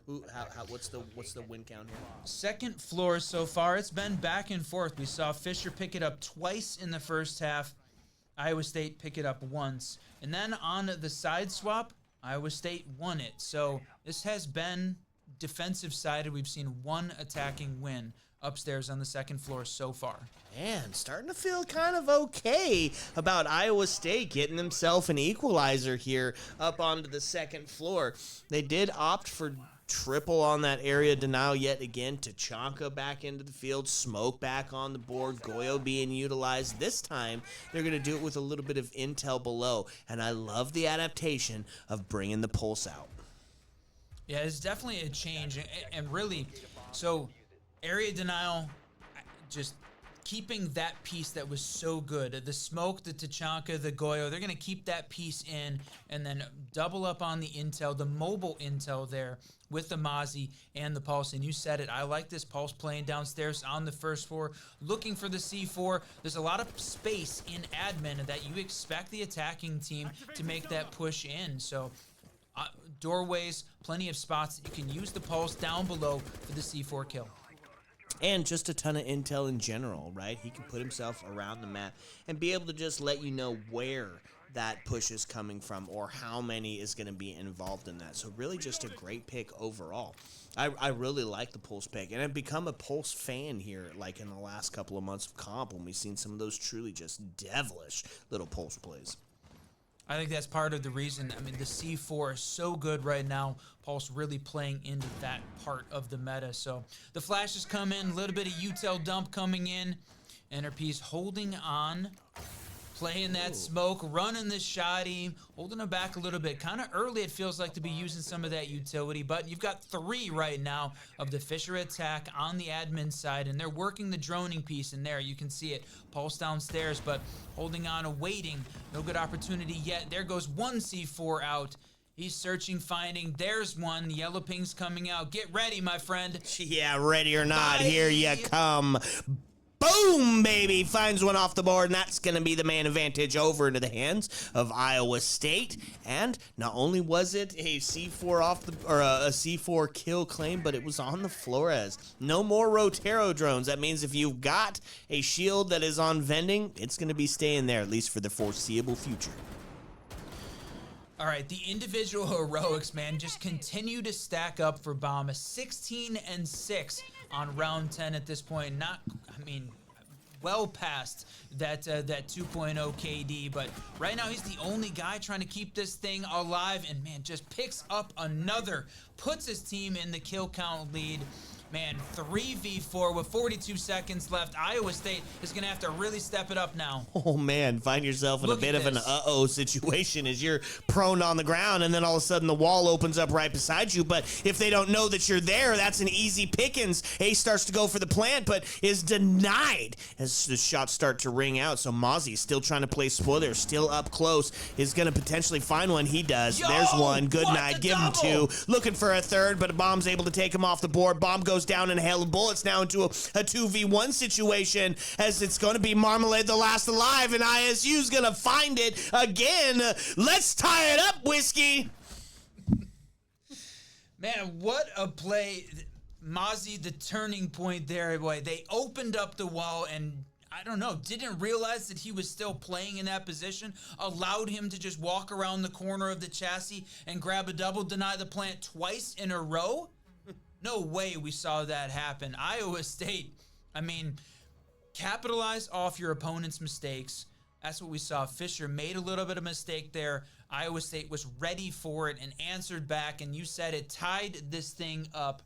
It's their map pick. They got to pick up map 1 to have a hope here, have a dream. No little mistake on that one. An undroned Mozzie in the corner when you got the wall opened up. We're going to call that a big bonehead play. You're going to look back at that one and go, well, if we lost, that was the point at which we lost it. you find yourself down 2, going for the plant. Yeah. He heard you on the cast earlier today. We've been here at the Queen City Clash all day. Look at this standoff here between Drone and Cav. All right, it's not on Nighthaven, it's not on Lair, but Consulate, man, it's a big enough map. Cav can be devastating. Gonna see if it happens here. Iowa State taking some risks, taking some chances, and I love to see it. Oh, don't you run out, Cav. That is not your job. You sit down and you wait for that interrogation to come, and then look at that. They're already pushing up. And because you opened it up, guess what? They're looking. Now they've seen your toes. You might find your life forfeit here as you start to go in for the bit of the play. Now he's looking for it. And there's going to get on out of there. A couple of shots ring out, but Cav going to be on the move. Time to find yourself a new avenue to attack. What was the point of that? A little bit of sound cue or something? Why open the window and give away your location? I maybe was thinking a run up was a good idea, but I mean, you have Bomb again sitting at 18, 7, and 1. Oh, wow. Well Gotcha. played there. Well played there. And then the two-brow comes out. Man, right now, Fisher is just, they cannot catch a break. They are struggling right now to get anything working. Another bandit trick comes out, just burning up utility here on the attacking side. And you can't rely on Bomb to carry you. I mean, you might want to because of what he's been able to do, but the individual heroics aren't always going to be able to take you to the winner's circle. So Fisher, you got to have the rest of this team stack up and stand out here against this Iowa State defense. We're 5 stacked, all 10 left alive as the first half of round 11 is done. Man, completely unaccounted for here in the back as they came down secret and taking up some space now here in the back because there was a battle going on for the breach. I mean, you're watching the bandit trick ring out, then you've got the two-brow interaction, which prompts the gridlock to throw some in, which prompts the bandit to try to get active again. I mean, it was like 4 or 5 different character interactions. And look at this. Now Cav, I'm not sure what she's doing in the secret area, and she's going to get taken down. What a waste of a Cav play, man. Finally brought it out. No, they brought wasted. it out. Wasted it, Whiskey. Man, advantage over into the hands of Fisher.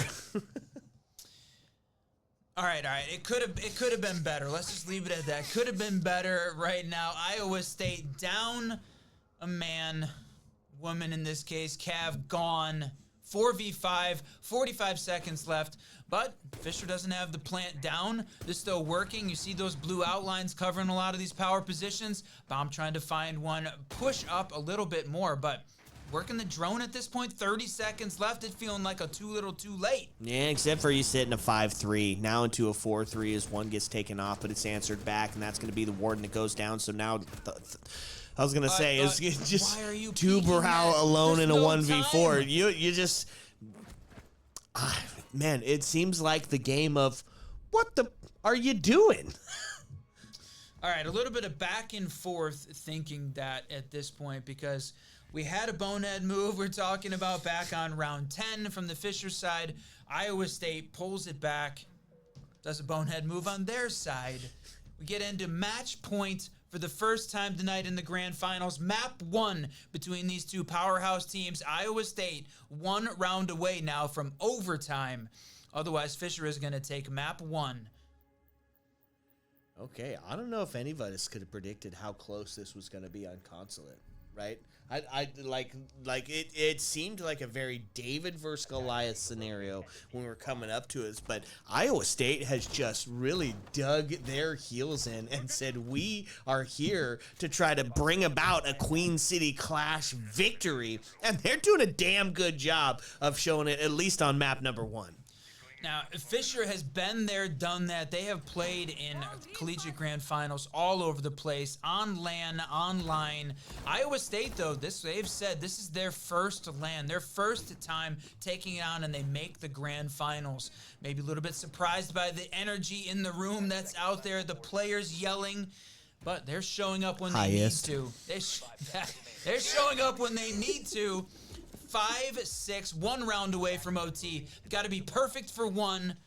Honestly, they can pull it off, but no mistakes on either side of the map. Yeah, you're right. Not very often do we say when we're saying you have to be perfect for X amount of rounds. It's not usually just 1 to get it done. So really close exchange, really close battle, and it's going to see it, the test on the Tersh here. Not going to opt for the split side. Going to see some damage done as Malusi already finds themselves in a bit of a precarious situation. Stuff being opened up top. Well, that's really just a rotate back down to the home space, the home turf, and looking like they're going to send the long bomb here for the EMP to get this wall opened up. Yeah, that's right. And is it going to be close enough? Ace is not on, not ready to throw it. Man, that just didn't work out at all. Oh, unfortunate there from the Fisher side, just completely falling apart. Now that comes out, the ace going to come out, but Bandit is there, ready, waiting, and tricking it. No pressure from down below. Boy, that feels like we see that play on Nighthaven all the time. You've got to have somebody down below making sure that Bandit can't trick. He's playing on a soft surface. Man, big miss there by the Iowa State defense, allowing, or a big miss by the Fisher attack, allowing Iowa State to trick that. That's right. Flash is ringing out, so they're going to start taking the scenic route. Now, bomb goes down, so back into the other direction. We're going to maybe find some overtime here if Fisher can't find a way to get it done. Starts to make the push up into the hallways. Marmalade looking to get active, and that's going to be Annika taken down now into a 4v2 situation. They get a drone on it. Yellow seeming to be the bit of the take here, but they're holding on to that verticality, hoping that somebody's going to switch over, make that cross, make that rotate, and then ultimately pay the price for it. So a couple of shots comes down and now making the push up. Looking at a little bit of fire, takes the swing, but is forced into it. So Ryan going to lose his life. Now into a 4v1. Whiskey, it's looking like we might see ourselves some overtime. Reckon shows up in a big way here at the end to send this thing into overtime. You said it. We're there, round 13. Just what we expected from a grand final here at the Queen City Clash between Iowa State and Fisher College. Map 1 goes the distance, tied up at 6-6 apiece. And who pulls defense? Iowa State. Man, if you're an Iowa State fan, that starts to feel pretty good, right? Clearly a defensive side of map. Now, granted, how did their defense go? I guess that's where we should start. Question number 1, how was Iowa on their defensive half? We saw a 4-2 split both times. Now, we're going to see the second floor again. This is clearly the favorite between these two teams in this scenario. Loving the second floor right now. This is the, let's see, 7th time we are going to see the second floor in 13 rounds. So clearly the favorite here. Now, the way that Iowa State is bringing out this defensive lineup again, sticking with the area denial and doubling up on the intel, but rather than run the Echo, they're going to bring out the Valkyrie this time. I like this call. I like the added intel to it here out of Iowa State. You've got the area denial, you've got it in a big way, and now you've got some intel to make your opportunities, to make your swings on, making those C4s just that much more of a clear and present danger. This feels good if you're an Iowa State fan. Yeah, and Reckon is the guy right now, 15, 10, and 6. Huge assists, huge number of kills, and cleaned up that last round to send them into overtime. So Bomb has slowed down. He's still sitting at 19 and 8, the 2.0 KD, but the rate at which he was getting those kills dropped off substantially here in the second half of this map. So the big question is he going to continue to push that piece, be that guy that can win all of those battles, or going to take a little bit of a backseat? They're working on clearing the defensive utility, that combination of the Twitch and the Flores there, making sure that they're getting rid of the area denials and those deployable shields. Yeah, those pesky shields getting dealt with. The Flores being incredible with getting rid of some of that extended util. Goyo's gone, which means they're going to be having to lean into... Well, I mean, here's the problem, right? Even if Goyo's gone, you still got that devastation of the Vector. Even if you get those canisters, that gun will just spit at you and just bring death in its path. So, going to have to kill the member too. All right, my friend. Stacked up 10.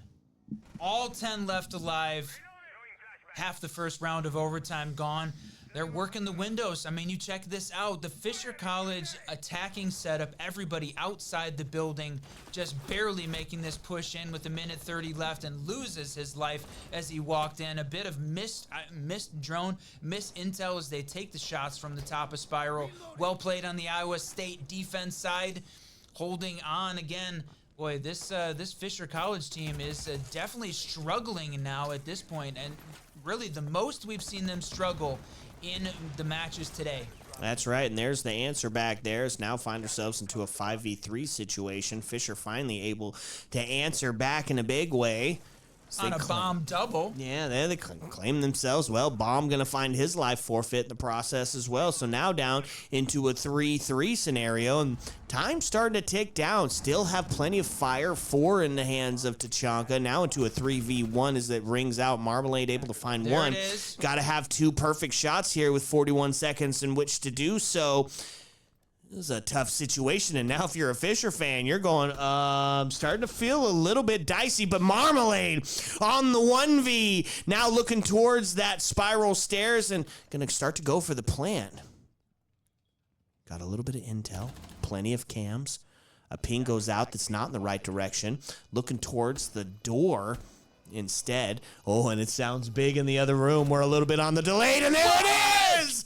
Marmalade deleted off the board, and Iowa State finds themselves up in the round count and poised to take map number 1. Defenders disable the diffuser. Boy, doing it on defense, and boy, that round, a bit of a roller coaster of emotions there as you saw this Iowa State team pick up the lead and then answered back from Bomb with a quick double to even it up. The problem is the rest of the team didn't match that energy. Boy, when he's alive, they're winning. When he's down, they're struggling. They have got to have somebody else on this team. Marmalade got close, and we saw her just be dominant during that semifinal game. She has not been at that same level here once we hit the finals. So who can step up from the Fisher College side to try and match the same energy? Or are we going to see Iowa State pick up their map 1 of the grand final? Boy, if we see Iowa State pick up their map, we're going 3. I'm going to call it right here. If they pick up that if Iowa State picks up their map pick, we're going all 3 of them to get it done. Yeah, I do feel like Fisher, incredible on Nighthaven. Definitely, that is going to be a strong map for them. So this is, if you're saying it, man, we're talking about a do-or-die scenario here for Iowa State. They have got to win their map pick. They are on match point. They have got the lead in overtime. They've only got one more opportunity here to try and close it out before Fisher can even it back up and then go to their map pick. So what's this attacking team going to do? Watch Drone to try and find some holes in the defense, holes in the armor, if you will. Fisher College playing the upstairs site again for the 8th time. Bomb spawn peeking. No surprise there. Yeah, what? Shocker, as Bomb gets his vector in his hand and looked to take advantage of an early situation. Worked out well in the beginning of the map, not as well towards that late end of the first half. There is an adaptation on the board here by this defense, something that we haven't seen at all, at least during our casting of it. Thorn's going to be on the board. Yeah, definitely surprising. I was not expecting to see Thorn. We did talk occasionally about wanting to see more of the trap ops, but generally Thorn's not the one that you see. But in you talking about the Windows Simulator upstairs, 2F on console, there's a lot of opportunities where you've got to jump in the building, and that Thorn gadget can come in clutch and either force you to hop out of the window and look at this, burn util, the Goyo canisters in this case, the magnets are in, so got Wamai holding on, playing this tight angle, and the diffuser there waiting and ready just above.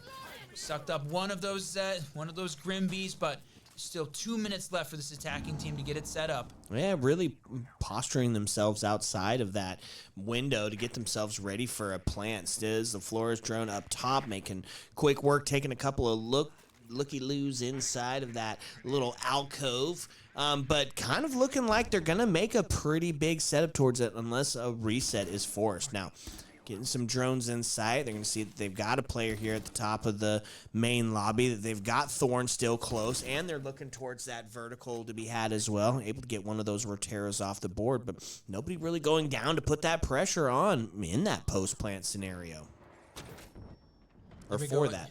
Using the Zofia, man, she just burned all of those charges, both of the concussions, both the explosives, making sure that they have got that cleared out, and, man, just walking in, picking up a double. Rexel going crazy right now. That's right, into a 3v2, 58 seconds. The plant is going down. You're going to see him starting to take the scenic route. Now it's all going to be up to Bomb here in this post-plant scenario. They've got themselves outside. This is almost an unwinnable situation because you You have to take the fights inside. You have to take the fight off the rappel, and almost assuredly, that means you have to jump out to do it, and that is just not going to be enough time. Iowa State has solidified themselves map number 1. I mean, the man bomb is dropping 22 and can't find a win here. That's unfortunate for this team. You got 10 seconds left. 3 more to pick up 2 kills. Not gonna happen. He goes for the defuse, but is gonna get shot at the last second here. Reckon is the one that gets to pick that up, just padding that kill count. What a game from him and this Iowa State team. One word, and all I gotta say is sheesh. Like, what? Okay, Iowa State came to play. They take it on their map pick, which means Nighthaven comes up next, and it now becomes do or die if you're a Fisher fan.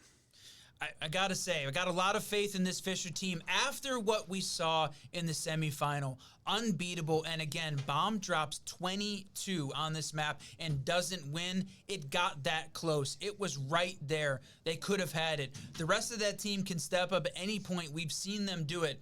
They just didn't do it right now on Consulate. Nighthaven, the last opportunity. 22 to lose. That's not a great place to find yourself. That's Damn. tough. That's tough.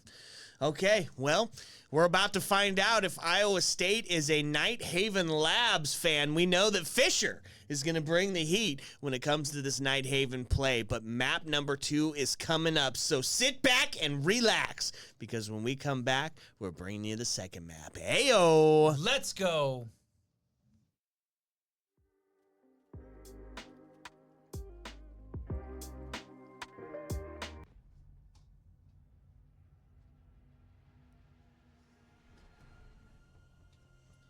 What's up, and welcome back, fellow Siege spectators and players. Iowa State in the bomb shelter as they're able to survive that nuclear attack that was Fisher College here on map number 1, breaking the kill record for the Queen City Bash, I believe, right? Was it 21? He hit 22 to lose. Yeah, 22 to lose. What a game that he had. And unfortunate for Fisher, they have some great players, some great backup, but just not quite enough. And oh no, my friend, man, we cheered about it all over the place the last time. Bans busted again, but Iowa State up 1-0 in the best of 3 grand finals here for the Queen City Clash. Man, this map though, I think, you know, if we had to take some early predictions, we have heard that Fisher has never lost this map in competitive play. That is a huge wall to climb here for Iowa State. I don't know whether or not they can take this team down, especially when bombs floating like this. Yeah, and I would agree with you normally. But right now, we just watched Iowa State, an absolute masterclass on bringing back the play on Consulate. So normally, yeah, you know what? They might have a tough hill to climb, but momentum is shifted. Momentum is in the hands of Iowa State. This is their game to lose. They needed to have that first one, and so they do. You said it, bans are broken. We're going to see Mav as the first one, Deimos as the second, a Zombie to follow it up, and then, of course, the Tubarao, which we've been seeing kind of a repeating pattern on that bans today. Mav, though, that's an interesting one. It's one we've seen on Nighthaven before, as it's instrumental, especially when you're getting up into that second floor play. Yeah, that's a good point. So this is definitely interesting bans coming out here from Iowa State. When we talked with them earlier, they said they don't regularly ban Tubarao because they use him in competitive play so much. Feels like a little bit of gamesmanship at this point because they banned him here on Nighthaven, getting ready for Fisher, not wanting to deal with that once they get onto their attacking half. The big question, I mean, the interesting thing, though, this is the first map we've seen where no shields were banned. Mav and Deimos started off. Mav's so good upstairs on the 2F for opening up the connector, opening up that IT wall. Iowa State not going to have to deal with that this time, but that does leave Mira on board. It does leave her available. And this is an interesting set of bans. For the teams that play the shields really well, this is going to be a tremendous boost for them. And the interesting thing is, neither of these teams really leaned into the shield play. No. No, they didn't. We did see Bomb do a little bit of that blitz play early on when he was trying to get aggressive, taking some of those early entry ones when they're on attack. This time, he's going to start out on the Twitch. We're going to see a full extension up to the first floor here as we start down here in that EXO, that tank assembly area. Castle being brought out to make sure that you're going to struggle getting through that verticality. We did see Bomb play the Twitch a ton as a part of that consulate map, but again, they just couldn't find a way to convert that into round and eventually map wins as that thing went all the way to OT. 8-6 victory again for Iowa on map 1 if you're just joining us. It's getting late. It is the grand finals. We're into map 2 of the best of 3. Fisher making this entrance in and full map clear. It's a basement bomb site. They're working the top floor, though, pushing this Iowa State defense down. Yep, and they've already claimed some of that real estate. You can see a couple people inside Buck and Twitch already making their presence known up on the second floor. And this is kind of one of the things that I love about Nighthaven is the amount of soft breach. And look at that! Gets the ping, gets the call, and then gets the down, and ultimately gets the kill. L85 to claim a life there as Castle's done and dusted, which means it's going to be only Solus left up on that first floor, and she's tuck and tail on the vending stairs currently. Opening pick again for Fisher, man. They have been tremendous at that. I don't have all the stats in front of me right now, but I mean, we were talking about Bomb walking into this map 145 kills over the course of the Queen City Clash LAN. Just dominant. Now, problem is, rest of this team got to step up just as much. When we saw them completely dominating the semifinal game, it was because Annika and Marmalade both stepped up in a big way. So this is the question, is it going to be a one-man squad or is it going to be a full team battle here on the Fisher side? Iowa, it is their first LAN and making it to the grand final, showing up winning map 1. They have put on a damn good show tonight. That's right. So starting to make quick work of all the soft breach above the site, looking to catch somebody rotating back down and around. Everybody on the defense now bunkered back down. And you could see even at like a minute left, they're still setting up sight. So whether it's a little bit of a, oh man, forgot to make this rotate, or it's a, they'll never see it coming type scenario. Either way, they've now got those both breaches opened up, starting to make the push in towards the split here.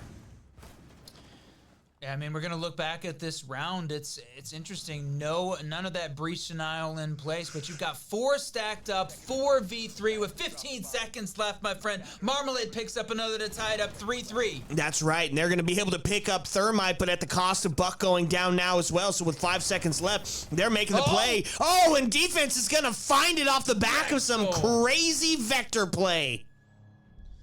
ISU coming up huge. Man, that combination of having the Goyo canisters in place, perfectly timed, even though that diffuser was going down. It was at last minute execute that Iowa State had the right area denial in place and the right positioning for the players to make it happen. Fisher, they opened up all those main breaches. They played a little bit of the vertical, but just took a little too long getting into sight, getting that plant down. And Iowa State picks up round 1 of map 2.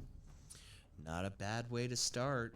Iowa State fans feeling that momentum, feeling the buzz of the grand finals, your first LAN, and you're in the ultimate, the top spot, contending for a #1 placement. Feels pretty good. On the defensive side of it, instead of taking it up to the second floor, they're going to stick the Tersh site. Well, what is widely regarded as the Tersh site. In this case, we're pulling it out as the secondary. And I'm going to be honest with you, Run, I ain't mad at it. I mean, you know, I'm the stats guy. Statistically, this is not the better site. Certainly, second floor is statistically the better site for the defense to play. So Iowa State, to me, taking a little bit of a chance against a very good Fisher College team. So we talked early on, though, with Akron not being here, with having to, take their Rally Cry playoff game instead. What was Fisher's, were they going to be regarded as the team when Akron wasn't here? But Iowa State is looking to make that not even a factor with winning 2 maps here and shutting them down in the grand final. It's still really early, talking about predictions far in the future. But right now, Fisher College, even though they've Bomb is dropping them constantly, struggling to win. Well, BDS doesn't have just one team that they lose to. they lose at the grand finals because they're at the grand finals. It's up to Fisher to prove that it can be done now that their foe of Akron is out, overdone and dusted, at least in this one. Okay, so defense going to stick with some of that extension util. Castle being brought back out. Now the shield makes its way in. Going to see some pistol popping, body dropping there. Bomb onto the blitz. Something we talked about in the pre-show. They get in onto the corner. He's going to find a second one. It just falls apart. All of a sudden, Legion the last alive. It's a post-plant scenario, and the defense has just been caught on the back foot, and they're strat completely in the bin. Does find one. Shield gets taken down, but you've got so many places to look to try to bring this one back. I don't want to say it's over, but Whiskey, this one is over. I mean, Reckon is in charge. He's at 3-0, 4-0, picking up a double. It's still a 1v3, but you said it. There is tons of places and opportunities here for this attacking team to hold on to the diffuser. The upside down repel, but it's going to be Annika to finish this one off. Man, look at this. From upstairs on the roof, taking the shot down through the floor. But this is the reason that is the tertiary site, is such a good opportunity there for the quick plan scenario. And off the back of a blitz, who takes down the warden to open up that opportunity. That was an unfortunate play by Iowa State on the defense to have the warden lose the battle to the blitz off of a flash. Man, it's something we talked about in the pre-show when those saying that these shield operators are going to be available. We've seen Bomb on the blitz before, right? Able to just push in. He's got the aim to make that pistol a one-shot devastator and a little bit of flash to back it up. He finds himself 2 for the trebles. The plant goes down, and then it's Bob's your uncle towards the end of it. And Annika, what a beautiful, cheeky little spot. I'm writing that one down for my rank book. That is for sure. I mean, it's the reason you love, one of the reasons you love Nighthaven, the 2-floor play, in this case, going down from the roof of the building through the floor in IT to hold that plant location. Man, well played there. And, again, the reason that's the tertiary site. Iowa State making a good call here, moving upstairs to the 2nd floor, and they're going to bring out the Clash. That seems like a good call, too. I mean, we have seen some incredibly successful Clash play, but look at this. Trying to hide the Cade. They had not been playing an awful lot of the Breach Denial, this time hiding that and hoping maybe that it was going to gain them a little bit of advantage. Doesn't happen, though, as Ryan picks and brings out the Thatcher. So they're going to have the opportunity, even without the Mav in play, they should be able to get these claws down and that IT wall open. That's right, but I like the Clash play here. I'm not a huge Clash fan. I'm not a huge Clash sympathizer, but in the right moment, can be absolutely devastating. 2F on Nighthaven, it's the right moment to pull out a Clash. It's the stall game. When you're opening up everything, I'm talking opening up Aqua, you're opening up Catwalk, IT, Electrical, Connector, everything gets opened up. Having a Clash there that you can get behind to still be an impact from the middle of the room is absolutely huge. I think it's the right call. We'll see if it pays off here. They're going to go ahead and go for the trick, but Cade not really going to be in a position to do anything about it. He was too far off to try and get a Cade trick going. But he is going to send a C4 out there, though. And that's going to claim 1. That puts him at 5-1, Whiskey. Yeah, that's a hell of a good start. And Reckon was one of the heroes of that previous map, one of the reasons that they were so successful, and continues that push here. Yeah, I mean, even though he missed the K trick, the C4 winning that battle. But Thermite already did his job. He already opened up that IT wall. The problem is he's not going to be available to do any more of this opening. It's all going to be on the shoulders of Marmalade. Not sure when he's got any more of those Selma charges left in play, but the Clash taking some shots, pushing this this attacking team back. Yep, and so Bomb gets the heck out of there as that Clash was being devastating with its electricity, just eking away at the life that is Flores. So now we find ourselves in a prone position here. Fenrir looking to get active. They're going to suss him out on the drone, and that's now a tough spot. Now you're trapped as the main breach is open, the doorway is open, the window is open. And you're kind of stuck in the middle where money gets tight. But still wasting time here. They've got 45 seconds left. He's still left alive, holding on to this position, still working the F-Not mines and still battling this clash. Man, right now, Fisher taking a little bit too much time on this attack. Yes, they've got some assets in place, but it is taking way too long with 25 seconds left. That's right, and there's going to be another kill as the Cade sniper shot. He's going to take Marmalade down. Dokkaebi falls, and now Flora is in a low health situation, trying to be an impact player against this clash, but Bomb is able to find one. That's the clash done and dusted, which means in these last 13 seconds, you don't have to contend with the electricity, but he still haven't made it in. Finds a shot onto the pillar, and this starts to look a little bit winnable. 5 seconds left, and they're getting the plant down, but looking to take one. He's too close. They're going to find it, and that's going to be one for the defense. Yeah, going for the quick plant, but man, hiding behind the wall bang there in the corner, shutting it down. Iowa State on defense, picking this up. Man, I feel like we hyped up this Fisher College battle and how good they were on Nighthaven. And right now, Iowa State winning when it matters. They picked up the primary, the secondary. They lost the tertiary. Fisher, it's not a bad spot. Right now, back and forth battle between these two, but Iowa State looking better than I think we expected. Yeah, absolutely. I mean, when we started this grand finale, it was a David versus Goliath situation. It was going to be a Herculean effort for Iowa State to come up against this dominant Fisher team, but that has just not been the case. And now, it is defense on Nighthaven, so not surprised to see a 2-1 start here for Iowa State. And it got done on what is widely recognized as the turf site anyway. So I guess we're going to see how they handle it this time. They take it back down to the basement.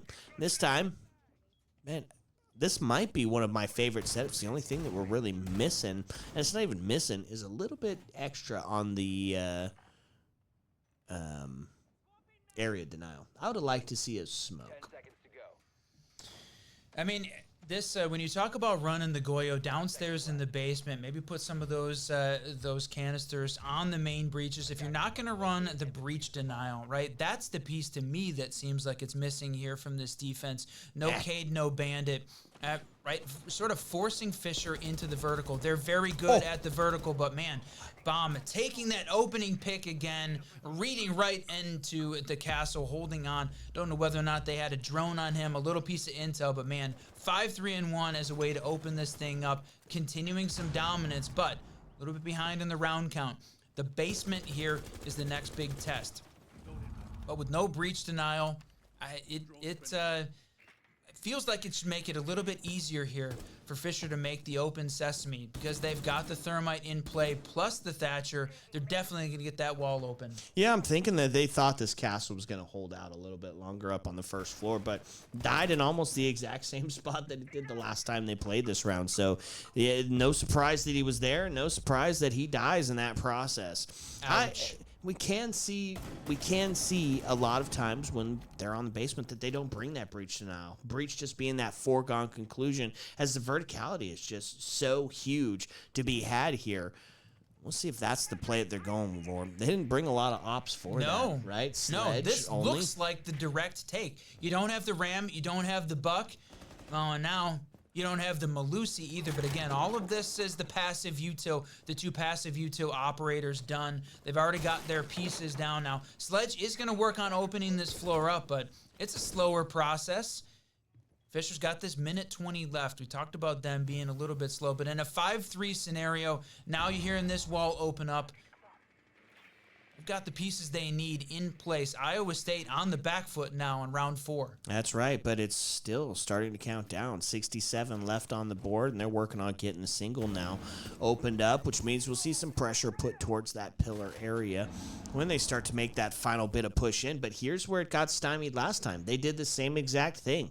They had themselves the main advantage. They had themselves a little bit of time, but when they got in to try to do it, Goyo canisters and that vector in the hands of the Devastator was enough to pull it off. What have they learned this time? We'll find out. 30 seconds left to go. Yeah, boy, nothing has happened really this last minute of gameplay. Still 5-3 as Fisher working this angle. The question is Iowa State going to be in position to deny this plant as the time ticks down? They are running out of time, my friend. They've got to pick up a couple wins here. But no, Rexo picks up another. Yeah, that's huge. Now they get themselves in. The cross is set up. They made their way into the double, which means that the post plant is going to be facilitated here. They find the down onto the Goyo. Now puts us into a 3-2, a 3-1 as Valkyrie also goes down. So now it's just going to be the Vector in the hands of, nope, good night. The Vector in the hands of nobody, as it's going to be an attacker side of win. Oh, man, that seemed like an ill-fated swing there. Mira was ready, holding on to the angle, but swings right into the open arms of the L85. Unfortunate there. Fisher College picks up a second. We're tied up 2-2, heading into round 5. Tied up, map number 2. So all on, hey, man, that's the thing that you can ask for. That's what you want when we're here at the grand finals. You don't want the blowouts. You don't want the sweepaways. You want it to be back and forth, and that's exactly what we're seeing here. But that is part of maybe the problem, right? If you're an Iowa State fan, it's defense on Nighthaven. Right, so you should be getting this W's. You should be finding those wins, and you should be getting it done on the primary and secondary sites down there. So if Fisher finds any more and one more round, then going into their defensive half is going to feel phenomenal, and we might be looking towards map number 3. Yeah, that was a basement win there for Fisher College there on the attack. So this is the tertiary site. This is the spot we saw Fisher win back on round 2. Good opportunity here for him. Iowa State is going to have to react and lock this thing down, the adaptation. You know, and wanted to say big thanks again to the University of Cincinnati for hosting the Queen City Clash. All of the production staff, including Highest, Duck currently observing for us. Hell yeah, thanks, brother, for that. Yeah, absolutely. W squad over here. W squad. Okay. So, down to the Tersh site. First floor action. Last time we saw it, it was a quick plant on the window. This time, they opt for the Monty instead of the Blitz. And they're going to go for a little bit of that top-down clear. So, they're looking to solidify some 2F control. Beezer is definitely good on the Monty, so I think this is a good change here for Fisher College, making this change up, and the battle happening upstairs. Reckon, though, playing this Legion, being devastating, 6-3-1.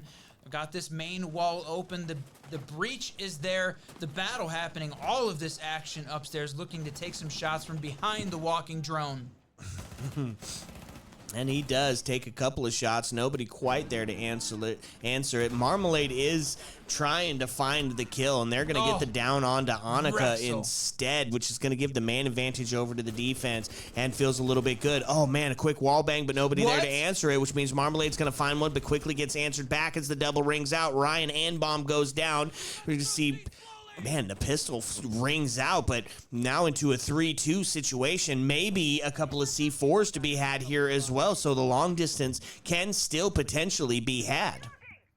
Okay, we're in a 3v2 scenario, but man, low health on the Iowa State side. Now for both of their players, man, both the Bandit and the Mute struggling to stay alive at this point. The shield pushing down, Marmalade running. That's a Nomad. They've got some good assets on their side. Here on the tertiary site, 1 minute left gameplay, tied up, back and forth battle between these two. But look at this, Bandit hiding, back waiting. Good trigger discipline here and not overswinging the position. That's right. The presence of mind to stay a little bit patient so you can have that lurk play towards the end. Could be the play that they need. Now one goes off and Bandit goes down. Now Marmalade's on the triple kill, and what was an unwinnable round certainly feels a lot better now as the shield drops. He's looking for it. The shield bash, and Marmalade gonna be 4-piece, I think, on that round. Break out the barbecue sauce, baby. Wow.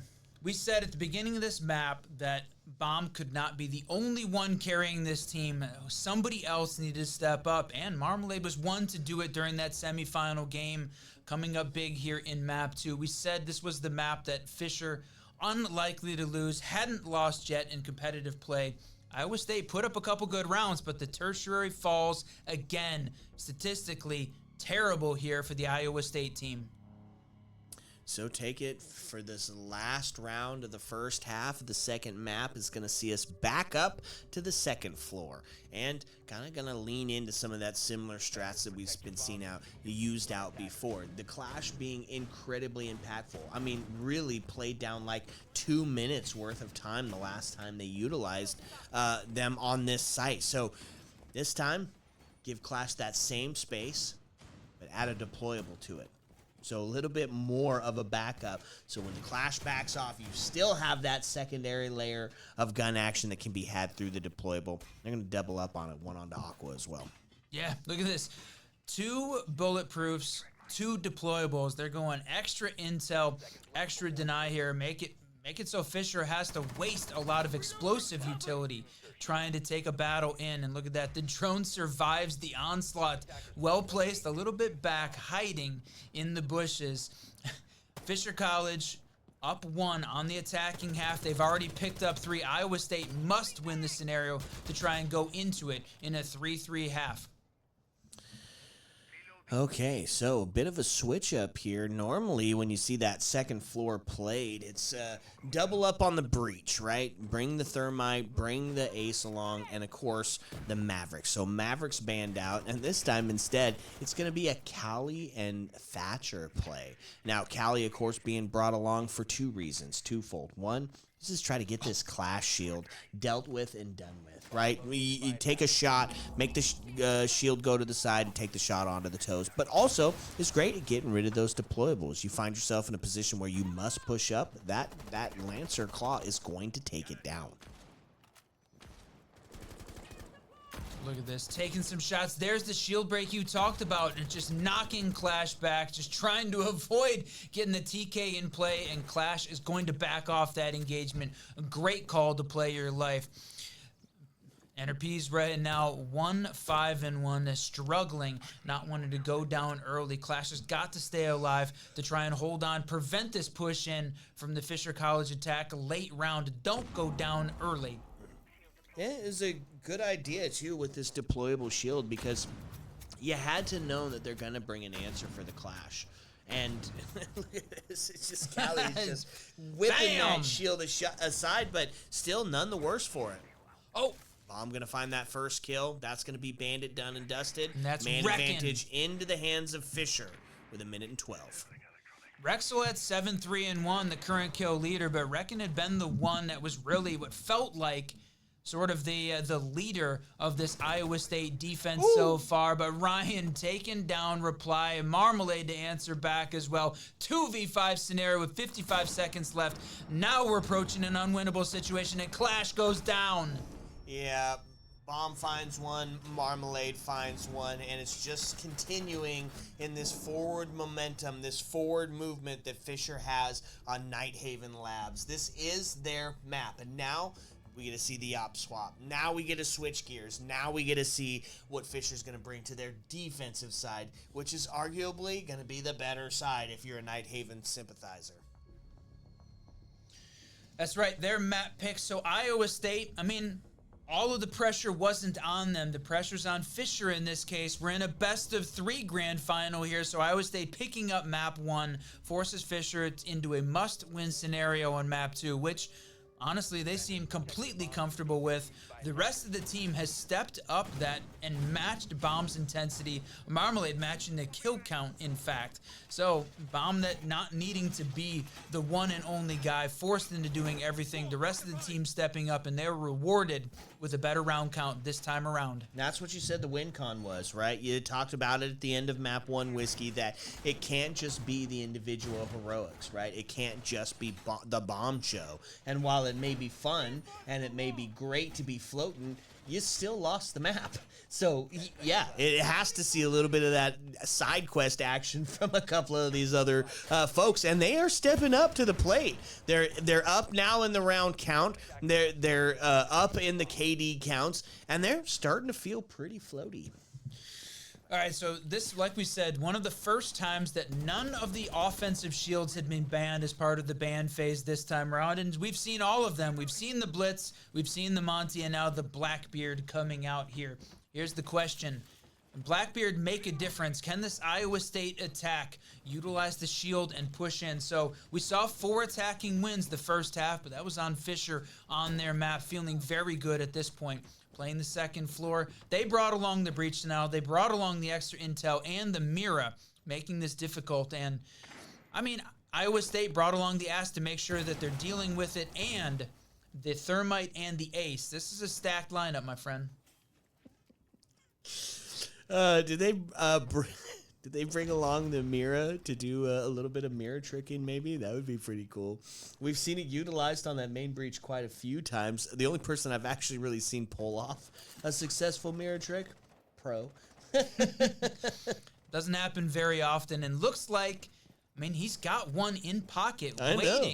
Waiting. Is it going to be the trick? I hope so. Me too. That would be lovely. That would be such a cool thing to watch, especially for a comp game. Okay, I do like the attack setup that we're bringing to the table here for Iowa State. They lean into that hard breach. You see it's similar to you would the clubhouse approach, right? When you're at your gym and bedroom. Open up everything, and that's the same here. Oh. His Soph almost goes down due to the Legion goo. I mean, left with 5 HP after taking a bunch of shots from the goo. Okay, so they're able to get the main breach opened up. Cade not able to successfully hold on to it, which means the start of checking those Yali boxes is in full effect. And that's kind of what you see here. IT, connector, electrical, aqua, right? And then maybe a little verticality, maybe a little jaunt up onto the catwalk to start really putting that pressure on. Deployable goes down, and now Blackbeard able to make his presence known, but he's got a little bit of a force to be reckoned with as somebody is down those stairs looking to play spoiler when he makes the ultimate swing. That's right, and I'm not sure, do they know they've got the double push here from the... Yes, Yep, they they do. Bomb, though, is going to win it and then pick up a double for his efforts in a 3-3 scenario. Okay, 3v2, though, as Reckon answers back. That's right, and now all of a sudden it's plant going down, and the pressure from Aqua just going to be a little bit too much, right? Now it's onto the shield, and they're going to find Bomb off the board into a 3v1 post-plant scenario. Marmalade going to have to be the one to put it on her shoulders to bring this one back, and it's not going to be the case. They find themselves a victory, one closer to tying us up here on Night Haven, and Iowa State, they are just not schlubs here. They are making this a dang fight. Well, apparently, if anybody could do it, it's Iowa State. Fisher came in incredibly hot. We talked about how good that semifinal match was. They only dropped 3 rounds over 2 maps. Iowa State has answered back with a map win and picking up another 3, almost tying it up against Fisher here on what is their map pick and supposedly the unbeatable map for this team. So a bit of the ego check here, Whiskey. Not going to keep the round going and see the next bit of sight. They're going to take it back up to 2F, and they're like, you know what? We can freaking do this. What's the adaptation? Almost nothing, right? They bring out, still do that intel deny. I think the big thing is we're missing that second shield that was up on the last one. Opting for the Fenrir this time. Bring out the bulletproof, a little bit of that difficult to walk into.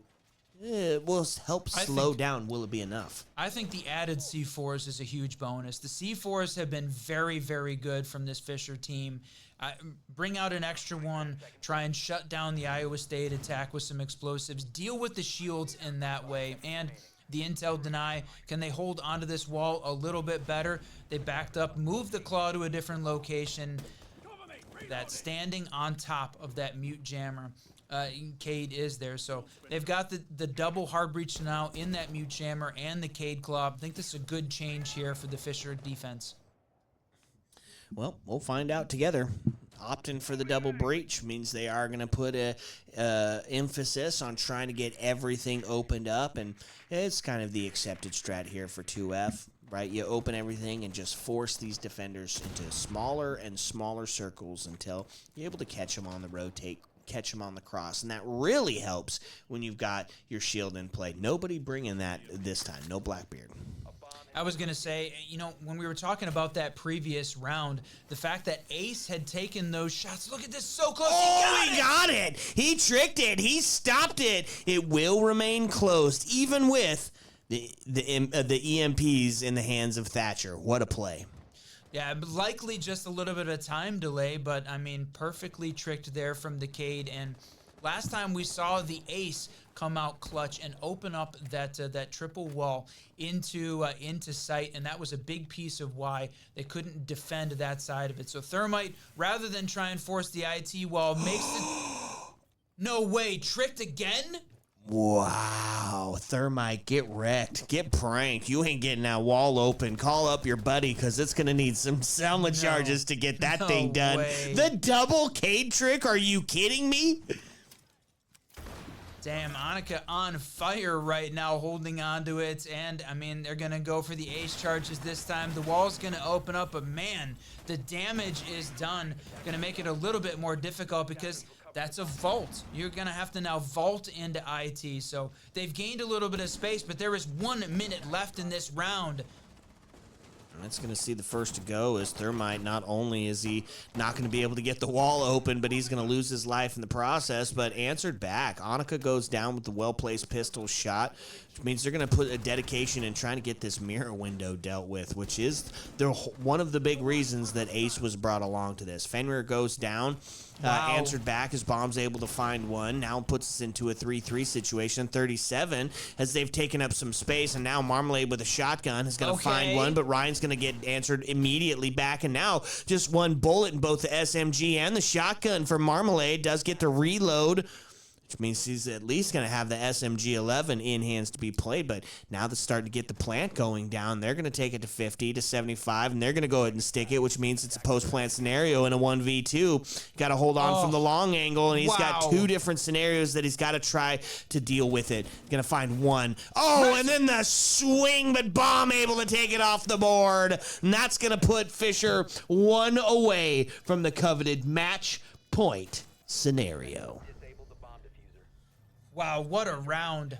There's no way I thought we were going to see that turn into a Fisher win. I thought we had Iowa State, everything going in their way, the plant going down, the Fisher defense out of position, playing far away in warehouse. But you can't count out how good Bomb has been across this entire LAN. Right, we talked about him having a little bit of a slow start. I think he is now up to 12 and has just racked up that kill count very quickly back into the kill leader position. And you can't rely on the individual heroics, but yeah, there it is. Sure 12, 6, and 2, but it sure as hell helps. Rexel's trying to hang on at 10, 6, and 2, but Iowa State has got their work cut out for them. They're on a little bit more difficult half here, and Fisher on their map doing a hell of a good job. That is a back-and-forth battle between these. ISU found one. Fisher answers back, though, after winning 3 in a row. Man, it felt like... It just felt like that Iowa State's kind of missed 2 rounds here, right? Like 2 in a row where they should have had potentially a couple of rounds sealed up. Honestly, it feels like Fisher should be down, too. Yeah, Iowa State has gotten close on several of these rounds. They did win back on round 7, but it was so damn close. But certainly it felt like round 8 was an Iowa State win that got thrown at the end there. So here's the question. They're going to run the shields again, this time backed up with, again, the vertical play, leaning into it heavily with the Ram and the Buck. They're going to make sure that they get these hatches open as well, or the walls, that Hibana Thatcher combo. So they've got what they need to play both the vertical and the direct take. The question is, do they have the time? They're going to need to move quick if they're going to work on this much area to cover. Yeah, and specifically going to be trying to take on that hatch play. The hatch queen is around, and look at that. Jesus, Bomb, Dundada, goodbye, sayonara, see you later. Castle life forfeit, main advantage into the hands of Iowa State, and that was part of the big win condition that just got met. That's right. I mean, Ram losing a little bit of her life, but the fact that she's still alive, all of those gadgets in play is going to mean that they are definitely have this opportunity to open up the vertical and play that piece of it. So the nade comes out, opening up a hatch, unreinforced. Again, maybe a little bit of a mistake, but Marmalade answers back. 9-5-2, right? Contributing this time. That was the big piece that was missing. Tied back up 4-4 with a minute 40 left in this round. That was the buck that goes down, so they lost a little bit of the vertical play and used the Rams to open up those castle barricades and continue to open up this vertical on top. Now, all of this defense rotated back, no pressure upstairs. Gonna try and deal with some of those C4s. They've got some drones in, taking a look, making sure that they're not gonna lose their spearhead to, you know, some sort of pre-placed shenanigans. And that, I believe, is gonna be Annika's C4 that does get done and dusted. Still have one in the hands of the Mira. Still can bring some of that about, but as they open up more and more of this floor, the potential to get a C4 going to start to dwindle down. It is a little bit of a dangerous scenario, though, there, and the Ram comes out again, opening up all of this space, but you said it. It makes it difficult for the C4, but it also makes it difficult for the attackers to continue to cross those lanes, looking down. And look at this, the bulletproof cam identifying when the Blackbeard made his push down. There was 35 seconds left. They look like they're getting ready for an EXO default take here, but time is running out. That's right. So 4 alive on both sides, and they've start to make their push up. Here's going to be the big test here, and there is still a C4 in hand.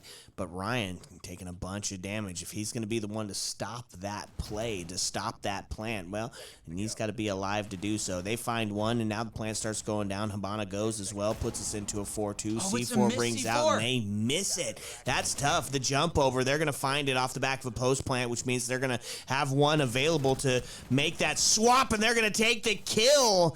That's going to be a match point scenario now for Fisher College as they're looking to seal up map number 2. We're in a best of 3 between these two in the Queen City Clash LAN Grand Finals, and now Fisher College 1 round away from tying it up.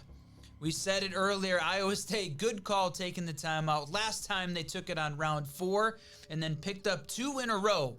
Can they do the same? They've got to be perfect for 3. Is the timeout buff going to lead them to overtime? Because that's what it has to be. Yeah, has to be, or it's map number 3. We'll see if they've got if they've got it in them, if the gut check is here to bring it back. You know, Fisher's looking real good, but I think Iowa State could do it. They could play spoiler here. The thing is they've got to have the right adaptation. They're going to have the right read. They're going to have the right reaction. And part of that is going to be dealing with bomb early.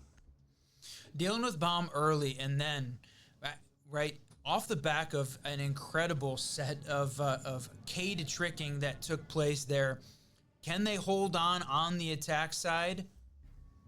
I think, as you said it, it is certainly possible. They've got to capitalize on the small Fisher mistakes. They have been making them. This is the big deal, though. Iowa State has got to be in a position to capitalize on it. Okay, time to get into it. A match point scenario for map number 2. Who do they bring to the table? Fisher going to be relying on some of that slow down city. It is some turf site play, so arguably the tougher of them to get it done. Nobody opting for that kitchen side, right? It's just too tough of a site to get into. Even I don't like it, and I love the offsite. Man, right now, this is looking good from the Fisher College perspective. On defense, they're on match point. Even though they're playing the tertiary side now, Iowa State's got to be perfect for 3. After they pick up this round, Fisher's going to get primary and secondary sites, and they've been very successful. Iowa State did win the second floor back on round 7, but Fisher answered back immediately with a second floor win on round 8. So they've been able to pull off a win on both of these sites. Again, partially off the back of some incredible Cade trick there from Annika. So can they do that again? I don't know. That was a once in a game kind of a scenario. Well, we'll see. Is Annika the superhero when it comes to Cade tricking? We're going to find out, because it was beautiful. It was on the front side, the back side, any side, denied. That is the dang truth. So now starting to make their push up forwards. They're going to make their first attempt here. Annika Gonna see that first bit, and they're gonna go for it. They're gonna get it. Yeah, they're gonna Hey. double up on the EMPs. You know, put a little respect on that, and make sure that you send 2 to get the job done. Worth it. Yeah. Burn a little bit of that offensive utility, but again, running the blitz this time. Rexel holding on to that 10-7-2. He had a couple of incredible rounds and then has sort of taken a backseat, slowed down this attacking onslaught. Can he pick it up again this time, running the blitz?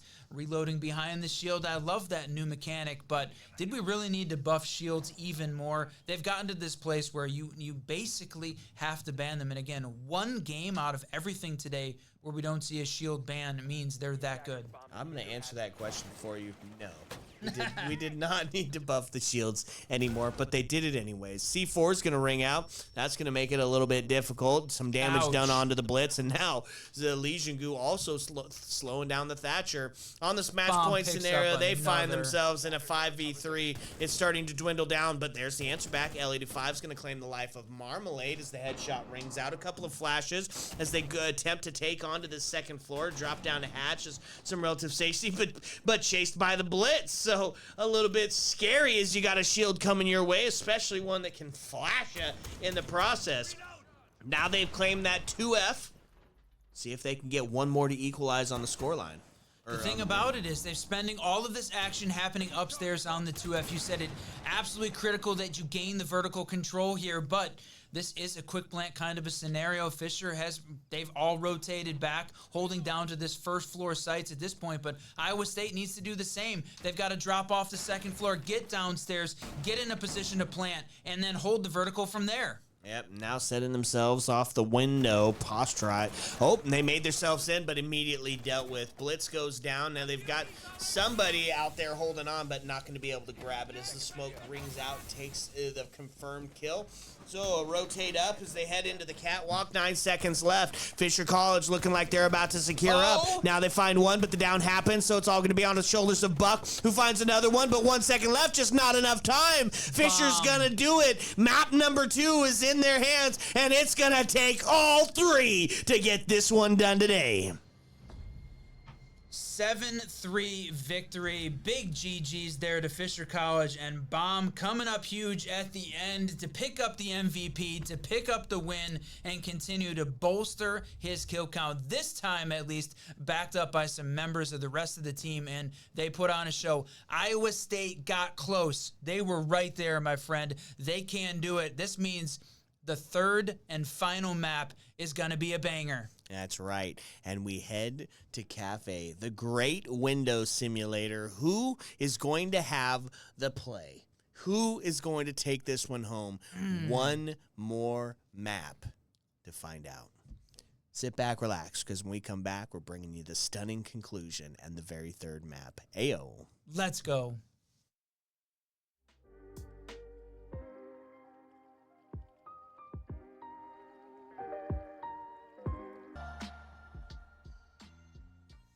What's up, and welcome back, fellow Siege spectators and players. It has all come down to one final round. Iowa State taking on Fisher College to be the grand champions of the Queen City Clash. Whiskey, we're here, baby.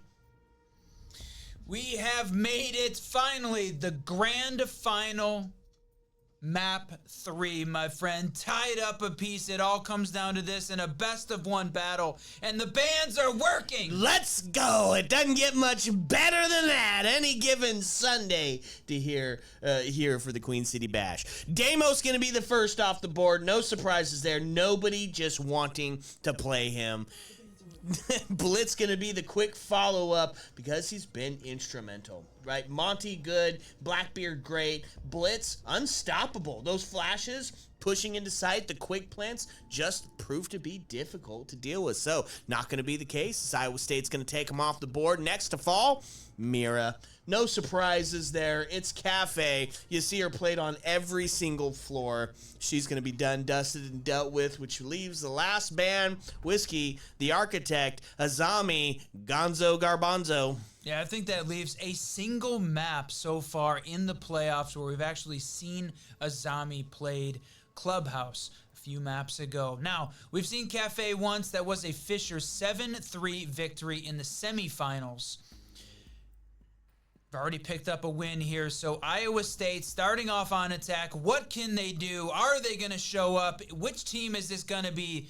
I'm pretty sure though we're going to see Bomb drop a nuke on another map today. Well, that's the goal. That's what he's looking for. And if you can read into the alt chat, they're also daring him to jump out. It's been the hallmark of some of his plays, right? He's he's spawn peeking, he's jumping out, and they said if you do, you're a straight burger. We'll put some lettuce and some pickles on it because there's almost a guarantee that man going to be jumping out at some point.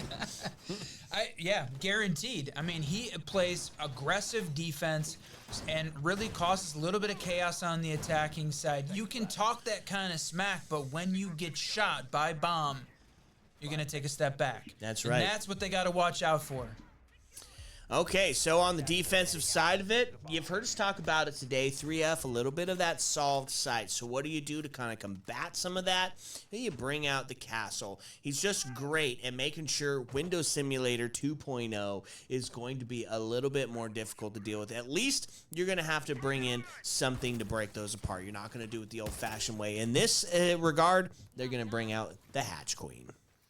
Yeah, that's right. Habana's so good at opening up all of those castle barricades. Ton of utility there available for it. And look at this. Ready, waiting, holding for the run out, knowing that it's coming. But they're going to work the top down clear. It's a third floor defense at this point. So watching out for the C4s. They've got to approach this carefully. Fisher very good here. But it can be susceptible to the rush play here from Iowa State. That's right, but you have to deal with the verticality of both. You have Castle and Valkyrie sitting down on the second floor. Well, Castle's made his rotate back up, so Valkyrie going to be the last alive down, or the last standing down on the second floor, looking to play spoiler potentially when they make their way in. We saw that ticket C4 be huge earlier when they took down some shield play doing the very same thing. Bomb already going to take a little bit of damage as he made his little appearance, and they've sent him back with his tail between his legs. All right, half the round gone and nobody dead. A little bit surprising is, again, this thing playing a little bit slower. We're in the grand final. We're in the final map. No advantage here on either side. So it certainly feels like both teams approaching it with the appropriate level of caution. No one wanting to get too crazy here to start off with. It's round one. Gonna swing in this, holding on to the piano side. Boy, I think I heard somebody call this. It's an important way that Iowa State loves to push this map. Yeah, and they make their way inside, and now some damage done as Grim goes down, but answered back immediately. Is Marmalade going to find their life forfeit in that exchange? So potentially able to get the Grim back up, and if you do, then you're coming out on top with the man advantage here. Oh, look at this. A double down on the Iowa State side.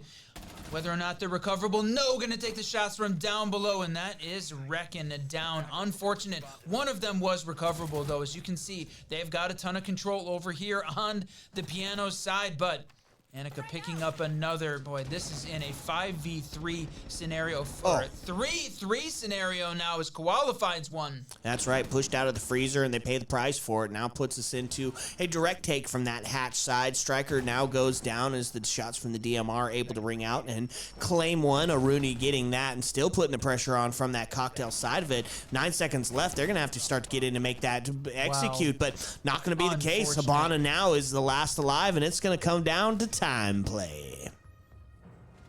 Now Bees are picking up a double there at the end, holding on to that long angle. I mean, it wasn't even normally where you'd see the mirror play, but really no pressure there from the heaven side, no pressure there from the skylight. Unfortunate. It sort of felt very one-dimensional as they made the push in. Jump in piano, push to that side of the map. Really nothing over on the other side. No ghost pressure. And Fisher able to just shut that push down. Iowa State not picking up their first attack. I'd say not unsurprising, though, on the third floor. I don't know. Third floor's pretty solved, right? If that's going to be the place you find it, or, I mean, if you're going to find a win, I think it's going to be on the third floor. So Fisher feeling pretty good about being able to lock that one up. It was a couple of low health scenarios towards the end of it, but mainly had the man advantage. Easy W there up on the third. Takes us down to the first floor now, a little bakery area, and going to see that extension being brought out. Castle utilized to make sure that they hold on to that small bake and bakery side of things.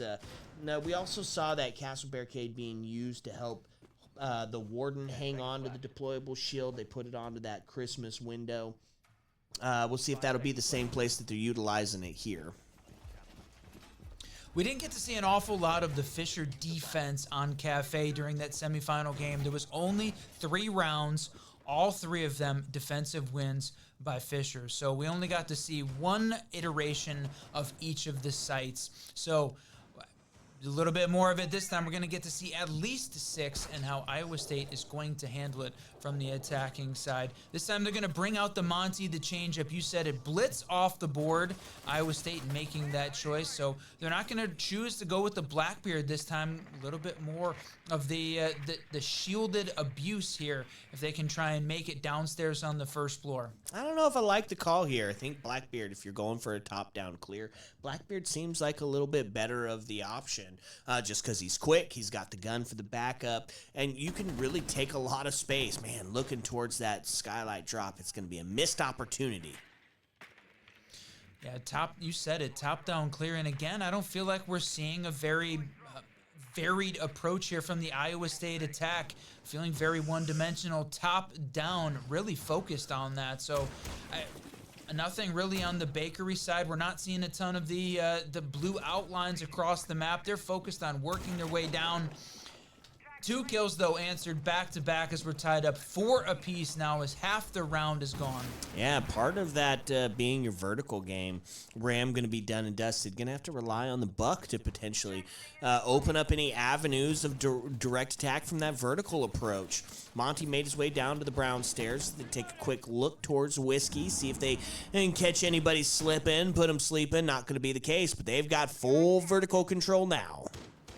Yep, look at this again. We're focusing on the top down. We're upstairs on the second floor, working our way down to the first, but no real bakery pressure at this point. Buck opening up some of that over on the mining train side, but nothing on the first floor. So what has this Fisher College got to do? Sit back and wait right now. Holding onto the power positions. VIP still firmly in hand. Monty's going to make that push down, but ooh, wow, bad siege timing there from Marmalade, and Iowa State capitalizing on it. That's right. Answer back immediately as Bomb's able to find one, but Bomb taken down and a well-placed headshot, which means still puts us into the main advantage into the hands of Iowa State. They look here at 3-2. Defense, though, only has to hold out for 30 more seconds. And they don't have their spearhead in the hands, right? Monty's already done and dusted, so takes a couple of shots. Gridlock goes down, equalized on the man count, now into a 2v1 as they're able to find the double kill. Annika goes down, and that's going to be the plan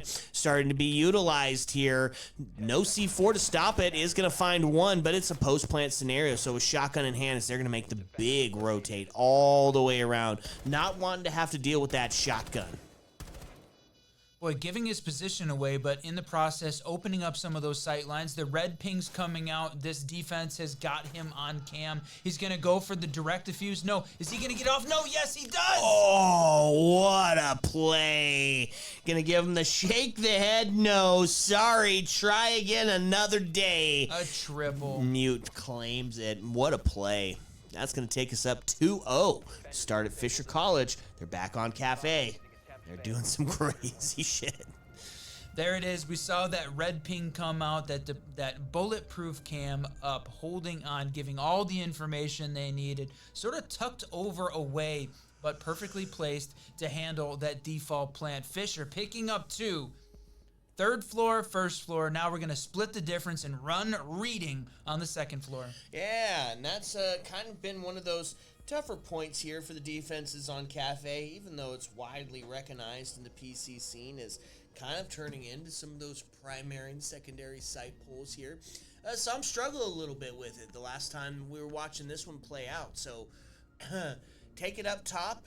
facilitate an extension with the castle, block off some of those windows. They don't have the Mira, which is kind of that accepted back and forth there. This should be the only castle barricade utilized down below. Look at this stack of utility that they've got holding onto that reading door. Double Goyos, a Rooney Gate, and a castle. They're making sure that the entry point there is going to waste a ton of offensive attacker utility. And you said it. Are they going to spend a lot of utility upstairs? You can see those orange outlines, but they're opening up all kinds of sight lines, all kinds of footholds here, making sure that it's going to be difficult for the attackers to make this push in. Yeah, we've seen that Army of 5 quick plan on reading. Used to be one of my favorite absolute takes, so you got to have some sort of util on that door, or it's just going to push in and find yourself planting in a hurry. And that is kind of the default plant, right? You get in, you can hold across. As long as you got that vertical, you're pretty solid. So a good point of contention here for the defense. Look at this, a 5-man stack coming up now, working, opening up these castles just like we've seen on the previous iterations. It's no surprise here. Heading up to the roof. This is the Iowa State running the, I would for sure say the default take at this point, making sure that they're going a top-down clear no matter which site we're starting with. Very little pressure downstairs, and look at this. Bomb getting ready for the run out, opening up a hole in that wall. He's going to back off the engagement, though, and maybe wait it out. Yeah, give him something to look forward to coming up in a little bit. What does it do? It does two things. One, if you hear that getting opened up, it's going to slow you down. You're going to be wondering, when is that coming? And those shotguns, for sure, has been heard opening that thing up. If you do use it, it can be huge. If you don't, it's still a mind game. Look at this. A utility upstairs, the Rooney Gate, but again, pushing that third floor, pushing the piano, looking for the run out, not gonna happen. Rooney's there, getting ready. Oh, I don't think Monty knew, and it looked like they might have been in a position to take a shot. He had his looked like he had his back turned to the top of White Stairs. Yeah, they did, and now he's moved away as they're going to start to put the pressure down red. Maybe a mining overtake, because it's just found themselves really just a ton of utility to have to deal with to get onto that reading side. Yeah, that's exactly what we're seeing, pushing down those red stairs into mining and now making their way over to the fireplace side. So this is there's a long angle being held from Bomb on the White Stairs, though, and look at this, Monty shielded up, though. All they've got to do is just get themselves in just a bit. Monty there taking the place now. If he can, that's right, clear out the Goyle canister.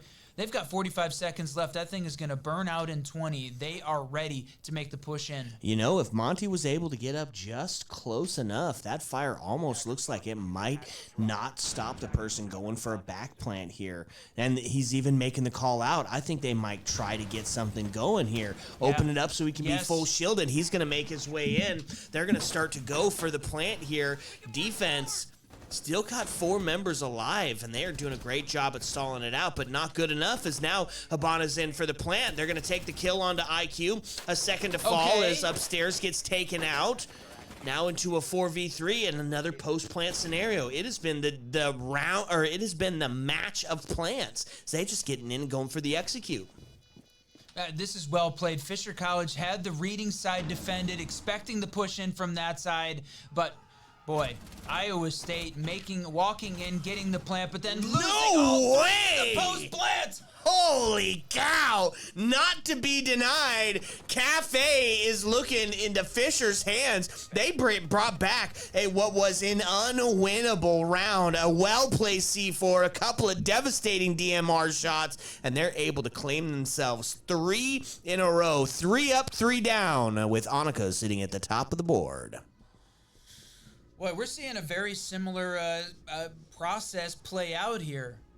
Iowa State taking a timeout after 3 in a row from Fisher. Man, looking back, trying to take a look, we saw a Consulate 8-6 victory for ISU and the Nighthaven 7-3. Back on Consulate, Fisher did win the first 3 rounds in a row on defense. Iowa State took the timeout, won the next two. Are we going to see that same strategy play out here? Is the timeout buff going to be that good a second time around on map 3 of the grand final? Well, we're going to find out together. Is 3 up, 3 down means we're going to take it back up to the 3rd floor, back up to cocktail and bar, and gonna bring along a very similar strat, and there it is, Valkyrie to round it out, which means we'll have that dedication to stopping the window simulator. We're gonna have some intel potential for the C4. Are they gonna bring a shield on the attack side of it? I don't think we saw it last time we saw 3F. No, there you go. Enterpy's going to bring it out the Blackbeard this time, at least showing it initially. We'll see whether or not. I mean, they got to expect the 3rd floor because they're running the standard rotation. They won all 3 rounds. Unlikely they would pick the other 2nd floor site, considering that wasn't their primary or their secondary. Unless you're just that confident in Cafe. We just run them all. It doesn't matter what site. We just take you there. Not going to be the case here.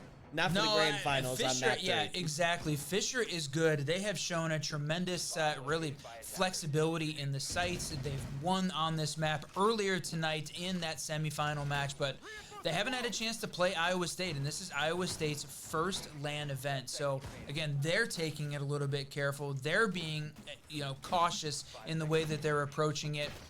Whether or not they're going to run the shield, yes, they swapped off and sort of a double there, showing the OSA. And I know that one is not a pick that we're fond of. No, what in the world? What's the play here? Drop down new hatch and hope you don't get fried from cocktail?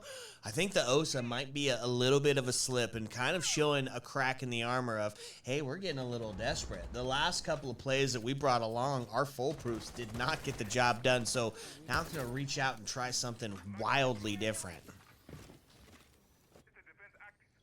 First 30 seconds of the round ticks down again. Fisher picking up the first 3. The full round rotate. Very similar, though, to what we saw in Consulate. That one went to overtime with an Iowa State victory. After a timeout, after round 3, they picked up 2. Now, Bomb continuing to play in the piano side, and Iowa State, I think, has been very consistent in the way that they've approached the attacking side. Top down clear, focus on the piano side. Bomb ready and waiting for what could be a very similar attacking strat. Iowa State is going to have to be careful with this. So I guess don't be too predictable. Yeah, absolutely, and maybe that's what the OS is about. Maybe you can't know if what you're doing if we don't know what we're doing. Type of strat. No, that's what I use for rank play, and it doesn't slammed. really work there either. So we'll see if that's going to be the case. IQ going to be the first taken off the board. Is Bomb going to just keep doing his thing? Now, you can see OS be used sometimes for this window play, right? Get yourself a little bit of protection. You can still kind of see, but ultimately, still just is not the play. Blackbeard goes down, which means Osa is going to be the kind of the only shield operator left alive to try and facilitate this. Bomb does go down, so that Bomb the person, not the actual device, does go down, which means the main advantage is into the hands of Fisher College, but only just barely. Yeah, I mean, they're finally gaining a little bit of space here after taking down Bomb, but it felt like it took way too long, and they lost 2 in the process, including the Blackbeard and the IQ. Hopefully they found all of these defensive gadgets, because now they've got nothing left. They have the hard breach, they've got the Ace and the Habana ready to open up any and all of these sight lines, but they've got to get themselves in a position to get the plant down. And right now, even though they've got the piano and cigar side control, still have got to make that push over the midpoint of the map. Well, it's an OSA on ticket, so didn't have that on my bingo card. They're definitely getting set up. They're posturing for something here. What it is, I guess we're going to start to take a look. They've made their way around. Now OSA going to get set up into the default plan. It's kind of what we were talking about, but... Huh? Giant flank coming up the red stairs. Oh. Don't look, says Ryan, but I mean, that was it. The flank up red, shutting down the Iowa State attack. It looked like they had the assets in place, but unfortunately losing the battle in piano to Bomb and then losing the flank on the red stairs shut that attack down, and Fisher picks up their 4th in a row. We are in the grand final, map 3. They can't make those kind of mistakes this late in the series. Yeah, no kidding, man. Jesus Christ. Okay. So 4-0 to Fisher. Absolute masterclass so far in Cafe. And surprise to nobody, Osa was not the play there. It looked like it. It was No, it close. didn't. No, it didn't. Holding on to the default plant behind the shield, there was the option there. They obviously needed flank control as a more important piece of that attacking puzzle. But, I mean, if they had been able to prevent that, maybe. Yeah, Maybe. that's true. If they hadn't Yeah. died, they would have won. Yeah. You're absolutely right. Now we're talking. That is a fair point to be said here. If they hadn't died, they would have won it. So there you go, chat. Pro tip: stay alive. We have called that out as the win condition earlier in this cast. If you can stay alive, you can win rounds. Iowa State, you know what? They know what they need to do. They don't need to take advice from us at this point. Unfortunately, They need though, something, Whiskey. they're struggling right now on Cafe. We knew that this is a map that Fisher was pretty good at. Again, we saw them win it 7-2 earlier tonight in that semifinal match where they absolutely dominated. Iowa State put up a damn good fight, though, winning 8-6 on Consulate, taking the opening map, showing some cracks in Fisher's armor. In this case now, they're working at holding on to the first floor, and Iowa State running the gauntlet very similar to the way that we've seen them run. Top down clear again. Again, it feels like they're getting too predictable. Yeah, and nobody there, though, on the side of the defense to really deal with any of that, right? They were giving up third floor and second floor for relatively free, as they've just rotated. It's full bunker strat here for the defense. Now, they do have the extension, and they are running a devious extension. You've got the castle, you've got the warden, you've got the Wamai. That's all going to shut some stuff down. Fenrir really going to solidify that and round out that group. But now, look at this. It's going to be the Shield starting to make their way in as they've claimed all of third floor and now most of second. So they're going to try to start pushing these defenders out of those critical push point scenarios. Yeah, you've got the Monty making the push down brown stairs. The problem is you still have VIP control there from the defense. Marmalade holding on, taking some shots here, watching for the hatch drop. But does she know that the Monty is sitting there on brown just waiting? There goes the hatch, open up by the ace. Interesting choice there to open up the hatch, but it's gonna work. It's gonna get opened, and now the pinch move coming down on VIP looks like from the white side and the brown at the same time. But you've got one player from Whiskey holding on, preventing Monty from making that full push down. Okay, little over 60 seconds left. Monty's made his way up now as the pressure's starting to mount for this VIP player. Marmalade's stuck in, and they've got the presence on both sides of it. Time. Yeah, that's the big part of it. You can have 5 alive, but if there's no time in which to get it done, then problem solved, at least if you're a defender. So a couple of extra shots. Monty going to take the scenic route. Smoke goes out. Now they're going to start to push up onto the warden. That's going to find the kill. Yo. Marmalade goes down. Now main advantage into the hands of Iowa State. As they're looking to solidify there first. Some pressure on a code check. Is going to see another fall as now we put ourselves into a 5v3, but they still haven't made their way into the bomb site. They put the pressure on, and that's code check now done and dealt with. Bomb's going to find one, though, as we find ourselves now into a 4v2. Still not in sight, which means they're going to try to take it on the scenic route. And a 2 rings out as Annika's able to find it. 7 seconds now down into a 2v1. Bomb the last alive, and they're going to find their first round here on Cafe. It's a 4-1. Boy, they waited till the end of that round, just burning all of the time. The final seconds required for Iowa State to pick up the win. But a win is a win, my friend, and they pull it off, shutting down, stopping the Fisher College momentum at 4. The 4-2 standard split in Iowa State's grasp now on the final round of the half. We're going to see this Fisher College team go reading second floor to try and finish it out. Are they going to skip a repeat of that first floor? Man, 4-0 feels so much different than 4-1. 4-0 feels like a dominant performance. 4-1 is one away from standard. Like, if you're Iowa State and you come up with a second W here, we got ourselves a freaking game. Absolutely. Now, this time we're going to see Fisher run that same strat. The huge util placement there on the reading door. They're going to run that same strat. Double Goyo, Castle, and a Rooney Gate all stacked up on it. Now, we look back. This reading take almost won. It was so close. This is the one where we saw Monty push down the back stairs into mining, into fireplace, and then plant off the back. And they got so damn close to getting it, but some great shots by Fisher shut that thing down. So what's the change up? The observer there ready watching. What did they change in this strat? They left that wall unreinforced again, the single Goyle canister at the top of the fireplace, and Iowa State could very well exploit this hole in defense again.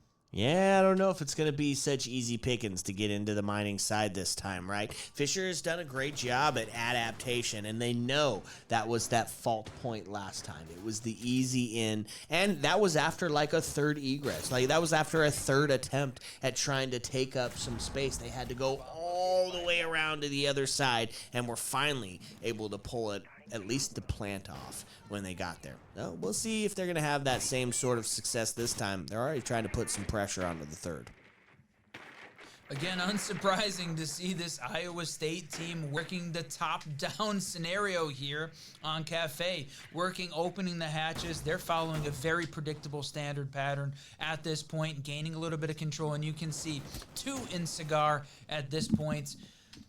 It's feeling very predictable. Fisher not necessarily needing to take advantage of it at this point. It's the final round. They've already found 4 on defense, looking for that 5-1 now. Again, it's a second floor bomb site, so they've got to gain top floor control here away from Fisher to be able to feel safe making that push down. Yes, there's only a couple people up there as well, right? Annika sits up there with the DMR, looking to be devastating off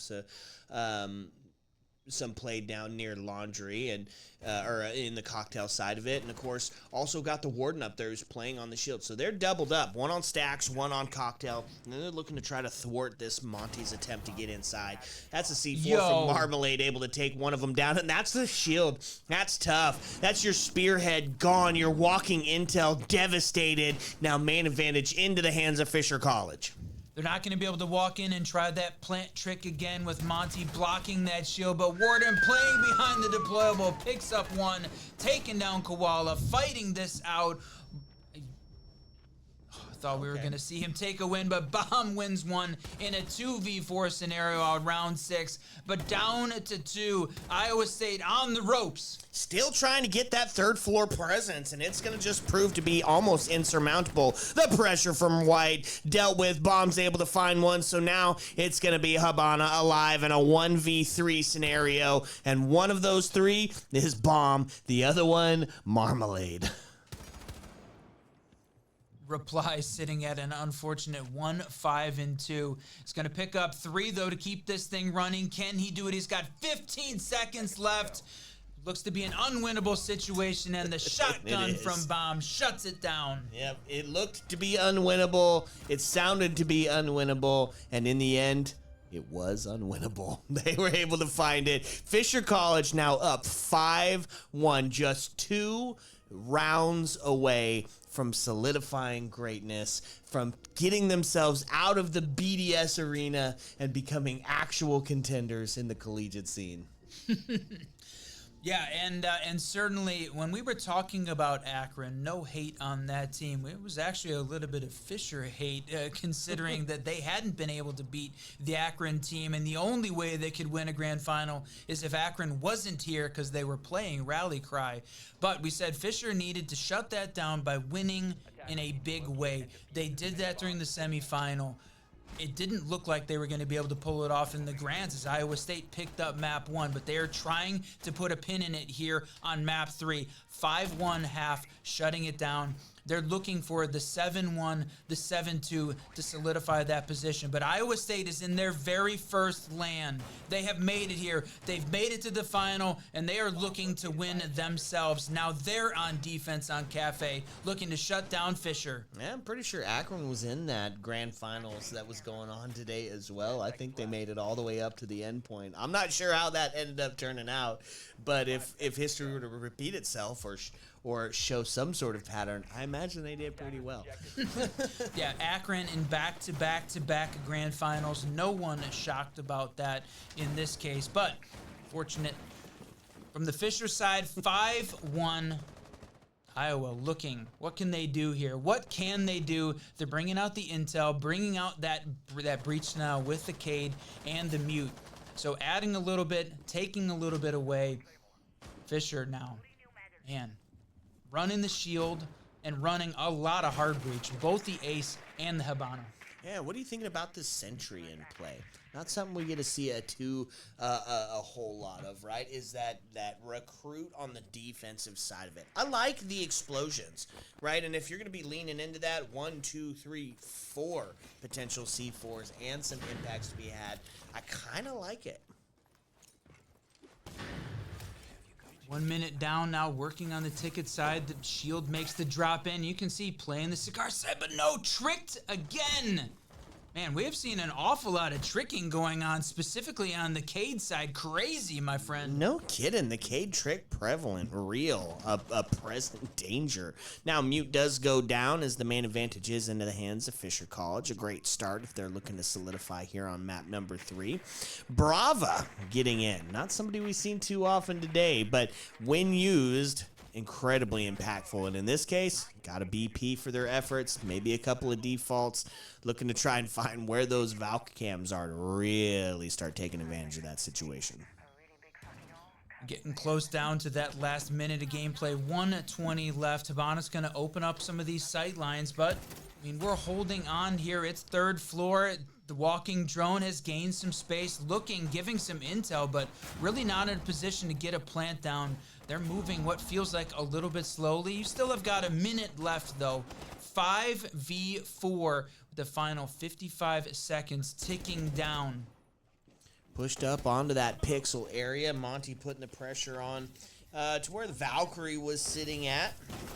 They've taken up some of that space and now opened up into freezer as well. So some pressure as they force Castle back into the deep freeze at a very low HP. Monty just having their way around site, just allowed to walk up and be a menace anywhere that they please to be. So now the first official bit of pressure going to come from White Stare, and nobody in a position to contest it outside of them. And a grenade going to send it down as well. So a couple of well-placed shots. Valkyrie's taken care of. Now into a 5v1, plant going down, 15 seconds. Cade just being pushed back farther and farther into the laundry area.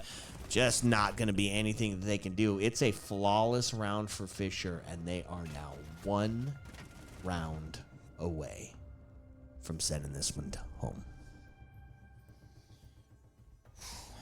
It's not just match point, my friend. It is match point, map point, and Queen City Clash grand final point here for Fisher in what has been a dominating performance on Cafe. Iowa State is going to have to step up in a big way, in a way we have not really seen them pull off tonight, something new, because they were able to keep it close on Consulate, taking it all the way to overtime in order to pick up that map. But this is not a back and forth scenario. This is a David v. Goliath. 5 in a row, perfect for Iowa State, required for them to even send this one to OT. And Fisher looking very good right now. It's hard to imagine a scenario where this team does not lose, because you've got Bomb at 9, 3, and 4. Annika and Marmalade have both picked up. Beezer picked up. And now Ryan. This is a well-balanced team. It is not the Bomb show. This is a team that has come together on the final map of the grand finals to, I mean, damn, put on a performance here. Iowa State, it is time. If you got some friends in the chat, some friends in the room, some friends at the LAN, you need to pick it up, hype it up, because you got one more opportunity. Well, when you put it like that, boy, it is all on the line here. On the side of the attack, see the Blackbeard coming out. A little bit of combo move play as Glaz is going to be introduced on the board. Stick the Brava play. No castle to be had, so no extension. This instead going to lean into trying to utilize some of those cams that can shoot back, right? Brava trying to get some of those maestros off the board. That is a fun operator to bring out whenever you're dealing with some shield play. Yeah, the little bit of the electronic back and forth battle there between the Maestro and the Brava. Maestro winning that battle though, taking out that Brava drone. And right now we're watching Fisher try and work the small bake side, trying to gain a little bit of space. Time ticking away, but you still have got 2 minutes left. There goes the shield, making the push in, taking down bake, but he loses the battle. Marmalade able to answer back, but just a quick succession Rectal. falls apart absolutely for Fisher College as they find themselves Yo! done and dusted on Bakery. Said they got to be perfect for 5. Well, that's a great way to start it out. Damn, shut down on the first floor. We said Iowa State needed to step up. They sure as hell did. Can they do it 4 more times? That's the big question. No, that is a huge question. So, 1 round away. Fisher is there, still on match point, still on match map and grand final point. Iowa State, you got to be perfect before you pulled off 1 in a big way. Shut it down again. Keep this thing going. Whew. I'm on the edge of my seat, Whiskey. Feels like a Cinderella story could be had here. If Iowa State can keep up the momentum, that was a dominant round. And it was on Bakery. It was on the first floor. Not the easiest site to defend. There's so much that could be had. There's vertical, plenty of opportunity to find yourself in and making some of those crossfires set up. So, I don't know. Feels pretty good. Can they feel good for 4 more? That's the big question. Now, here's the question. They're running the castle upstairs, and rather than pick reading, they picked mining. This, to me, statistically, is a dangerous proposition for Iowa. I personally haven't seen Iowa play on Cafe, so I don't know. I'm not familiar with their game. I'm not sure what's going to happen here, but the stats say that is not the site to go with. Reading is a slightly better. So what they're hoping is they're going to upset Fisher from an attacking perspective, that they weren't ready, that they can't handle, that they can't adapt. Is that going to be the case? Iowa State is betting an awful lot on that one option here, on that one site. It's match point. Okay. Let's see what they're going to bring to the table. How are they going to do it? What is going to be had? Iowa State, now is the time. Destiny is calling, or it's done and dusted. Gridlock, going to start putting some of those tracks, there we go, tracks onto the white stairs, stop some of that rotate around. Monty already hinting at potentially getting in for reading for a plant, and they're going to start to force this smoke player back, or this mute player back, and he is too going to be caught off the back foot. A C4 goes out, and they're going to find the kill. No, it's going to take him out instead. Mute goes down. Now the territory is had. Now the potential to start pushing in towards Fireplace is going to be real and present. We're going to see Annika go down. Does take us into an equalized number count with the 4-4, minute and 37 left on the board. And this is why you see mining played out, because of how quickly they were able to take that reading side. Now, a Claymore goes out as the run out tries to happen, but Bomb's going to be taken down as well. Now into a 2-2 with a minute and 22 left on it. Marmalade and Monty, the last two alive as they try to take into the site, but it's low health versus a full health, and they are holding on to the long distance. So, a bit of an uphill battle here for the attackers as they're looking to try to put this one away. Iowa State still in a great place to deny this. Still plenty of time though, and that's the big factor. Monty has now made his way into sight. They have the diffuser in hand. They've got a little bit of intel on where it is that they're going to be coming from, and they've got the cross set up into the hallway. If they can find the kill, at least one, that means Plant will be able to go down and history will start to be made at the Queen City Clash. And there it is, halfway to 75. They've got to find a way to stop them. You don't want to be in a post plant with a Monty full shielded, but they get the down on the Marmalade. Now into a 2v1 situation and down on the Monty. They survive another round. Enterprise shows up in a big way, picking up a double at the end, taking down the final two, including the Monty. Damn, Iowa State shows up, and it came down to the literal wire with that post-plant scenario. Man, Iowa State, they have showed up in the grand final, map 3. First grand final LAN appearance. 3 away from sending us to OT on map number 3. It doesn't get much better than this, and we even read the script. All right, I gotta say, I walked into that at the beginning saying mining was a bad choice, and what do we see? The plant goes down. Lucky, whether or not luck, whether or not a great shot, Iowa managed to take that down in the post plant, but it was very, very close. Now we go to the third floor. This, statistically, definitely a better site for the defense, but looking back at round 7, Fisher won the Iowa State third floor defense flawlessly.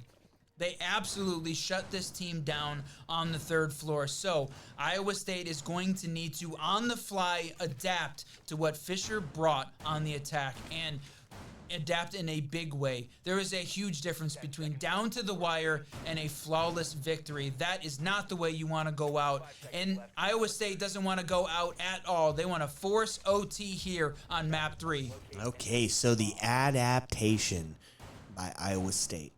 Castle going to be utilized again, making sure that they cut off some of these critical push points, right? Start to funnel these attackers into some really difficult and disadvantageous positions. They're going to be sticking to the bottom-up clear here, which is not a bad call. Try to suss out where this Valkyrie inevitably is going to be at, playing for the C4 play.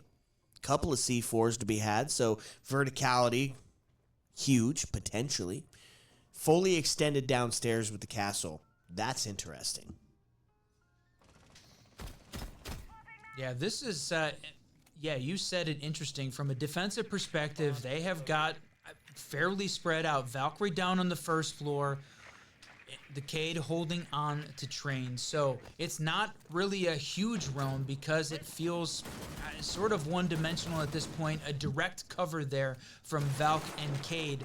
But Fisher is working this up from the bottom and really taking a pressure approach from across the map. But Bees are picking up a double, taking down Reckon, taking down Rexel.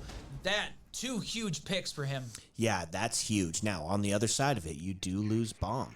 You lose Bomb and a Twitch drone that has been incredibly impactful with getting rid of these cameras, with getting rid of these mute jammers, with getting rid of some of these other gadgets in place, the defaults, the Valkyries. So, 2v1. Trade doesn't quite feel worth it, but it was not a bad take, at least if you're going to get one from the other side.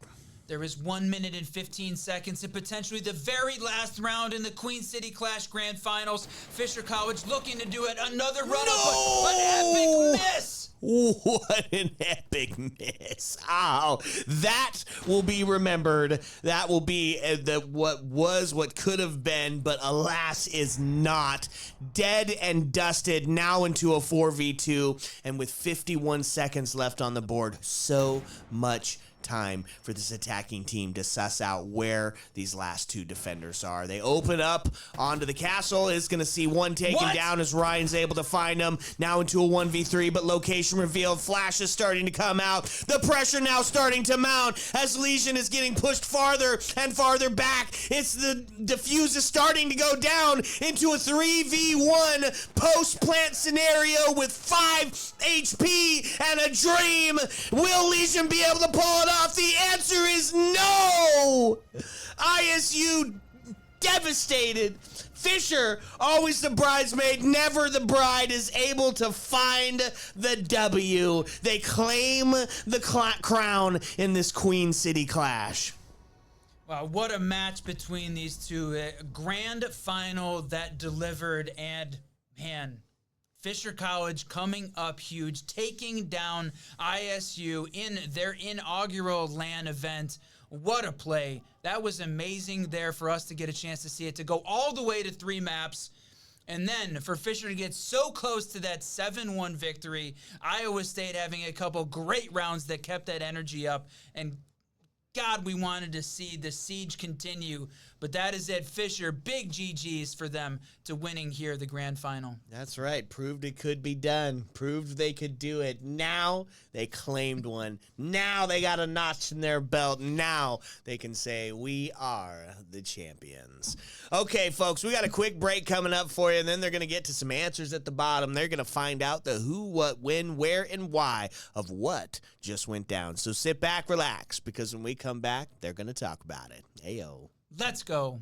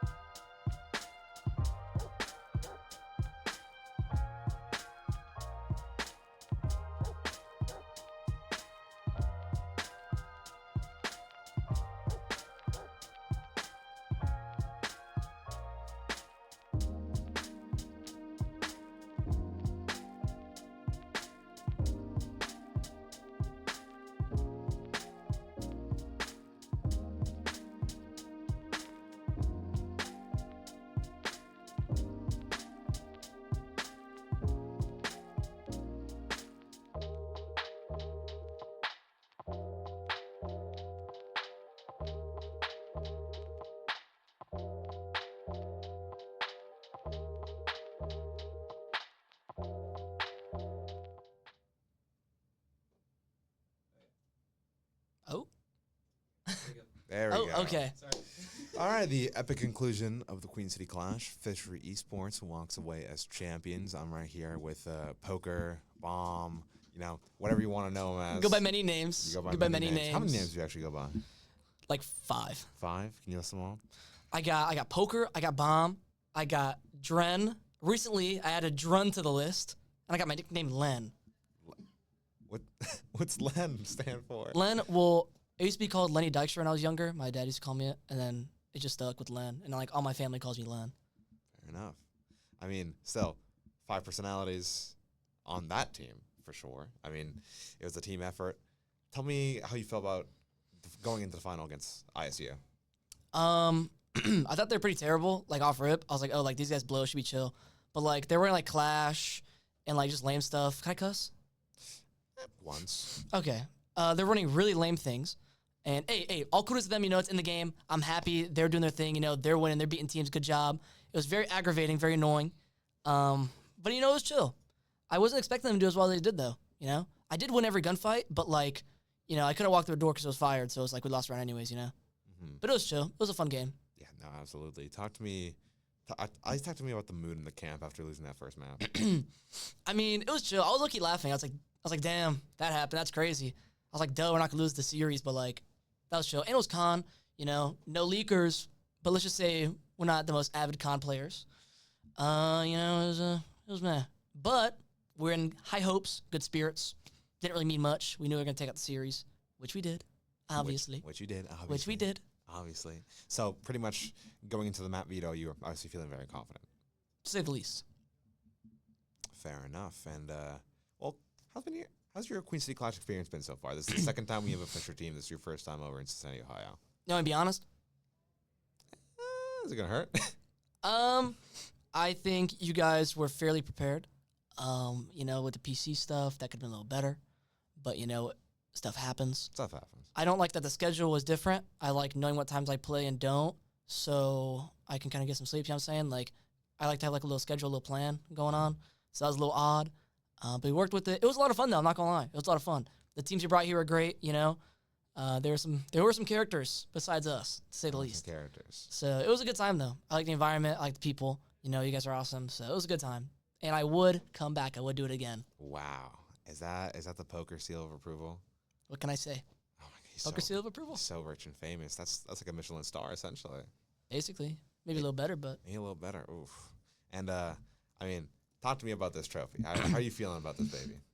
I mean, it's pretty sick. I like it. You know, it's chill. Like, it's got the UC colors, right? But it sticks to its, like, model of the sledgehammer. It's nice. It's cool. And, you know, we can take it home. I thought that was pretty chill because usually, you know, you just hold it. That's what I thought was going to happen. Is the Fisher trophy case big enough for this? You know, there's a lot of trophies in there. There's a lot of trophies in there. A lot of trophies in there. You're going to have to move some stuff around.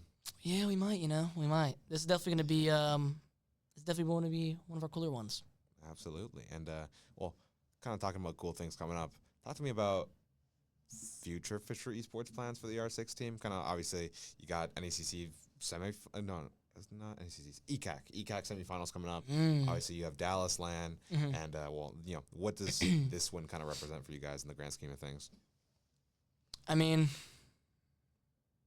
I think I'm going to have a good time with the Dallas one. I'm actually really, really happy that we won this one, and I'm very happy to go to Texas. Very excited. I mean, ECAC, that's like Chipotle money. Hey, if we win that, that's awesome. We got a Chipotle black card. You know what I mean? But the Texas LAN, I'm excited, you know. I'm from Texas. I'm from Arlington, the area where the LAN's going on. So I'm kind of going to, like, show the team some of my OG spots, you know what I'm saying? And I'm excited versus teams, you know. Akron, of course. No Rightage, but I'm excited to play them, you know. We had a close game, close series last time we played them. So hopefully we can pull it through this time, you know. Low-key LAN demon.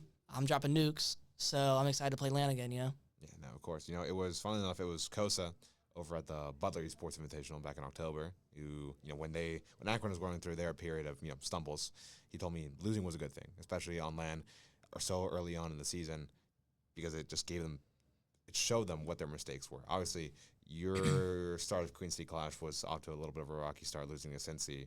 Kind of tell me start with your thoughts after that loss. Kind of what you think needed to change. I mean, it was kind of like the Iowa State team we just played, you know? It was like, oh, we lost the game, like, boo-hoo, we're obviously going to slam everyone else. I'm not really tripping, you know what I mean? Like, it was chill. It was our first game on LAN for me and Annika. I mean, obviously, I'm not used to these PCs and their specs, you know? Hey, no excuses. No excuses. The UC team did good. No excuses. Poker has no excuses. No excuses, but... Accountability, exactly. We did not play the best. Our club game was not good. But they played very well. Like I said, no excuses. But we also played fairly bad, and I wasn't used to the setups, you know, all that stuff. But it was a good time. So your first LAN? It is. Oh. And Dallas will be my second. How have you been meshing with the team in person? Well, in this kind of environment. I mean, it's really fun, you know? It's great. The nightly laughs, the daily fun. You know what I'm saying? It's awesome. I really do enjoy my team, you know? Like, they're cool as hell. They're actually like friends, you know what I'm saying? We're very competitive, though. Very competitive, very passionate. But we also are friends outside the game. So we keep what happens in the game, and outside of the game, outside of the game. You know what I'm saying? Yeah. So we're teammates and friends at the same time. You know what I mean? And it helps divide up like personal beefs. You know what I'm saying? Mhm. There's no beefs that come out of the game. So we're great friends. We enjoy each other's company, which is definitely a good thing. I mean, kind of from observing things. Talk to me more about Annika, her being her first LAN as well. Her kind of making a recent splash on the Fisher team. Obviously, mollywopping that Oklahoma Christian roster in a playfly. Was it quarters or semis?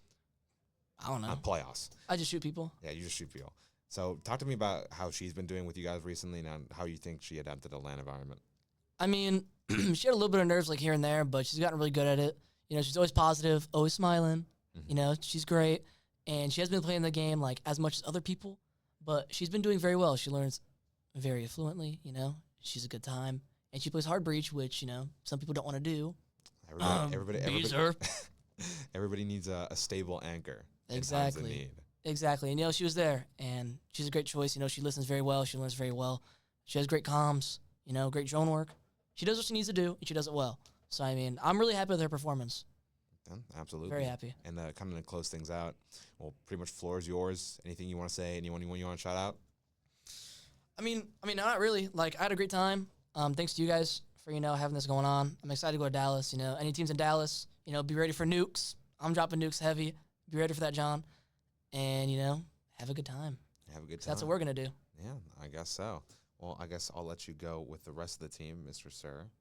And, yeah. I was waiting. I was like, what are you pointing at? There you go. No, of course, your bracelet. Yeah, that's where you get all your kills from. But no, I'll let you go with the rest of the team. I'll bring this hammer out back to you shortly, and I'll just close things out here. You know, just thank the sponsors and all that. So you can, you know, if you want, you can stick around. But obviously, you're more than welcome to leave. Yeah, no, I'm going to leave. I'm going to dip. All right. Hey, but thanks again. Yes, sir, Mr. Poker. Well, alrighty, everybody. Just Botanic again here solo. Another Queen City Clash done and over with. Number 10 in the books. Starting in 2023 with Rainbow Six Siege. You know, Queen City Clash has always been by collegiate, for collegiate. Very happy to see Iowa State's run. And of course, culminating against Fisher. It's kind of the epitome of what we wanted Queen City Clash to be. You know, the best competition at the best price, available for anyone, anywhere. And, you know, I'd like to thank, obviously, a lot of people, a lot of hardworking people on this team for making this happen consistently. You know, it's John, it's Daniel, it's Becker, it's Pineapple, it's, you know, all the other support staff, you know, G, and, of course, from all the other games, you know, you got Nacho, you got Owen Nitro, you got Leah, you know, you got Aiden. You know, this is such rich history in UC that wouldn't be possible without its students. And, of course, to our main sponsor as well, Rally Cry, we would like to thank them a lot for giving us, you know, the opportunity, the support required to fund an operation like this. Obviously, you can see, thanks to our support, we can do cool stuff like this. So, hopefully, we can run it again. And, yeah, thank you all so much for watching another Queen City Clash. This is Botanic out.